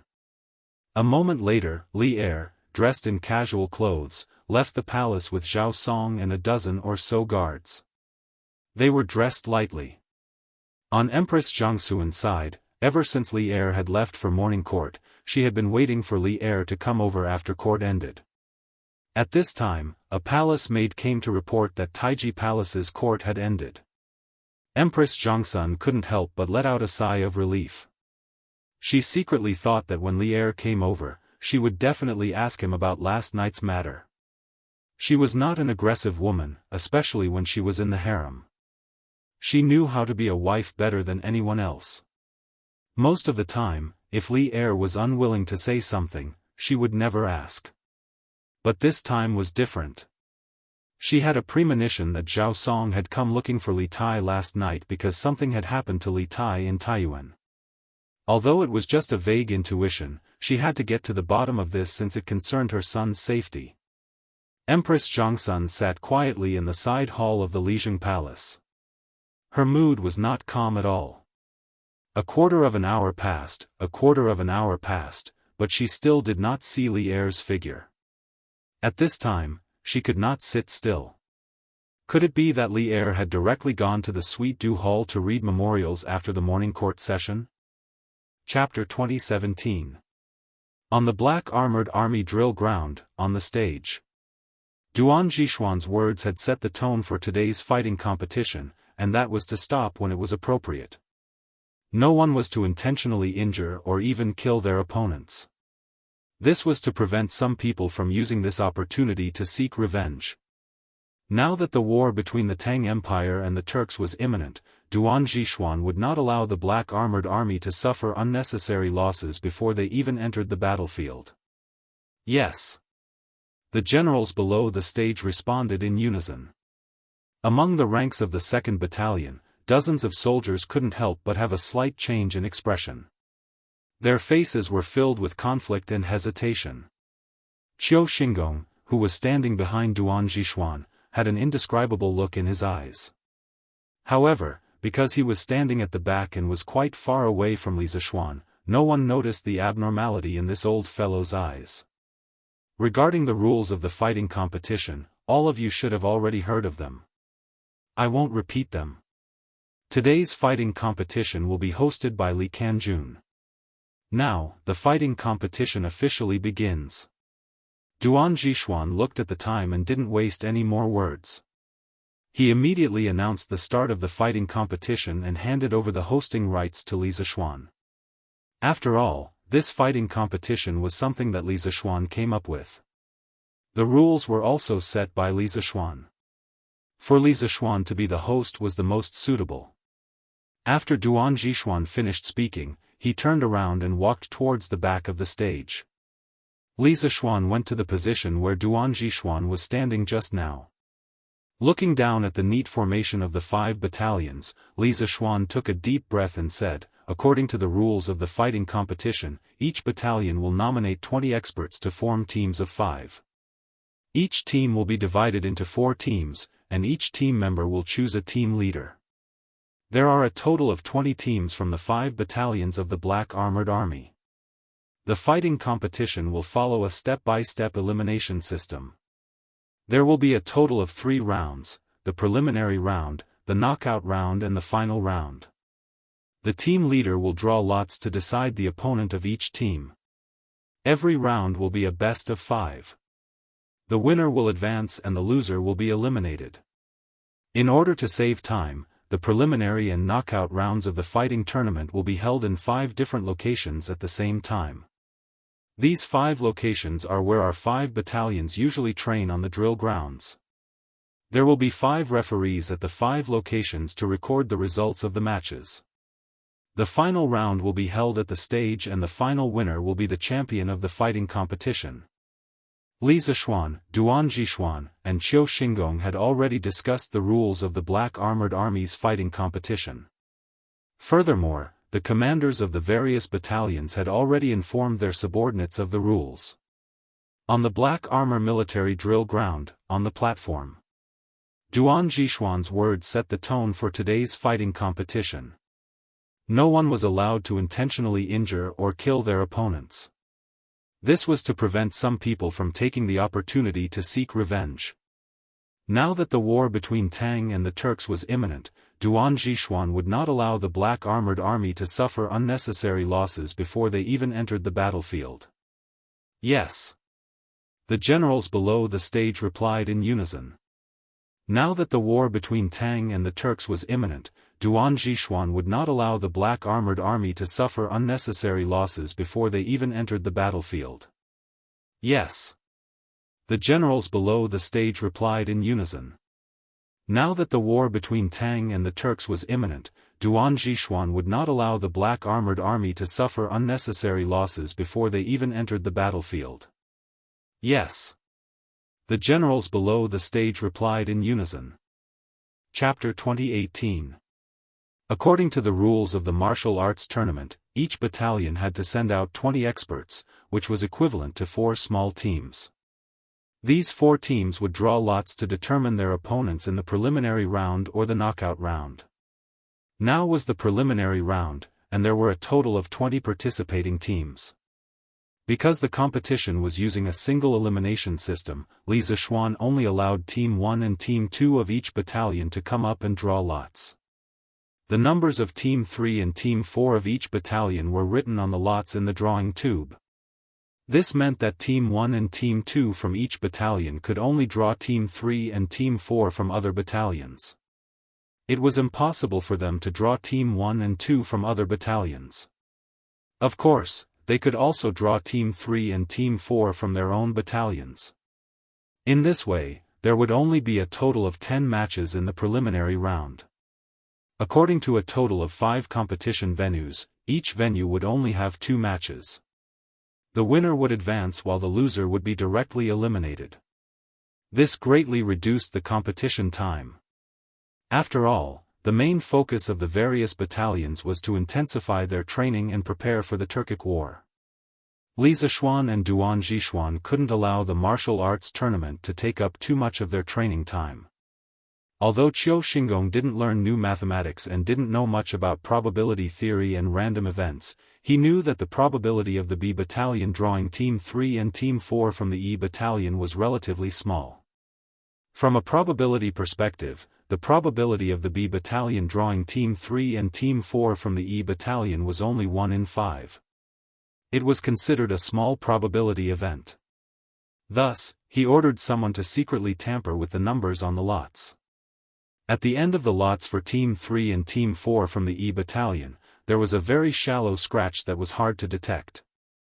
As Li Zishuan's voice fell, 2 sergeants walked out from the formation of the 5 camps. Under the gazes of the crowd, the 10 sergeants came to the square table in order from the A camp to the E camp. They drew a bamboo stick and handed it to Li Zishuan. As Li Zishuan received the lot, he read it out loud.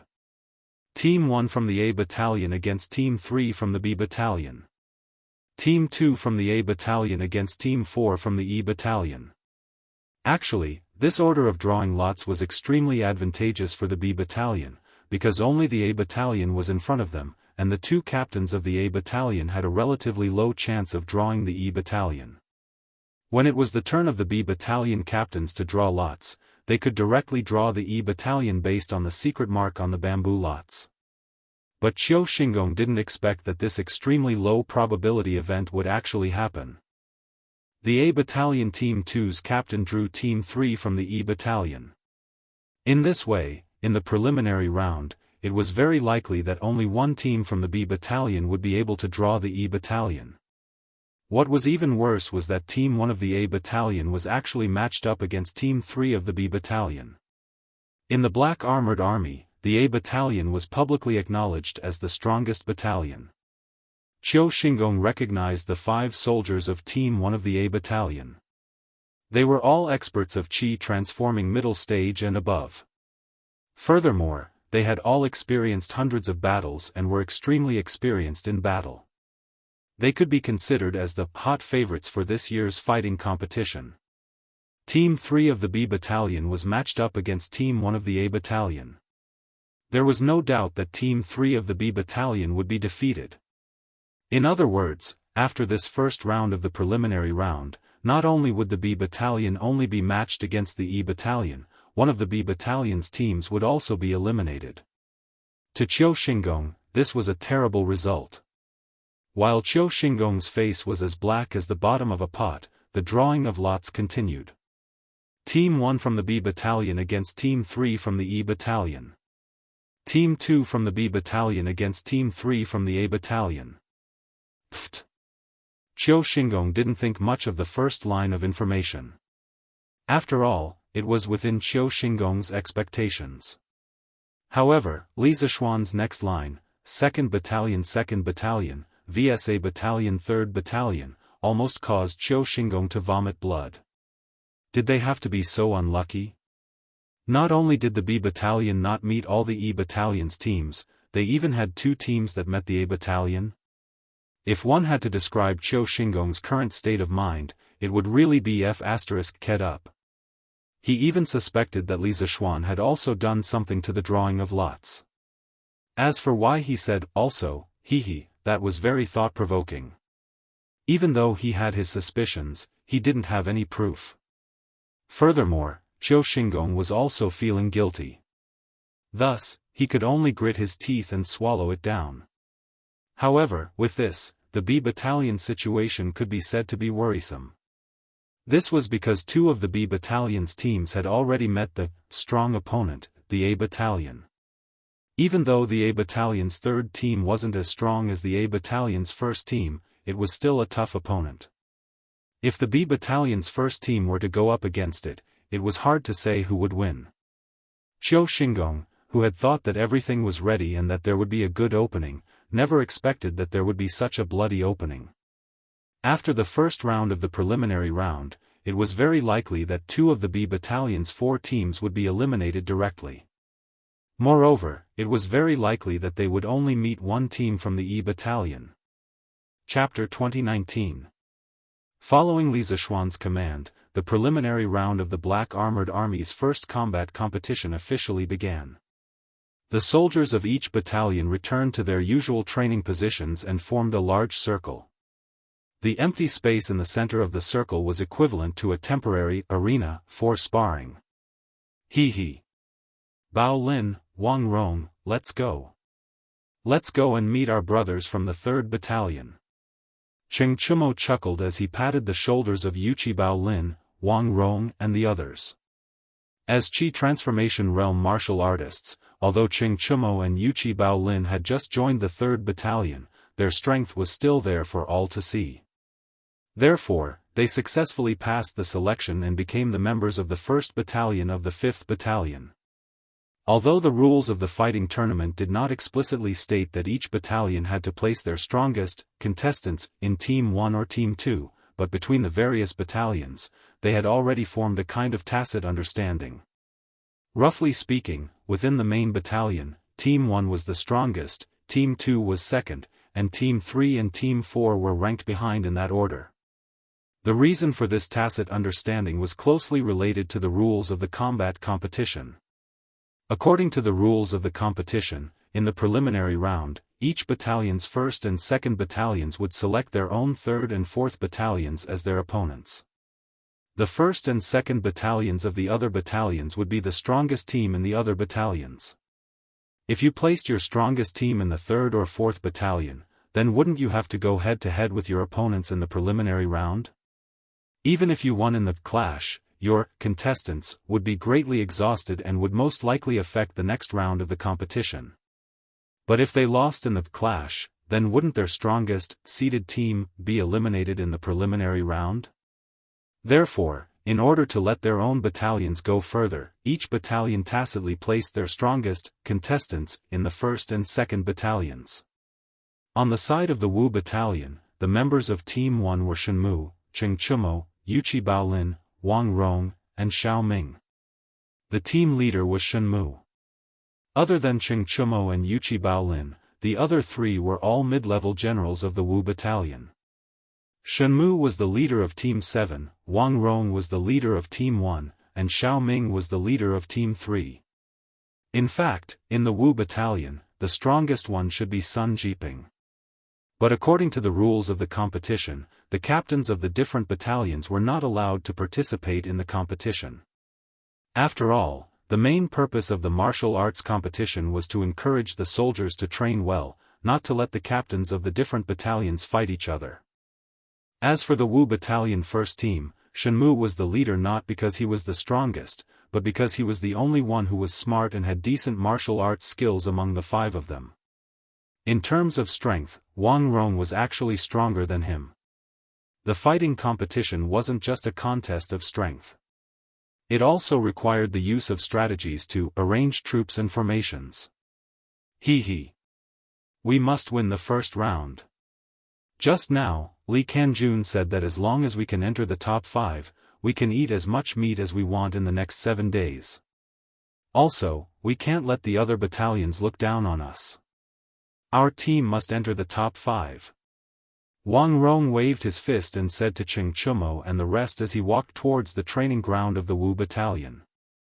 As the seeded team of the Wu battalion, the members of Team 1 were all Qi transforming beginner to middle stage Qi transforming stage experts. They were indeed the most promising team to enter the finals. If even they couldn't enter the finals, then the other 3 teams of the Wu battalion would have no hope at all.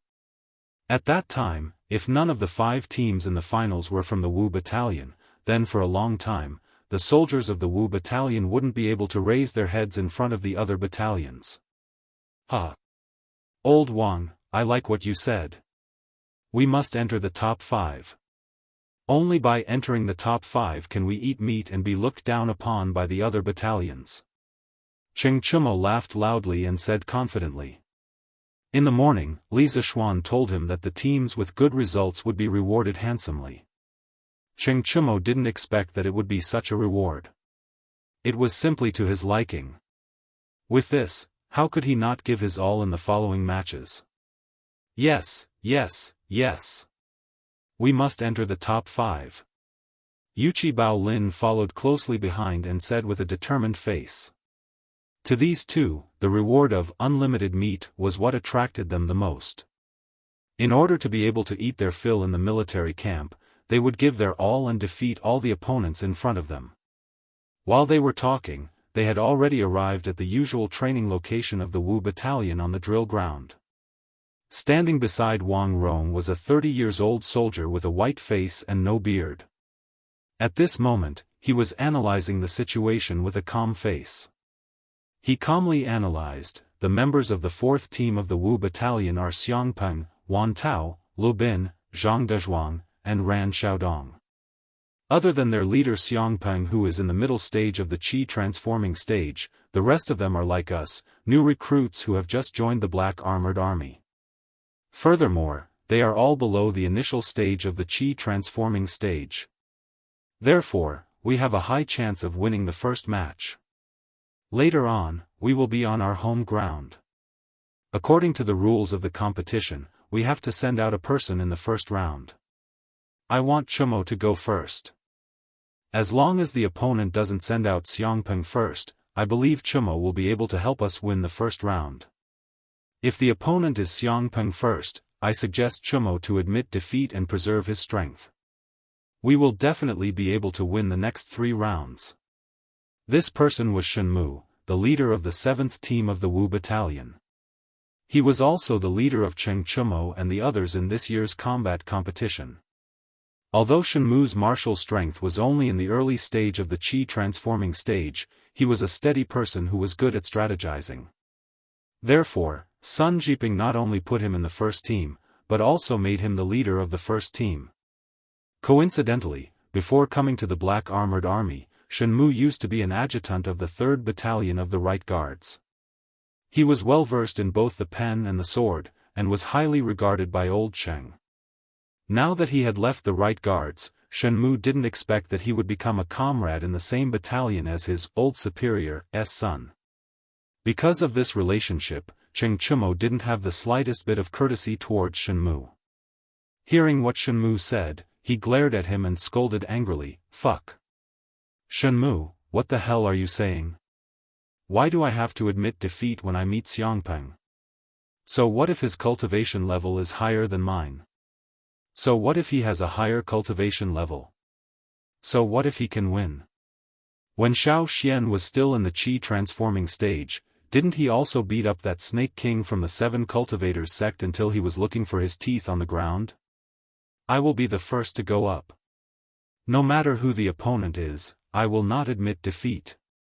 We, the people of the Cheng family, don't know how to write the 2 words admit defeat. Cheng Chumo's words could be said to be rather unyielding, but Shenmu felt a headache when he heard it. The reason why he arranged for Cheng Chumo to be the first to go up was, firstly, because this kid was young and full of energy, even exuberant, so he could take it a few more times. Secondly, he also wanted to try his luck. If the first person from the 4th Battalion of the 3rd Battalion wasn't Xiangpeng, then they could use Cheng Chumo, who wasn't very strong, to take the first round. If they could use the 2 weaker contestants to take the next 2 rounds, then the remaining 2 stronger contestants wouldn't need to go up. This way, they could preserve their strength for the later rounds of the knockout round. Therefore, facing this first round where the odds of victory were very high, Shenmu's strategy was to preserve their strength as much as possible. As the captain, he couldn't only care about the victory or defeat in front of him. If their team wanted to advance to the finals, then they must carefully plan and reasonably allocate the number of matches for each member. Of course, if the opponent's first to go up was Xiangpeng, then Shenmu could also accept it. After all, his team could be considered to have used their weakest member, cough cough, that's right, from the surface, Cheng Chumo was indeed the weakest in their team. After using up the opponent's strongest member's number of matches, they would have a greater chance of winning the next 3 rounds in a row. The reason he let Cheng Chumo directly admit defeat when facing Xiangpeng was to let Cheng Chumo preserve his strength. Alright then, but Chumo, you still have to act according to your ability. You must not get injured in the first round. Facing the stubborn Cheng Chumo, who was as stubborn as a bull, Shenmu didn't have any good ideas and could only nod helplessly. Hey! We still don't know who will get injured. Old Shen, you just wait and see. Cheng Chumo patted Shenmu's shoulder and said loudly. Alright. Stop bragging. The brothers from the 3rd Battalion are coming. Chapter 2020. Actually, Team 1 and Team 2 had another advantage, and that was the home field advantage.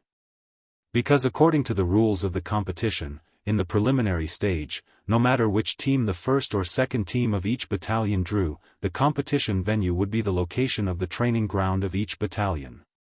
The surrounding spectators were naturally all brothers of the main battalion, so the atmosphere was undoubtedly more friendly.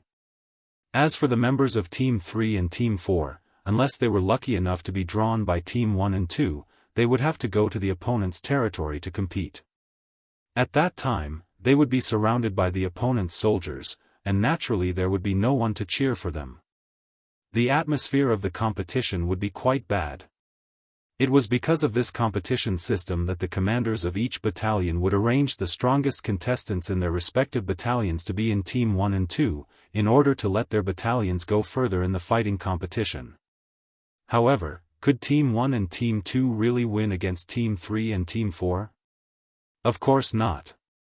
Since ancient times, all kinds of competitions had a certain degree of uncertainty, but due to the difference in strength between the two parties, the degree of uncertainty would also be different. The competition system of the Black Armored Army seemed to give Team 1 and Team 2 an advantage, but there was also a lot of uncertainty in it. On the side of the Wu Battalion, the two teams for the first round were already in position. The first team of the Wu Battalion sent Cheng Chumo out first. As for the fourth team of the 3rd Battalion, it was obvious that they had done their homework beforehand. Cough cough, it wasn't completely accurate. The former lieutenant of the 3rd Battalion, Zhang Kongnian, had already been executed for inciting the soldiers to mutiny. The current lieutenant of the 3rd Battalion was Li Zixuan. As for the strength of the members of the first team of the Wu Battalion, Li Zixuan had already informed Xiang Peng of the 4th Battalion of the 3rd Battalion about the general situation after the results of the draw. Although from a selfish point of view, Li Zixuan really hoped that the Wu Battalion would go to the end. After all, to him, the Wu Battalion was his direct line of command. But from a status point of view, Li Zixuan was an adjutant of the Black Armored Army, and now he was the lieutenant of the 3rd Battalion. The soldiers of both battalions could be considered as his subordinates, so he had to be impartial. When Xiang Peng saw that Cheng Chumo was the first to step onto the field, he hesitated for a moment, then said to a slightly skinny young soldier beside him, "Lu Bin, you go up and meet Duke Lu's eldest son. The competition is like a battlefield. There's no need to show mercy. It's fine as long as you don't kill anyone." Through the information he got from Li Zixuan, Xiang Peng knew that Cheng Chumo was the weakest in the first team of the Wu Battalion. He had just broken through to the Qi transformation stage. Therefore, after seeing that Cheng Chumo was the first to go up, Xiang Peng pondered for a moment. In the end, he didn't go up himself. Instead, he sent a young general. From Xiang Peng's point of view, if he were to personally fight against Cheng Chumo, his side would definitely be able to win the first round. However, his side had exhausted one of their strongest combatants. Facing the remaining 4 strong opponents of the first team of the Wu Battalion, his side would probably lose the next few rounds. Therefore, after careful consideration, Xiang Peng still didn't go up himself. Instead, he sent Lu Bin, who was ranked 3rd on his side. Although Lu Bin hadn't reached the Qi transformation stage yet, he wasn't far from it. In addition, he had been in the army for many years and had undergone a lot of rigorous training. From Xiang Peng's point of view, he still had a chance to win against Cheng Chumo. If Lu Bin could win the first round, then the 4th team of the 3rd Battalion still had a certain chance of winning. If Lu Bin lost the first round, then their team's future would be uncertain. Therefore, this first round might be insignificant to the first team of the Wu Battalion. It would be better if they won, but it wouldn't affect them much if they lost. However, to the 4th team of the 3rd Battalion, this was a crucial battle that would determine their life and death. Tisk. Xiang Peng, why don't you come and fight with me personally? This guy can't beat me. Seeing that the 4th team of the 3rd Battalion didn't send Xiang Peng, but a young general, Cheng Chumo couldn't help but feel disappointed. He curled his lips and said to Xiang Peng with an arrogant face, "Humph. Arrogant. We'll only know who wins after we fight." Before Xiang Peng could say anything, Lu Bin, who had just walked to the opposite side of Cheng Chumo, couldn't hold back his anger. He waved his fist and smashed it towards Cheng Chumo's body. The Black Armored Army's combat competition didn't allow the use of weapons. From Lu Bin's point of view, Cheng Chumo was born in a noble family and had lived a life of luxury since young. Although his father, Cheng Chumo, was a founding general who had experienced countless battles, Cheng Chumo was still a new recruit who hadn't experienced much hardship. Lu Bin himself had stayed in the military for 4 to 5 years. The hardships and training he had experienced were much more than Cheng Chumo. Even if Cheng Chumo's cultivation level was slightly higher than his, he still had the chance to defeat him with his rich combat experience. Actually, it wasn't a problem for him to think this way. Because in the current second generation of the Tang dynasty's military families, there wasn't a single one that could be brought out. Most of them relied on the shadow of the previous generation to make a name for themselves in the capital. However, what Lu Bin didn't know was that Cheng Chumo had been trained by the bearded man in Yanhuang College for more than half a year. It was because of this half a year of training that Cheng Chumo was able to break through from the body refining realm to the Qi transformation realm.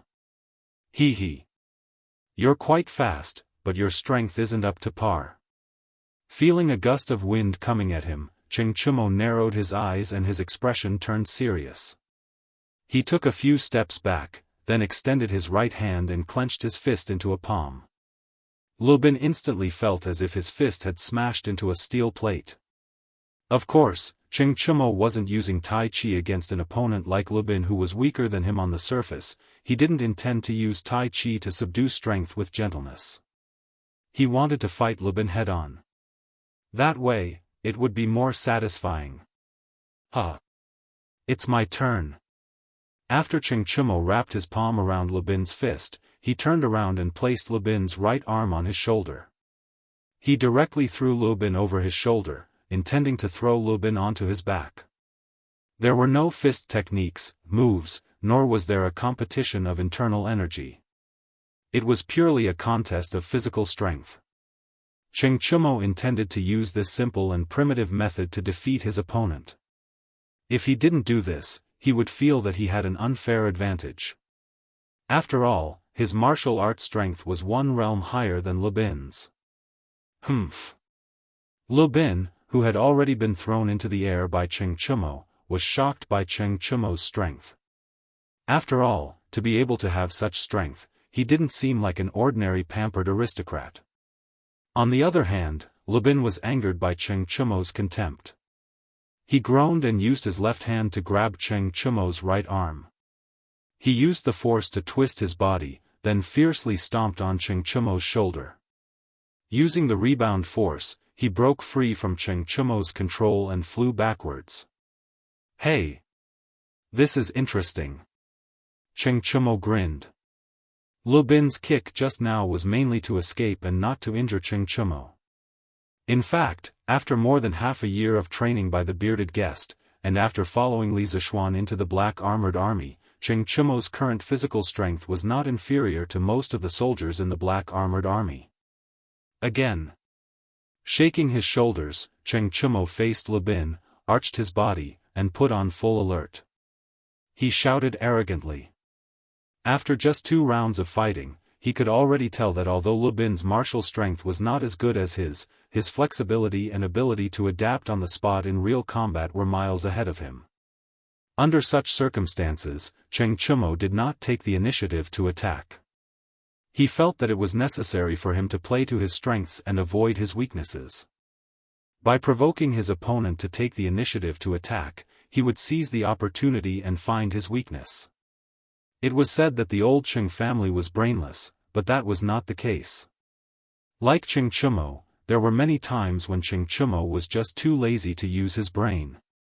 As expected, seeing that Cheng Chumo was still hooting, how could the young and hot-blooded Lu Bin hold himself back? He shouted loudly and disappeared from his original position. The next moment, his 2 feet appeared diagonally above Cheng Chumo's head. Everything happened too quickly. An ordinary person would not have been able to react in time and would have been kicked in the face by Lu Bin. However, Cheng Chumo was not an ordinary person. He was already on guard against Lu Bin. The moment Lu Bin disappeared from his original position, his eyes had already locked onto him. Hey! Now you have nowhere to run, right? Cheng Chumo laughed proudly. He, who was already prepared, stretched out his hands like lightning and grabbed Lu Bin's ankles. Lu Bin could not help but panic. However, he was in the air and his feet were grabbed by someone else. There was no way for him to borrow strength. He could only let Chengchumo grab his ankles and throw him out fiercely. Was he going to lose just like that? No. Absolutely not. Lu Bin, who was extremely unwilling to admit defeat, made an extremely difficult move at the moment when Chengchumo released his hands and threw him out. That was, he used his legs to clamp onto Chengchumo's wrist before he could retract it. His movement was very fast. It was almost completed the moment Chengchumo released his hands. However, due to the lack of time, although he used his ankles to clamp onto Chengchumo's wrist, he still could not resist the huge inertia of his body flying out. Therefore, he only paused in the air for a moment before his whole body flew out. However, it was precisely because of that short pause that he was not directly thrown out of the arena. Instead, he landed on the edge of the arena that had been marked out in advance and stopped his momentum. Since he was not thrown out, the competition would continue. Chengchumo did not expect his opponent to be so tenacious. He was a little surprised and could not help but become more serious. Hey! If you ask me, you should just admit defeat. You can't beat me anyway. Chengchumo did not chase after him. Instead, he stood where he was and waited for his opponent to stand up. At this time, he spoke. It was not a taunt, but a very sincere suggestion. Humph. Thank you for your kindness. You are indeed very strong, but I will not admit defeat so easily. Lu Bin stood up and wiped the trace of blood from the corner of his mouth. Then, he said with a serious face. After the fight just now, he also understood that Chengchumo's strength was indeed above his. However, he was unwilling to admit defeat because he could learn a lot from fighting with such an opponent. At this time, his mentality had changed. He originally wanted to win, but now, he wanted to use this opportunity to learn martial arts. Huh. Good. Since you like my temper, let's fight to our heart's content today. Chengchumo laughed loudly. Lu Bin's character of not easily admitting defeat was very similar to his. Chengchumo was suddenly interested and wanted to fight to his heart's content. Happy to oblige. Lu Bin smiled knowingly and took the initiative to attack again. The following fight was much more interesting because there was no dodging back and forth. It was all fist-to-fist fighting. Not only were the surrounding soldiers very satisfied, but Chengchumo and Lu Bin were also very satisfied. However, after all, Chengchumo's strength was higher and his physique was better. After falling to the ground for the 8th time, Lu Bin finally could not hold on anymore. I admit defeat. Lu Bin, who could not get up, simply lay on the ground and said weakly.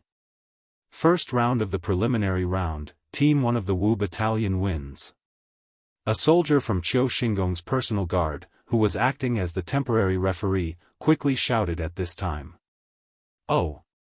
We won, we won. Let's take down a city first. The surrounding soldiers of the Wu Battalion burst into cheers. Shen Mu, Wang Rong and the rest also heaved a sigh of relief. Chengchumo grinned, wiped the sweat on his face with his sleeve, and then walked towards Lu Bin who was lying on the ground. Although the kid's martial arts were not as good as his temperament was very similar.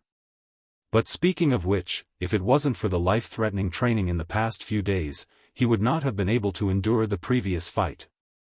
After all, ever since the bearded man left the academy to go out to sea, his martial arts had been neglected for a long time.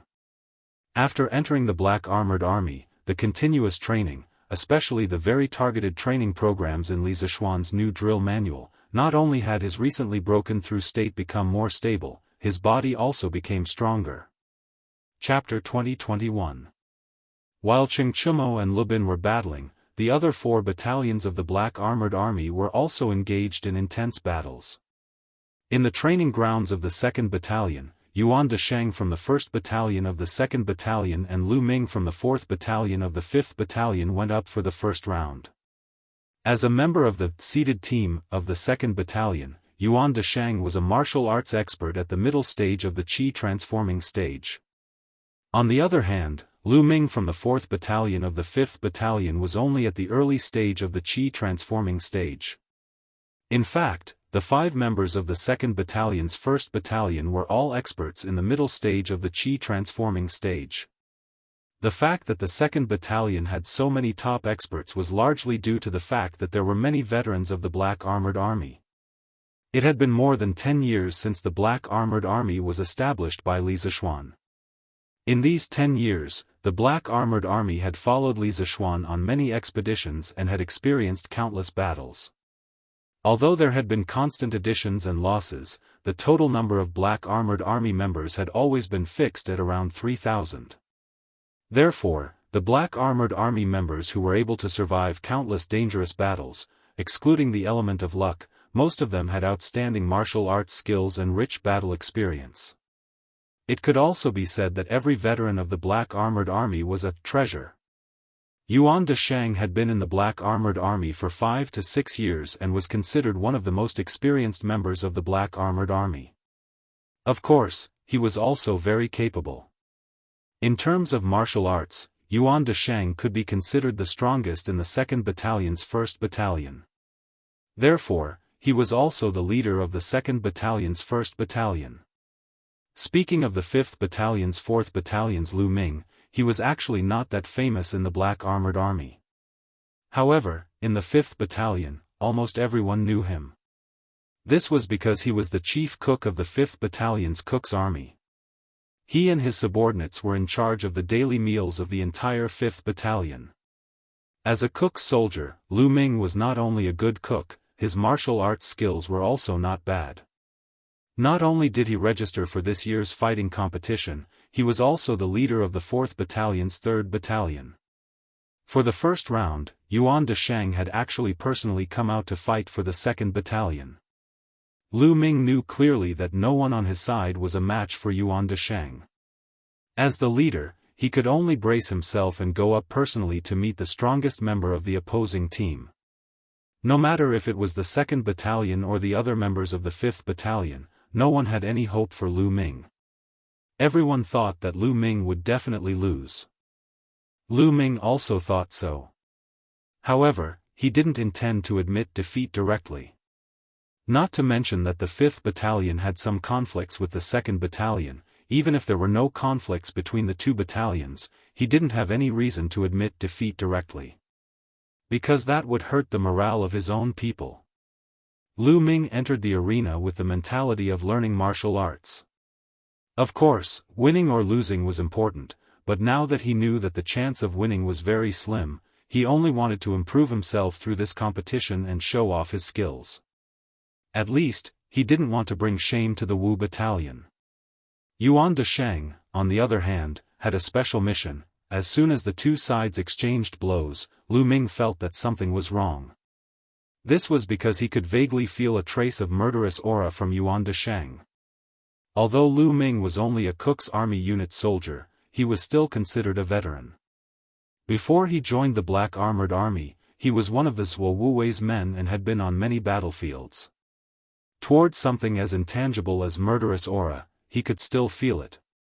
Although each of Yuan Desheng's moves and styles looked very sparse and ordinary, Lu Ming found that there was a lot of hidden power hidden in Yuan Desheng's moves. He only took 2 moves, but he was almost shocked to the point of vomiting blood. As a result, he didn't dare to take Yuan Desheng's moves head-on anymore. He could only rely on his body movements to dodge as much as possible.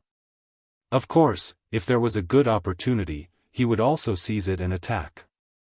Lu Ming couldn't understand why Yuan Desheng would use these seemingly ordinary, but actually deadly, insidious moves. Of course, he didn't have the time to think about this at this moment. He had to focus all of his energy on dodging Yuan Desheng's attacks.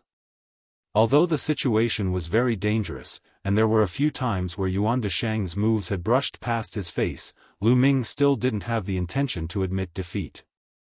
He couldn't bring shame to the Wu Battalion. Something's not right. Why isn't Lu Ming attacking? Why is he dodging?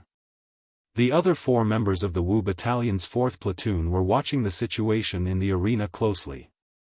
At this moment, one of the soldiers couldn't help but say, Chapter 2022. What is going on? On the drill ground of the Black Armored Army's camp, Qiu Xingong frowned as he saw the members of the 2nd Battalion surrounding the members of the 4th Battalion of the 5th Battalion. Look of displeasure. Yuan Desheng hurriedly walked up to Qiu Xingong, in fear and trepidation. He bowed and cupped his fists. "General, it's my fault. I didn't control myself during the competition and accidentally hurt Brother Lu Ming of the Wu Battalion. I'm willing to accept any punishment." Take note that Yuan Desheng said that he was willing to accept his punishment, not that he was willing to accept his punishment.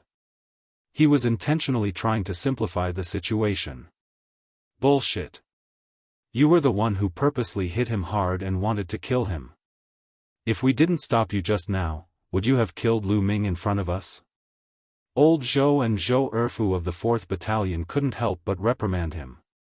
As for the judge, he had already run out with another member of the 4th Battalion of the 5th Battalion to find a military doctor after roughly checking Lu Ming's injuries. Qiu Xingong lowered his head and looked at the unconscious Lu Ming who was lying on the ground covered in blood. As an experienced soldier, he could naturally tell that Lu Ming's injuries were very serious. Even if he could be saved, it would take at least 10 days to half a month for him to recover. Thus, a hint of pride flashed across Qiu Xingong's eyes. Then, he raised his head and looked at Zhou Erfu sternly. He said in a deep voice, You are from the 5th Battalion?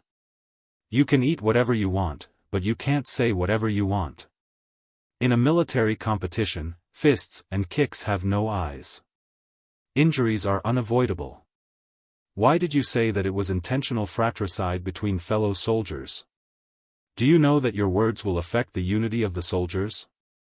On the surface, Qiu Xingong was here to stop the fight, but anyone with a discerning eye could tell that this old man was siding with Zhou Erfu. He didn't say anything and directly settled the matter. He even labeled Zhou Erfu as a disloyal soldier. Zhou Erfu was furious, but no matter what, Qiu Xingong was his superior. He didn't dare to scold him like how he scolded Yuan Desheng. Otherwise, Qiu Xingong would definitely accuse him of being disrespectful to the general. Zhou Erfu took a deep breath and said, General Qiu, everyone saw clearly what happened just now. Yuan Desheng had already seriously injured Lu Ming and made him lose the ability to fight back. However, he didn't stop and continued to attack Lu Ming. If we didn't stop him, Lu Ming would have been killed by him. Old Zhou is right. Yuan Desheng definitely didn't make a mistake by accident. He did it on purpose. He has to give us an explanation for this. Fang Yong stood up and said with grief and indignation. That was because he had seen Lu Ming's injuries earlier. The latter had suffered severe internal injuries and external injuries. Currently, his breathing was extremely weak. Yuan Desheng hurriedly cupped his fists and explained to Qiu Xingong, General Qiu, your subordinate has been wronged. Your subordinate did not intentionally injure anyone. During the competition just now, your subordinate was wholeheartedly seeking victory, but I did not expect Brother Lu Ming to be so I was a little heavy-handed. Yuan Desheng wanted to say, I didn't expect Lu Ming to be so weak, but he was afraid that saying that would anger Fang Yong, Zhou Erfu, and the others even more. Therefore, he swallowed the words that were at the tip of his tongue. Qiu Xingong nodded and secretly thought that this Yuan Desheng was a moldable talent. He looked at Fang Yong and Zhou Erfu and said in a deep voice, the truth is already very clear. Yuan Desheng only accidentally injured someone. The two of you should stop pestering and talking nonsense here. The most important thing now is to let the military doctor carry Lu Ming away as soon as possible and then continue the competition. Don't let this small misunderstanding affect the progress of today's fighting competition. Otherwise, even if I can forgive you, Instructor Li and General Duan will not let you off so easily. Misunderstanding? A person almost died. How can this be considered a misunderstanding? Just as Qiu Xingong was about to conclude the matter, a cold voice sounded from outside the crowd. Although the voice wasn't loud, it was clearly heard by everyone present. The surrounding 2nd Battalion soldiers automatically opened up a path, and a handsome young general walked in. Qiu Xingong squinted his eyes and said calmly, "That's right, I'm not going to give you a chance to get out of here." "Instructor Li, what do you mean by that?" The person who walked in was Li Zishuan.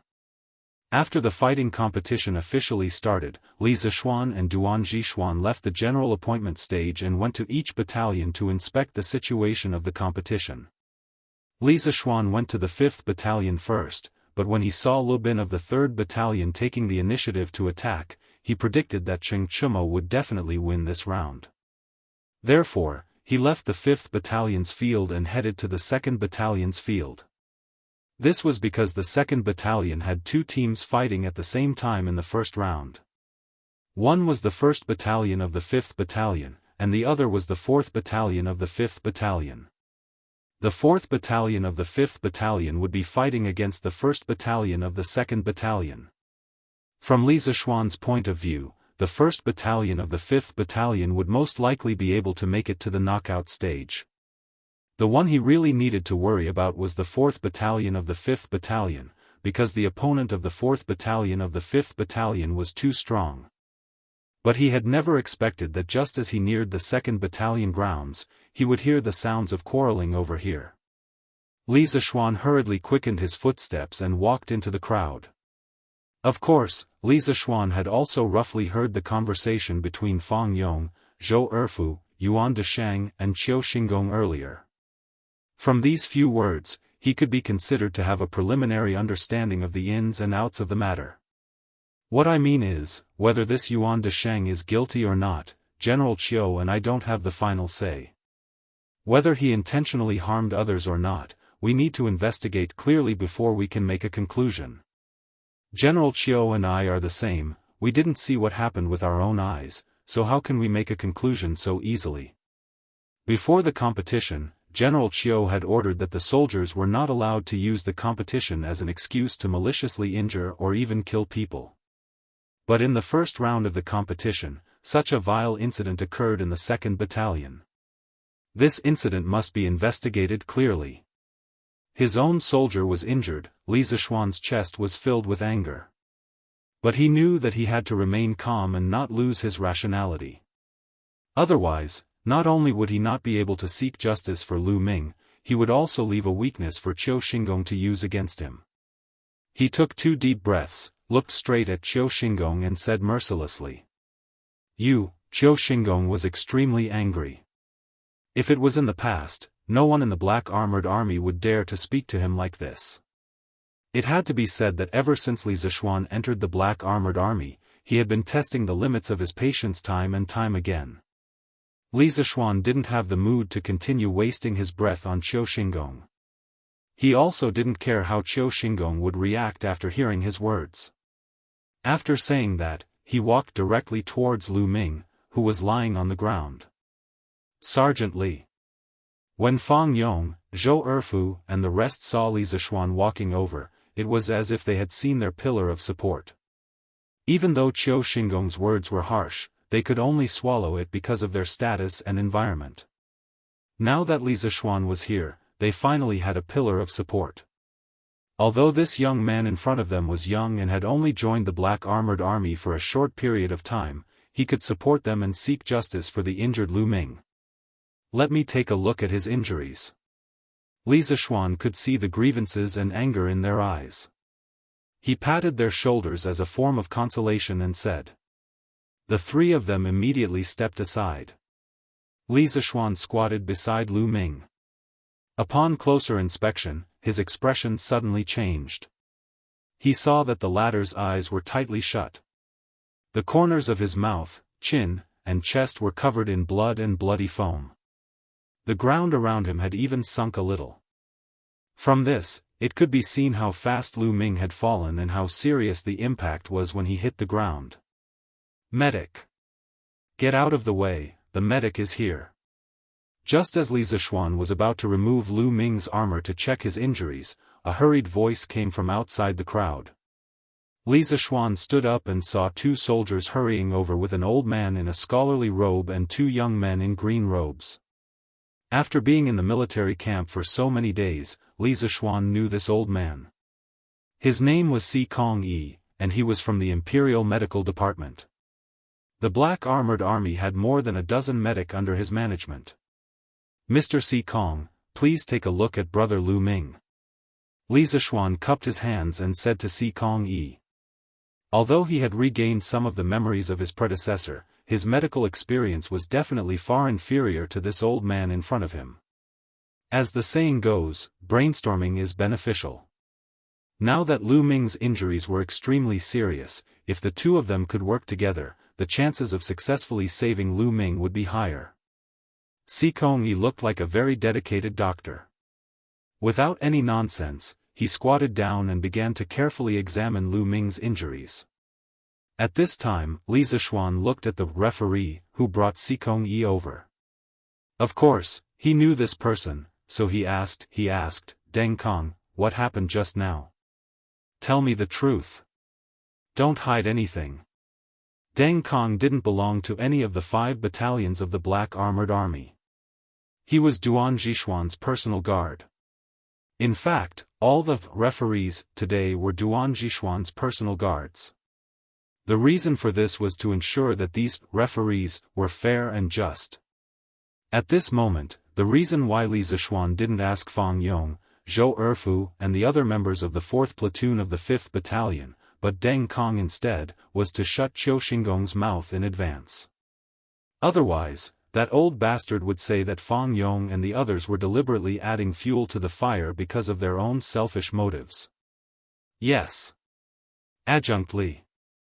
Deng Kong looked at Qiu Xinggong hesitantly. After hesitating for a moment, he finally made a decision. He cupped his hands and said to Li Zishuan, "Just now, while Li Zishuan was questioning Deng Kong, the news of Lu Ming being seriously injured by Yuan Deshang had already spread to the 5th battalion. Cheng Chumo had just come down from the arena. After hearing the news, this idiot was instantly enraged. Fuck. Those bastards from the 2nd battalion are too much of a bully. They took advantage of the competition to attack old Lu. Damn it, old Lu was seriously injured in the 2nd battalion.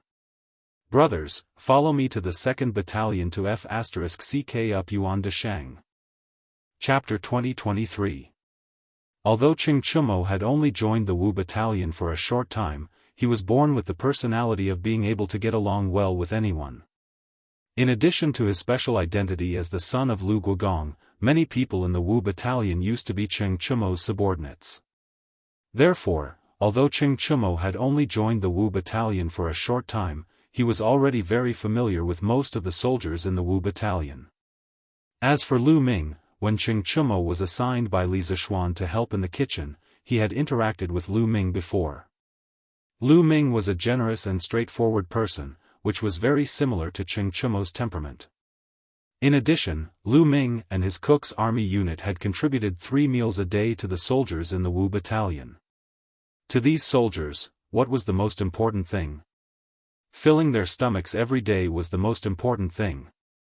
Whether Cheng Chumo and the other soldiers could fill their stomachs or not was directly related to the cook's army unit. Now that Lu Ming was seriously injured, not only could Cheng Chumo not tolerate it, the other soldiers in the Wu battalion also couldn't tolerate it. What? Fire Master Lu had been severely injured by the 2nd battalion? Motherf ***, those bastards in the 2nd battalion. Let's go and take revenge for Fire Master Lu. Revenge. We must take revenge. Does the 2nd battalion think that our brothers in the Wu battalion are easy to bully? Motherf ***, how dare they injure Fire Master Lu, isn't this destroying our jobs? Brothers, let's go to the 2nd battalion and F***CK Yuan Deshang. Because Cheng Chumo's voice was loud, and because the first round of the competition had just ended, the soldiers here weren't cheering for their brothers like before. The surrounding environment was relatively quiet, so many people heard Cheng Chumo's loud roar.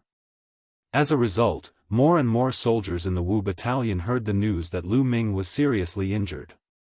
In a moment, the soldiers in the Wu battalion were enraged, and they all wanted to go to the 2nd battalion to settle the score with Yuan Deshang.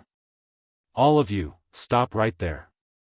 Seeing that the situation was getting out of control, Sun Jiping had no choice but to stand up and block the path of Cheng Chumo and the others, shouting loudly to stop them. He was also to blame for this. Just now, he was standing too close to Cheng Chumo. When the soldier came to report to him that Lu Ming was severely injured, Cheng Chumo heard everything clearly. Cheng Chumo was a hot-tempered person who would explode at the slightest touch. When he heard this news, he was instantly enraged. With his loud voice, more than half of the soldiers of the Wu battalion knew about this news. Plus, Lu Ming's identity was special, and he had a good relationship with the people in the 5th Battalion. Therefore, Sun Jiping didn't find it strange at all that the soldiers were clamoring to avenge Lu Ming. "Officer Sun, what do you mean by this? Why are you stopping us?" Cheng Chumo was not afraid of anything. When he saw Sun Jiping blocking their way, Old Cheng immediately glared at him with displeasure. He had a look that said, "If you don't like what you say, I'll *CK you up."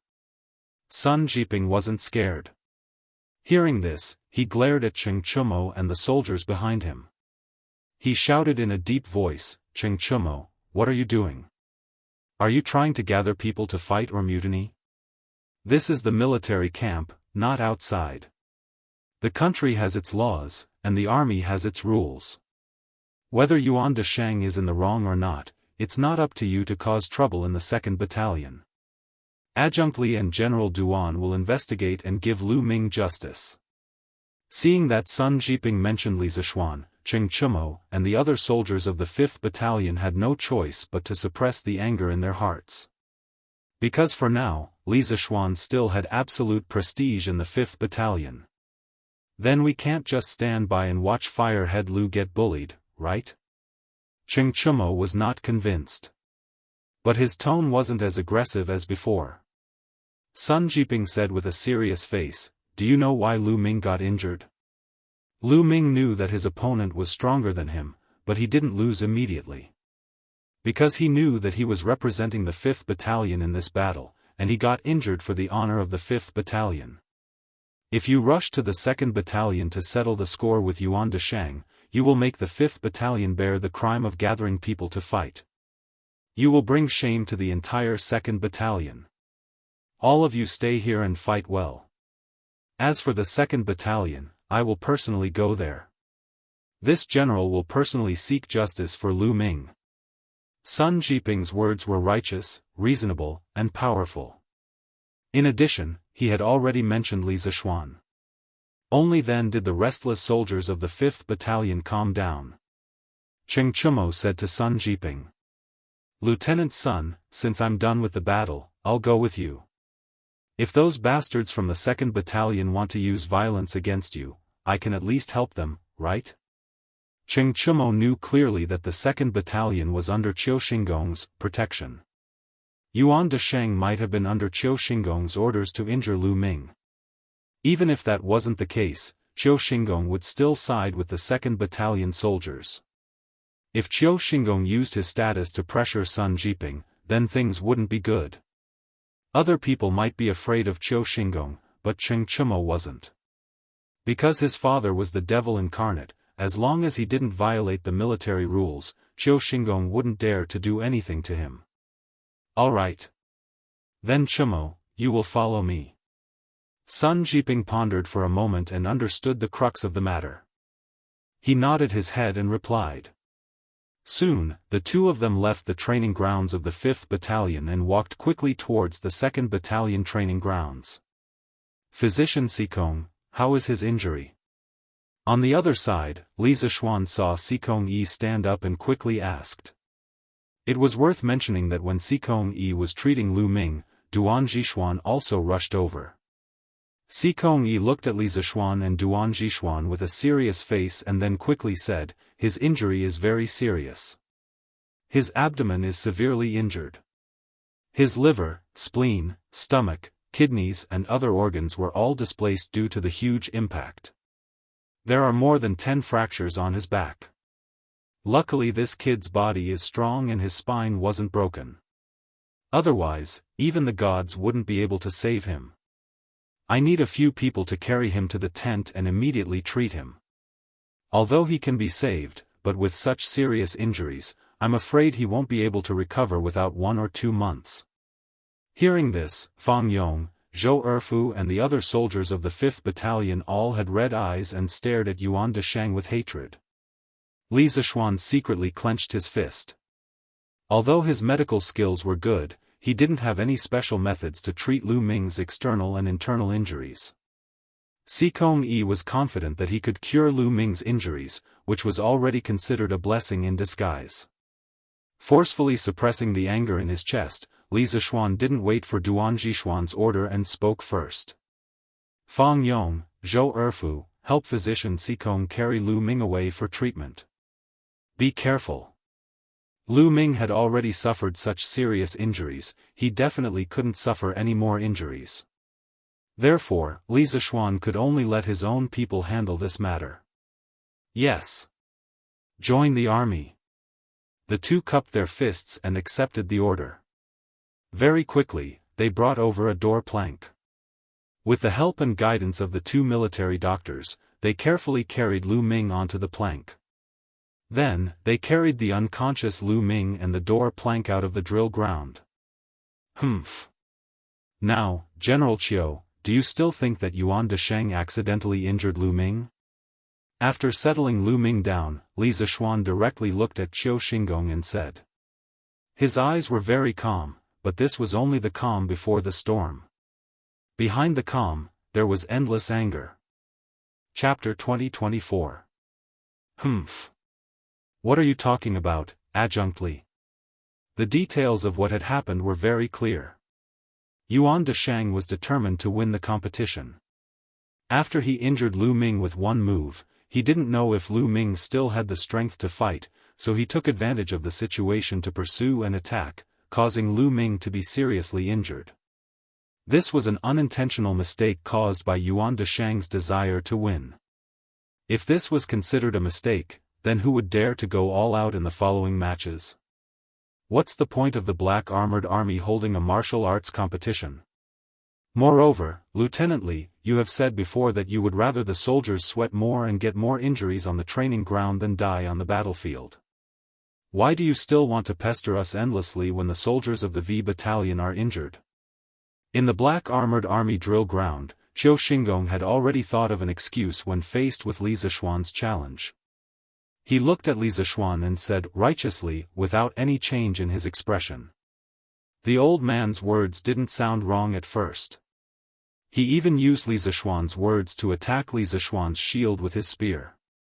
He was indeed a cunning old fox. In fact, it was easy to find the loopholes in Qiu Xingong's words. In a battle between warriors, as long as it wasn't a battle of life and death involving personal grudges, they would usually have a sense of propriety. Now that Lu Ming was seriously injured, it meant that Yuan Desheng not only didn't have a sense of propriety, but also wanted to kill Lu Ming on purpose. As for what Qiu Xingong said about accidentally injuring someone, that was even more nonsense and sophistry. As a Qi Transformation Realm martial artist, their control over their strength was far beyond the reach of ordinary people. Ordinary people might accidentally injure their opponent in a fight, but a Qi Transformation Realm martial artist had a relatively accurate estimation of the power of their every move and the damage they could cause. As long as they didn't want to injure or kill their opponent on their own accord, it was basically very difficult for accidents to occur. Yuan Desheng's final attack after injuring Lu Ming was impossible to be an unintentional mistake. It was also not in line with the spirit of stopping when the time is right that Duan Zhishuan said at the beginning of the martial arts competition.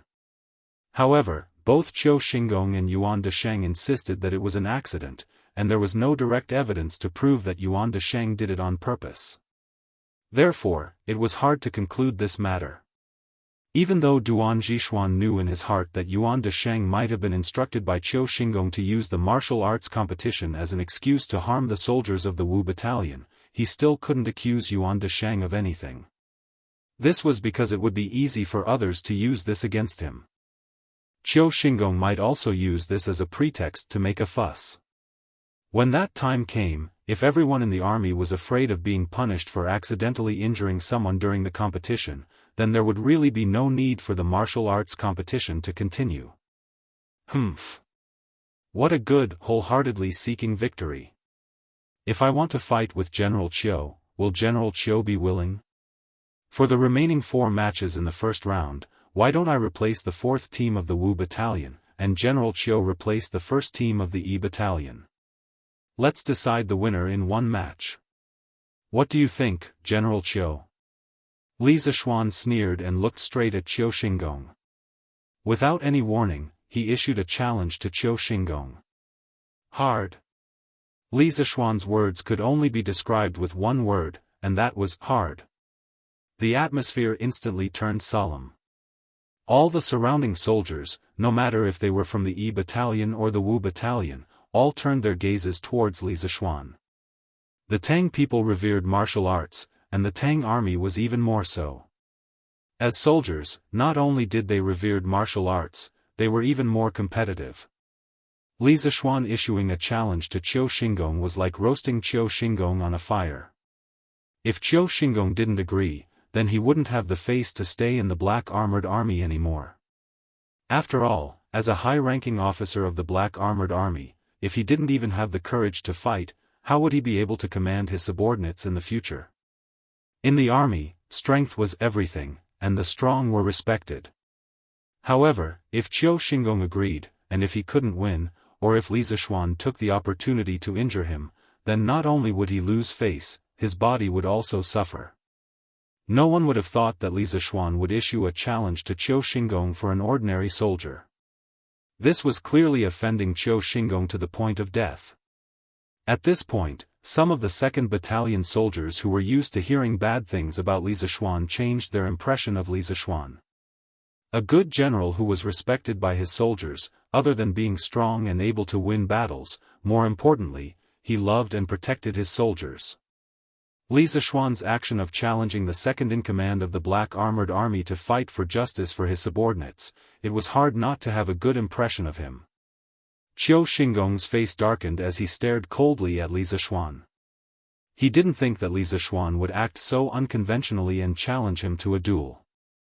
If this was outside, he could ignore it. However, this was the army camp and there were so many soldiers watching. If he rejected Li Zishuan's challenge now, it wouldn't take more than 2 hours for all the soldiers of the Black Armored Army to find out about this and secretly mock him. Then, how would he have the face to stay in the Black Armored Army in the future? The Grand General organized the combat tournament for ordinary soldiers. Even the captains of the various battalions are not allowed to participate. How can this general and adjunctly break the rules? After hesitating for a moment, Qiu Xingong opened his mouth to speak. He didn't agree nor reject the challenge. Instead, he brought out Duan Zhishuan and the rules of the tournament to reply to Li Zishuan. It wasn't that he didn't dare to accept the challenge, but that the rules of the tournament didn't allow it. In reality, Qiu Xingong really didn't dare to accept the challenge. No matter how much he looked down on Li Zishuan, there was one thing he had to admit. Li Zishuan's individual martial arts skills were indeed much higher than his. Not to mention his martial arts skills, just based on the fact that Li Zishuan was able to survive a head-on battle with the Grandmaster Wu Jia at the Longmen Pass, there weren't many people in the entire Great Tang who could do that. Naturally, Qiu Xingong couldn't do it.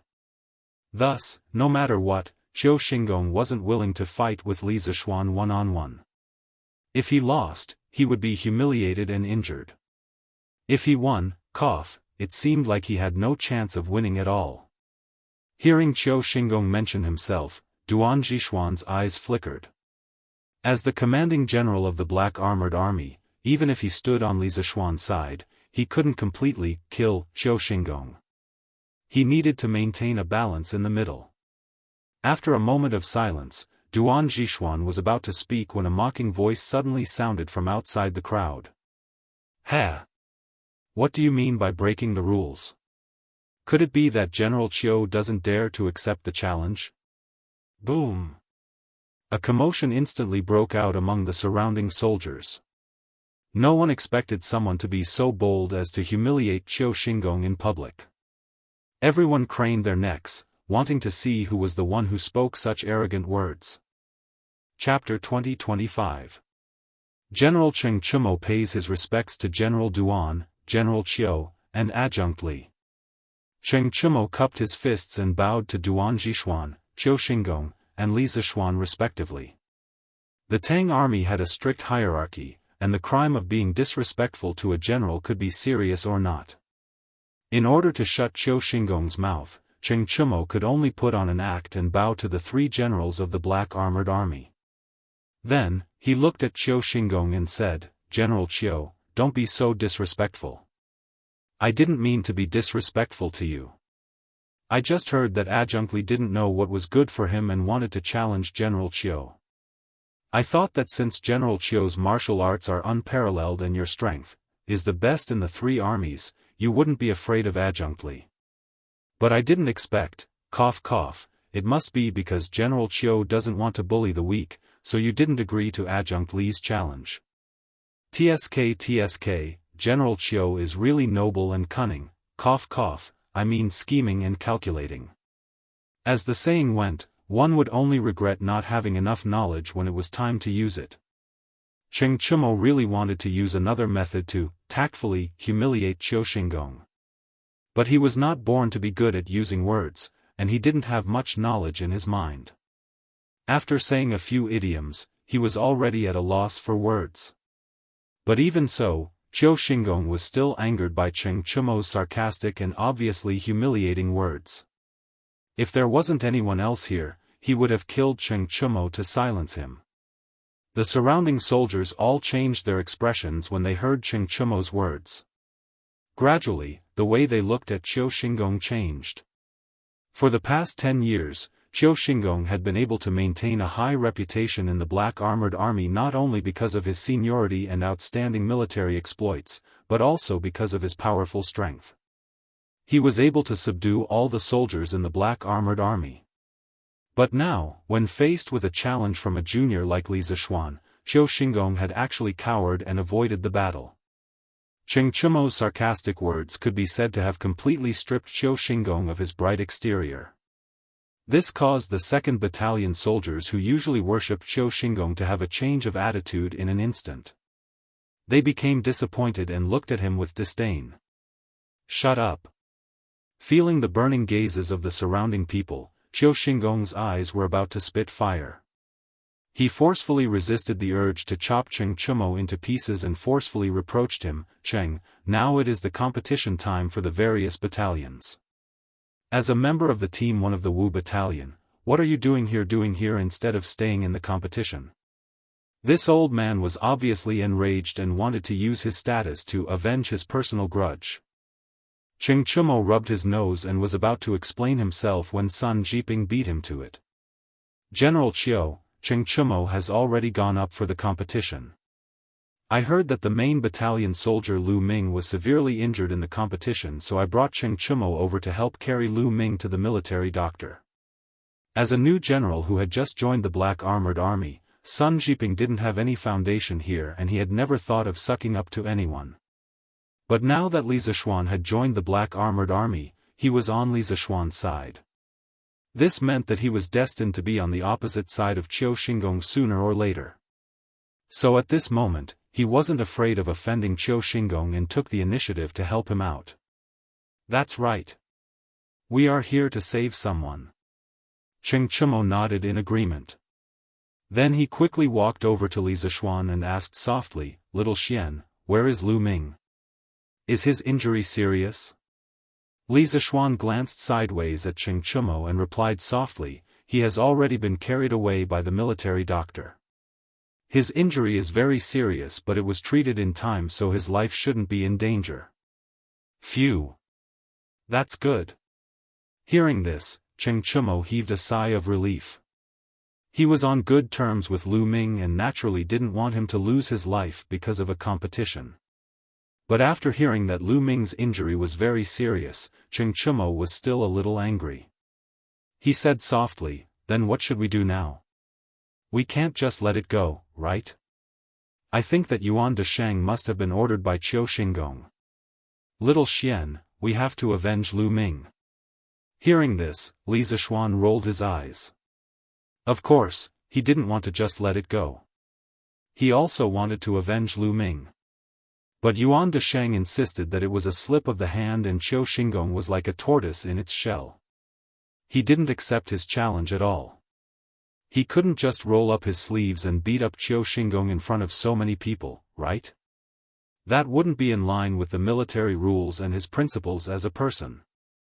He was a civilized person. All right. This matter ends here. The 1st team of the 2nd Battalion and the 4th team of the 5th Battalion will continue the competition. Cheng Chumo was born with a loud voice. Although he tried his best to lower his voice, his words were still heard by Duan Zhishuan, who was standing not too far away from Li Zishuan. Hearing that Cheng Chumo wanted to encourage Li Zishuan to continue making a scene, Duan Zhishuan had no choice but to stand up and speak sternly to the crowd. In the previous competition, regardless of whether Yuan Desheng did it intentionally or not, this general doesn't want the same thing to happen a second time. The Black Armored Army's martial arts competition was originally organized for the purpose of learning from each other and to increase the motivation of the soldiers during their daily training. It's not for you to use this opportunity to fight valiantly and secretly take revenge. Previously, this general has already said that I hope that you all will stop when the competition starts. If there are any more people who use underhanded means and injure their fellow soldiers in order to obtain victory, then Zhang Kongnian and the rest will serve as a warning to you all. Although from a standpoint, Duan Zhishuan was on Li Zishuan's side. However, with the current situation, there was no benefit to being entangled in the matter of Yuan Desheng injuring Lu Ming.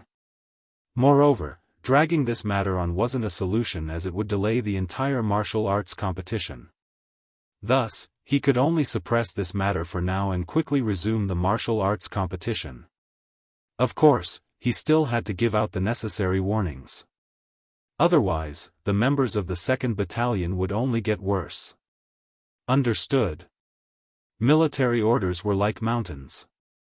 Since Duan Zhishuan had personally spoken, no matter what the crowd thought, no one dared to disobey. They all cupped their fists and accepted the order. As for Qiu Xingong and the few members of the 1st team of the 2nd Battalion beside him. Chapter 2026. Second round, Ma Yong of the 4th Battalion of the 5th Battalion against Su Zhennan of the 1st Battalion of the 2nd Battalion. This is a sparring match, do not go overboard.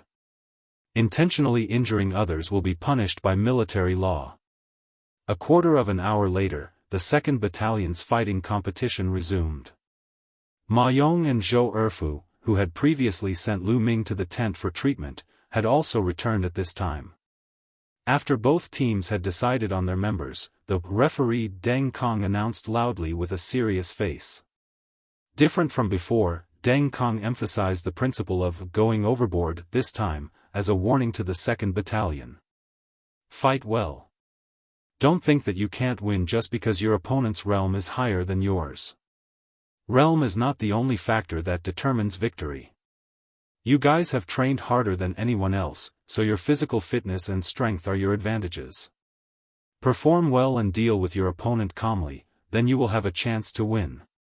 Before Ma Yong went on stage, Li Zishuan walked to the latter's side and patted his shoulder as he spoke in a low voice.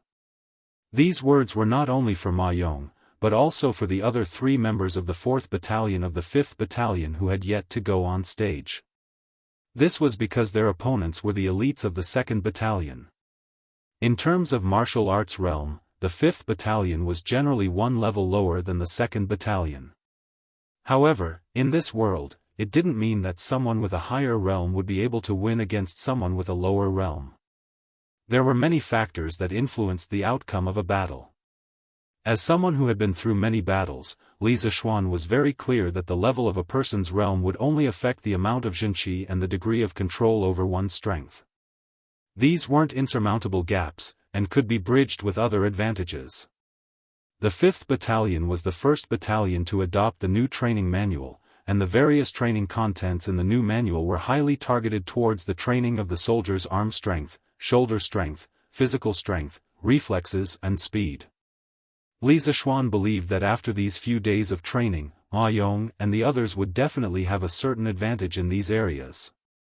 Besides, even if they couldn't win, Li Zishuan didn't want Ma Yong and the others to miss out on this opportunity to challenge someone with a higher realm. To a martial artist, the process of challenging someone with a higher realm was often the most beneficial for him. Li Zishuan wasn't worried about the possibility of getting injured during the fight. He didn't believe that with him supervising at the side, the members of Team 1 of the 2nd Battalion would dare to do anything underhanded. Of course, this didn't mean that Li Zishuan wouldn't allow the members of the 2nd Battalion to injure the members of the 5th Battalion. Under normal circumstances, he could completely accept the injuries caused by the fight.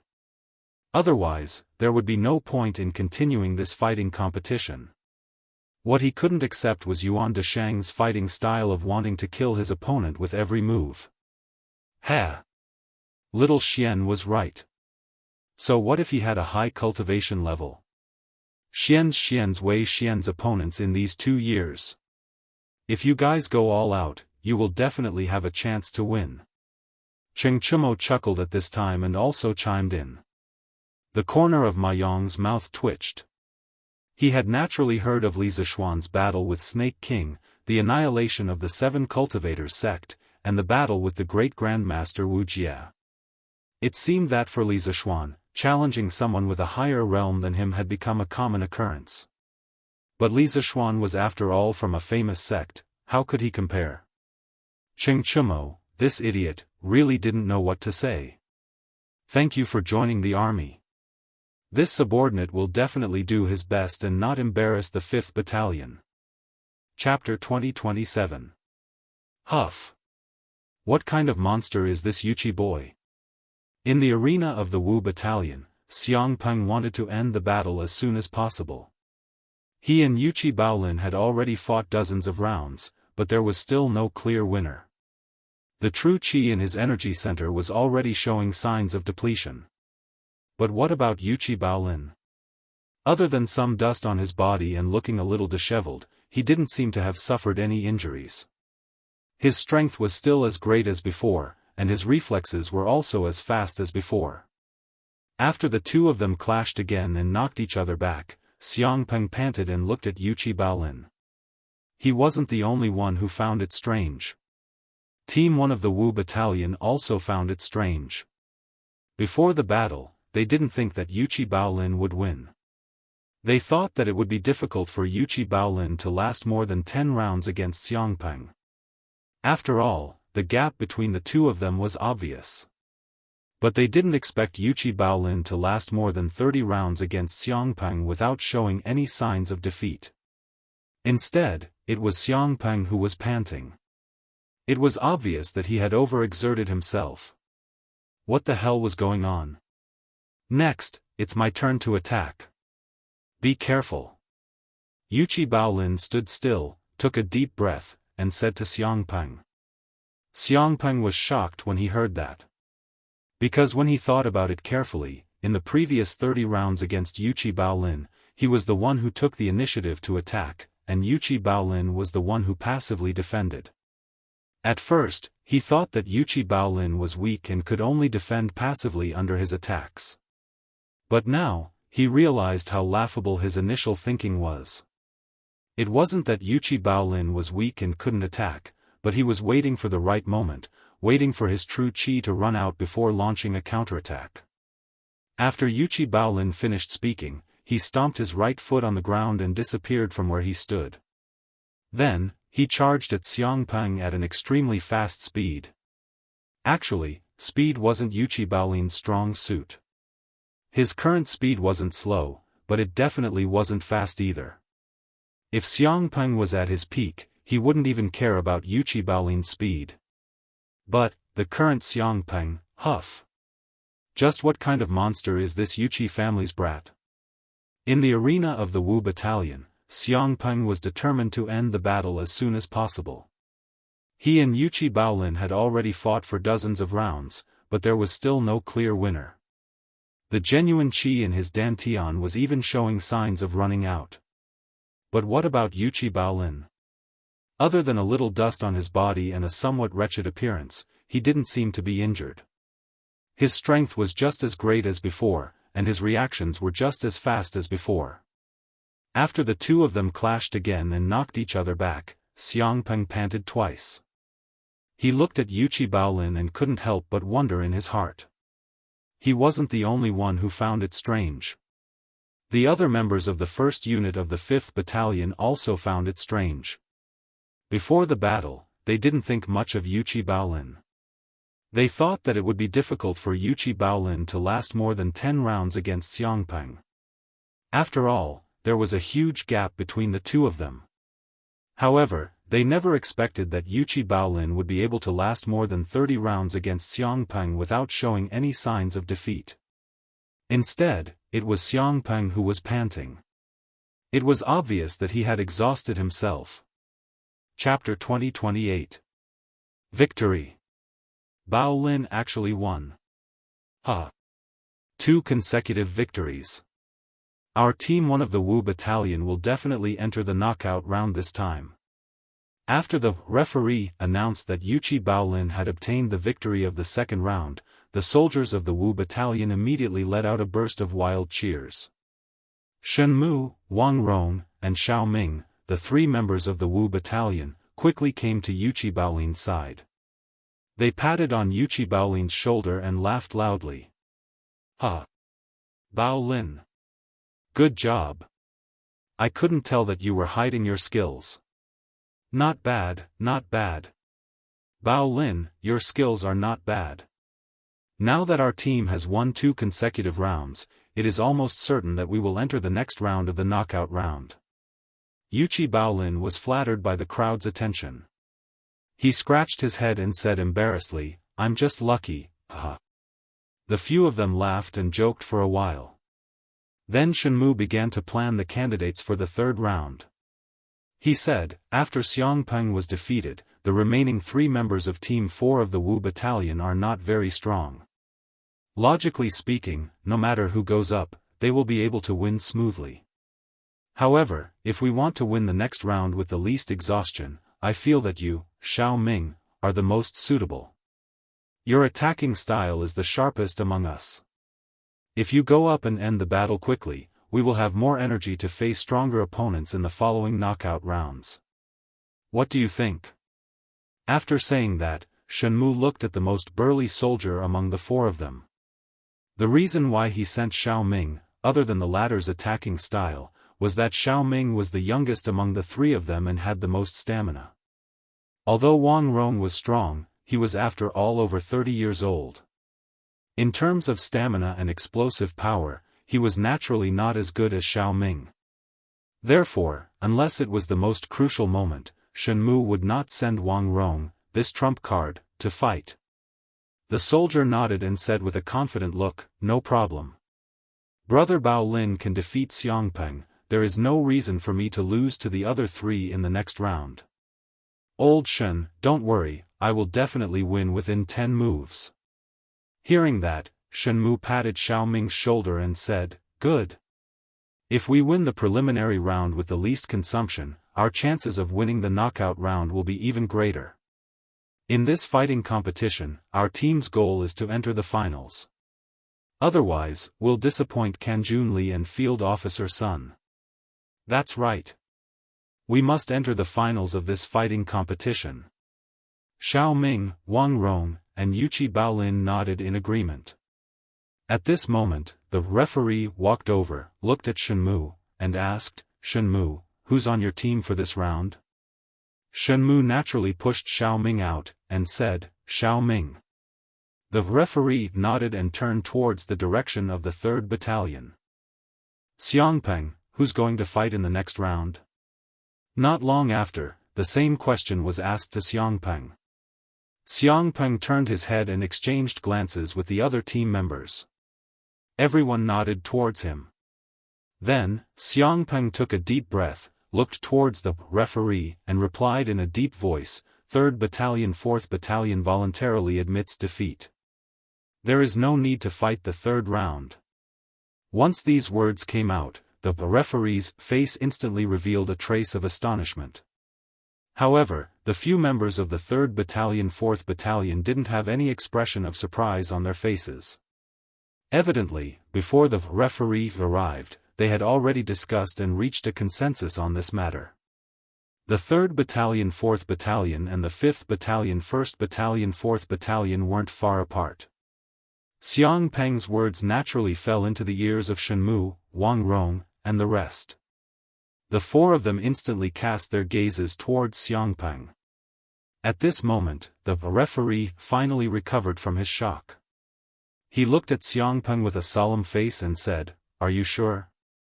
Chapter 2029. 2nd Battalion of the Black Armored Army.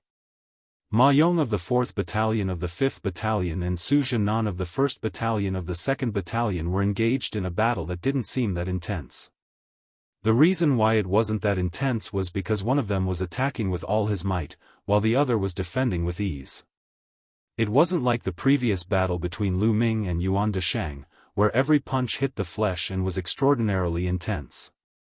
Su Zhennan's level of martial arts was much higher than Ma Yong's. Hence, with the advantage of the qi in his body, he was able to easily deal with Ma Yong's attacks.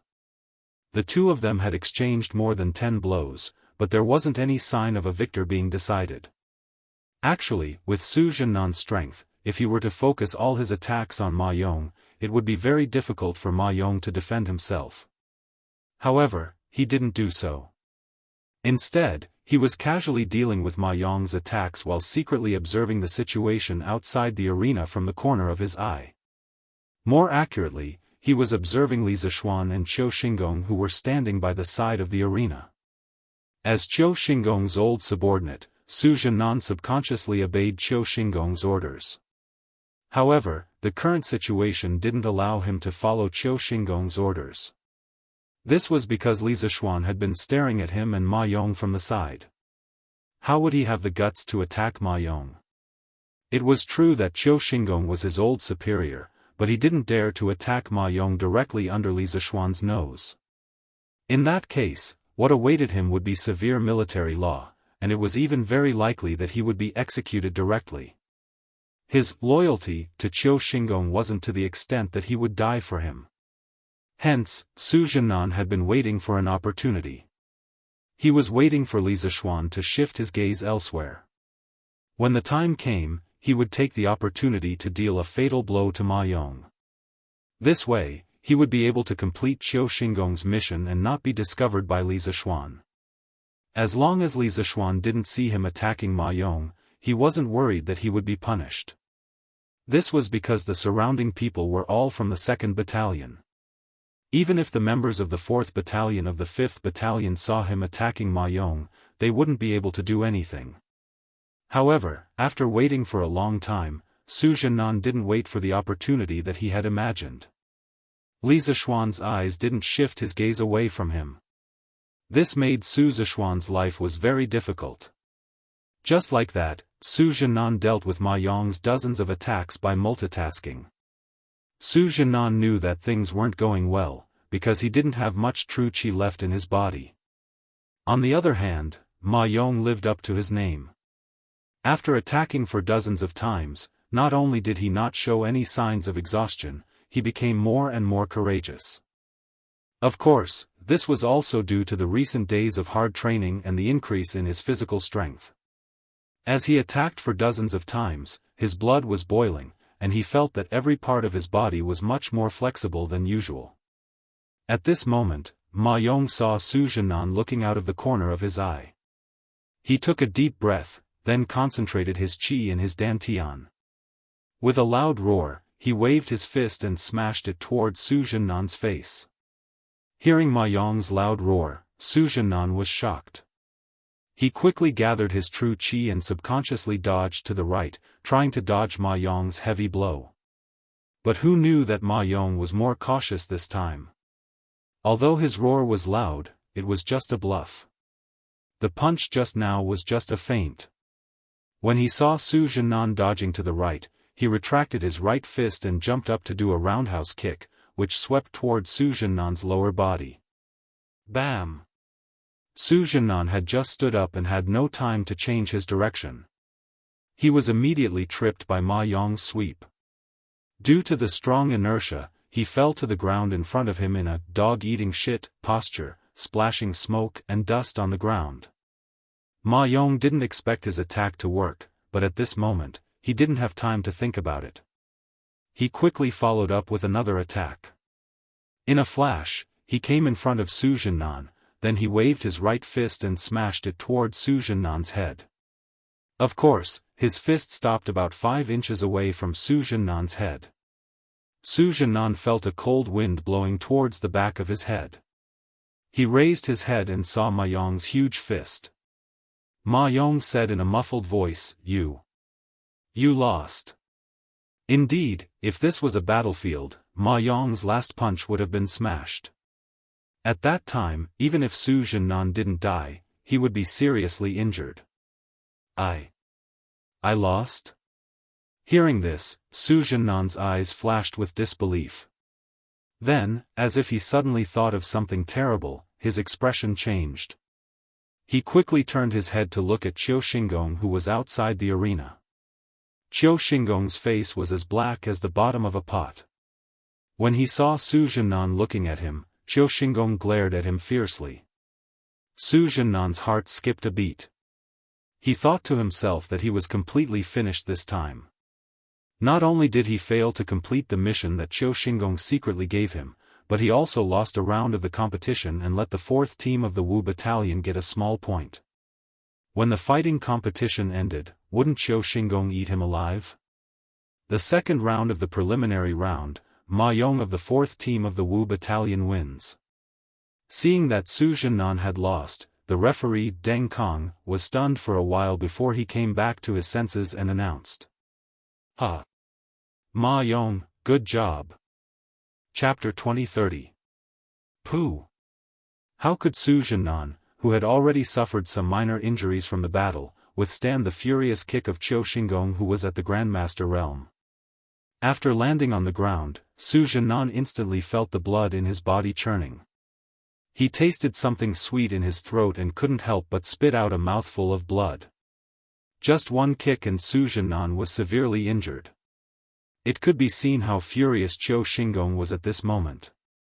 The surrounding second camp soldiers instantly fell silent. As for the other 3 second camp soldiers who had yet to enter the arena, after seeing Qiu Xingong kick Su Zhennan, all of them couldn't help but turn pale. Fear flashed across their eyes. Because when they entered the arena later, if they couldn't complete the mission given by Qiu Xingong, then they would have the same ending as Su Zhennan.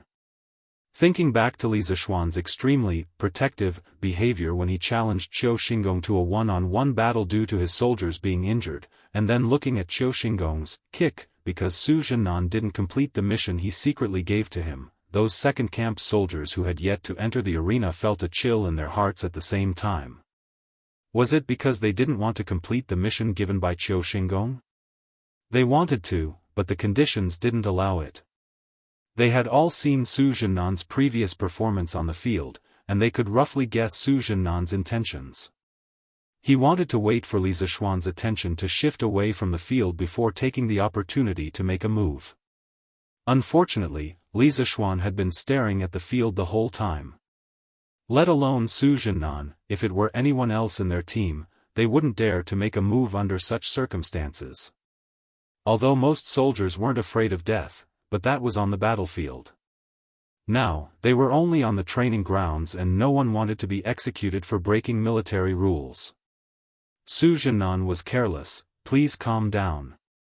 Second Camp Lieutenant Sun Tao, who was standing beside Qiu Xingong, couldn't help but change his expression when he saw the situation. After that, he hurriedly cupped his fists and bowed towards Qiu Xingong. Qiu Xingong's face was stern as he said angrily, "Humph. Careless? He couldn't even defeat someone weaker than him. If this was on the battlefield, wouldn't anyone be able to hack him to death? How can I have such a useless soldier under my command?" After saying that, Qiu Xingong was still angry. He looked at Su Zhennan, who was kneeling on one knee and spitting out blood, and said coldly, "Humph. Go and receive 30 strokes of the rod. 30 strokes of the cane. If it was any other time, Su Zhennan would not care about a mere 30 strokes. However, he had been severely injured by Qiu Xingong's kick. If he were to receive another 30 strokes, he would not be able to get out of bed for a few days. But in the face of Qiu Xingong, who was in a state of rage, how could Su Zhennan dare to say no? Enduring the pain, he gritted his teeth and stood up. He cupped his fists towards Qiu Xingong and said, "This subordinate obeys." After he finished speaking, he bent his waist and staggered out of the drill grounds. Throughout the entire process, no one dared to step forward to support him. This was the power and prestige of Qiu Xingong in the 2nd Battalion. General Qiu is really angry. It's just that in this martial arts competition, victory and defeat are inevitable. Why must you be so harsh on your subordinates? At this moment, Li Zishuan walked to the front of Qiu Xingong and could not help but frown. The reason why he stood out now was not to pretend to be noble to win people's hearts. It was because he could not stand the actions of this old fellow Qiu Xingong.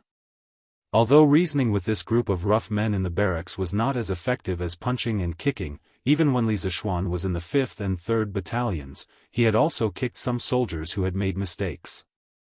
However, his kicks were more of a formality and he did not use much strength. His purpose was only to make the other party realize their mistakes.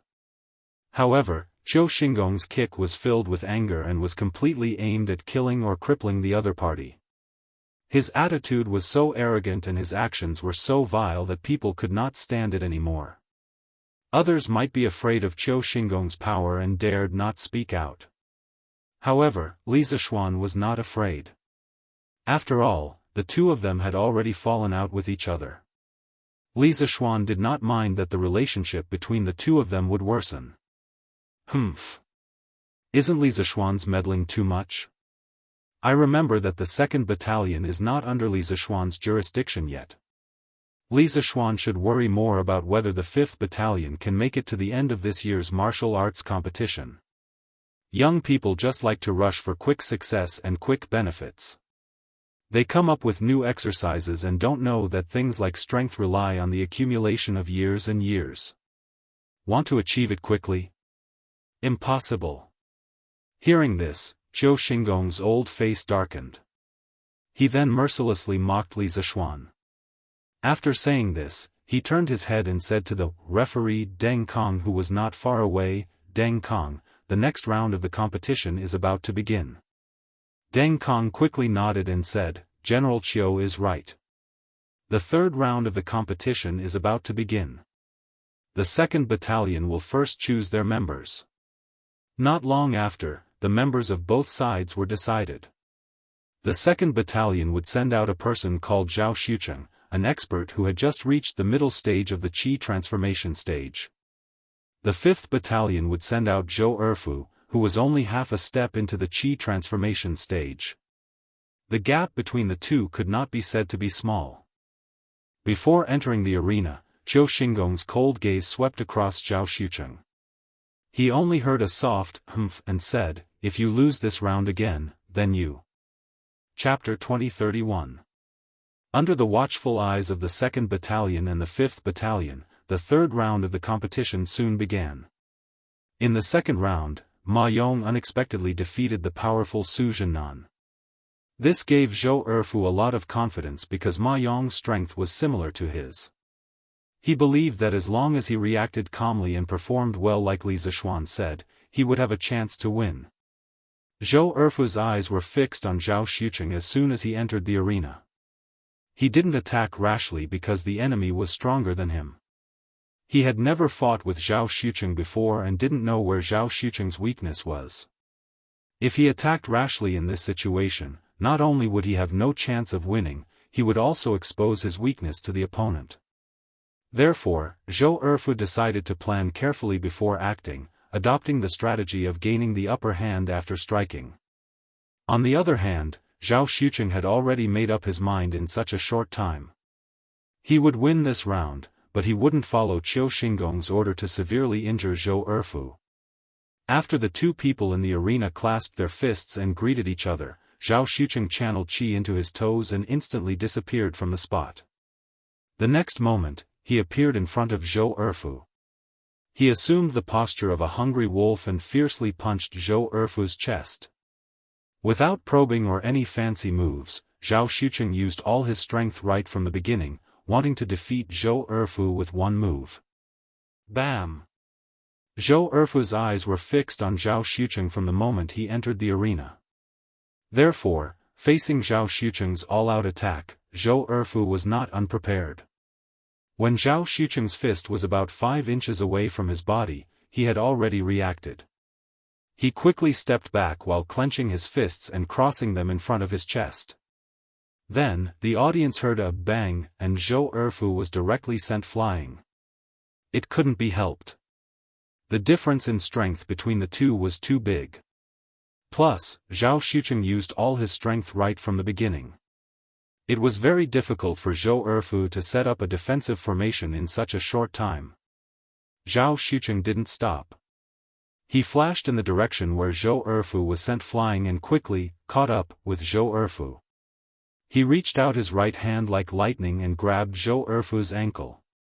Then, he lifted Zhou Erfu's right leg and swung him up in the air and began to spin rapidly on the spot. Seeing this, Cheng Chumo and the other 3 members of the 5th Battalion's 4th team couldn't help but change their expressions, because they seemed to be able to foresee Zhou Erfu's ending. He would probably be severely injured like Lu Ming. Right? Li Zishuan, on the other hand, didn't change his expression. He was still watching the situation in the field without blinking.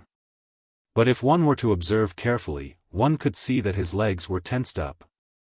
Presumably, as long as Zhao Xucheng on the field made any more outrageous moves, he would be the first to rush onto the field to save Zhou Erfu. On the other hand, Qiu Xingong at the side narrowed his eyes. From the slight curve of his mouth, he must be very satisfied with Zhao Xucheng's performance on the field. From his point of view, Zhao Xucheng was chasing Zhou Erfu so relentlessly. He must have taken the task given to him seriously. Then, Zhao Xucheng should be taking advantage of the situation to throw Zhou Erfu out of the field and take the opportunity to severely injure him, right? Everything was developing in the direction that he wanted. But soon, Qiu Xingong couldn't laugh anymore. Zhou Erfu, if I let go of my hands now, you will definitely fly out of the field and be injured. Do you admit defeat? Although both of Zhao Xucheng's hands were busy spinning Zhou Erfu's leg, his mouth was still idle. At this moment, he suddenly opened his mouth and asked loudly. Hey! This Zhao Xucheng is quite a virtuous person. Zhao Xucheng's voice wasn't very loud, but it definitely wasn't soft either. Almost all of the sergeants near the field could hear him. After Cheng Chumo heard it, he couldn't help but relax and grinned. After all, just a moment ago, he was worried that Zhao Xucheng would throw Zhou Erfu out of the field directly. Li Zishuan smiled but didn't say anything. Then, he turned his head and glanced at Qiu Xingong inadvertently. He saw that the smile on Qiu Xingong's face had completely frozen. The old man frowned and stared at Zhao Xucheng on the field. He couldn't wait to swallow Zhao Xucheng alive. Obviously, anyone could see that Qiu Xingong was very unhappy now. He was even suppressing the anger in his heart. I admit defeat. Chapter 2032. Join the army, I've brought shame to our Wu battalion. Please punish me for my crimes. Black Armor Army Drill Ground, 2nd Battalion's field. Zhou Erfu, who had just lost, walked down from the field and came to Li Zishuan's side. He bowed and said with a face full of shame. Speaking of Lu Ming and Ma Yong who went up before him, they both fought till the end. He was the first one to admit defeat. This made Zhou Erfu feel so ashamed that he couldn't wait to find a hole to hide in. Get up quickly. Li Zishuan stretched out his hand to help Zhou Erfu up and comforted him. It's normal to win or lose in a martial arts competition. Moreover, that Zhao Xucheng's strength is already stronger than yours. He attacked with all his strength right from the start, there was no way you could have withstood it. In that kind of situation, other than admitting defeat, you had no other choice. Everyone can understand. Speaking up to here, Li Zishuan looked at the other 2 soldiers of 2nd Battalion's 4th Battalion who hadn't gone up yet and said in a deep voice, "You guys don't have to feel pressured for the next 2 matches. The 5 of you in 2nd Battalion's 1st Battalion are all the top experts in 2nd Battalion. You guys just have to do your best and perform well. The result of a match is actually not important. What I hope to see is that you guys can recognize the difference between your own strength and the other experts from these matches. From there, you will be motivated to train harder in the future. Ever since our battalion changed to using the new drill, I believe that you guys can feel your strength improving day by day. Zhou Erfu, although you lost today, but as long as you continue to train according to the new drill, I believe that one day, you will definitely be able to defeat Zhao Xucheng or even an opponent stronger than him." Zhou Erfu and the others had seen how Qiu Xingong treated the defeated Su Zhennan. At this time, not only did Li Zishuan not reprimand Zhou Erfu who admitted defeat, but he even comforted and encouraged him. As the saying goes, if there's no comparison, there's no harm. Under the comparison, everyone couldn't help but feel touched and respected Li Zishuan even more. "Rest assured, join the army, I will definitely do my best in the following training." Zhou Erfu cupped his fists and said solemnly. At this moment, although Zhao Xucheng had just won the match, there wasn't a trace of complacency on his face. After he got off the stage, he naturally had to report to Qiu Xingong. He cupped his fists and bowed. "General." "Yes." Although he was unhappy in his heart, Qiu Xingong couldn't say anything in front of everyone. After all, Zhao Xucheng had won the competition. He could only nod his head expressionlessly as a form of greeting. However, his face was as calm as water, and his gaze was as cold as ice, causing the people standing beside him to shiver uncontrollably. When Zhao Xucheng saw that Qiu Xingong did not reprimand him, he could not help but heave a sigh of relief. Just as he was about to walk further away, he suddenly heard Qiu Xingong speak again. "What did I tell you before the competition? I want you to suppress your cultivation level and fight with the brothers of the Wu Battalion." "Zhao Xucheng, what's wrong with you? Why do you have to rely on your profound inner strength to bully others? You are destroying the relationship between the Wu Battalion and the 2nd Battalion, affecting the unity of the soldiers. Although you won the competition, I still have to punish you. In a while, you will receive 30 strokes of the military rod." Zhao Xucheng, who had just heaved a sigh of relief, and the other 2 soldiers of the 2nd Battalion who had yet to enter the stage, upon hearing Qiu Xingong's words, their faces instantly changed and their hearts tightened. Everyone knew in their hearts that Qiu Xingong was abusing his position for personal revenge. He purposely found an excuse to punish Zhao Xucheng and used this as a warning to the people who were about to enter the stage. Chapter 2033. Today, in the first match of the 2nd Battalion, Yuan Desheng had heavily injured Lu Ming. At that time, Li Zishuan had already felt that something was amiss. From his point of view, Yuan Desheng himself shouldn't have the guts to publicly injure someone during the martial arts competition. Initially, Li Zishuan had guessed that Yuan Desheng had been instructed by someone else. However, from Qiu Xingong's words and actions, although he didn't directly admit it, anyone with a brain could see that the reason why Yuan Desheng was willing to take the risk of being punished by military law to injure Lu Ming was most likely because he had been coerced by Qiu Xingong. Qiu Xingong was using his own power to get rid of his dissidents. Therefore, after knowing Qiu Xingong's scheme, Li Zishuan decisively let the 2 remaining members of the 5th Battalion admit defeat. The reason why he had proposed the martial arts competition was to stimulate the competitive spirit of the soldiers, allowing them to learn from each other and increase their own strength. If it was just facing a strong opponent, Li Zishuan wouldn't have let the soldiers of the 5th Battalion admit defeat. Because as someone who had been through this before, he knew that crossing levels to challenge an opponent was the best way to hone one's own strength and increase one's own strength faster. However, the current situation was no longer a simple matter of crossing levels to challenge an opponent. The overall strength of the members of the 1st Battalion of the 2nd Battalion was not only higher than that of the 5th Battalion, but the other party had also received Qiu Xingong's orders to kill the soldiers of the 5th Battalion. Therefore, Li Zishuan felt that there was no need to continue with the remaining 2 matches. Although increasing one's strength was important, it wasn't as important as one's life. Withdrawing from the competition and admitting defeat was not only to protect the participating soldiers of the 5th Battalion, it was also a form of mercy to the participating soldiers of the 2nd Battalion.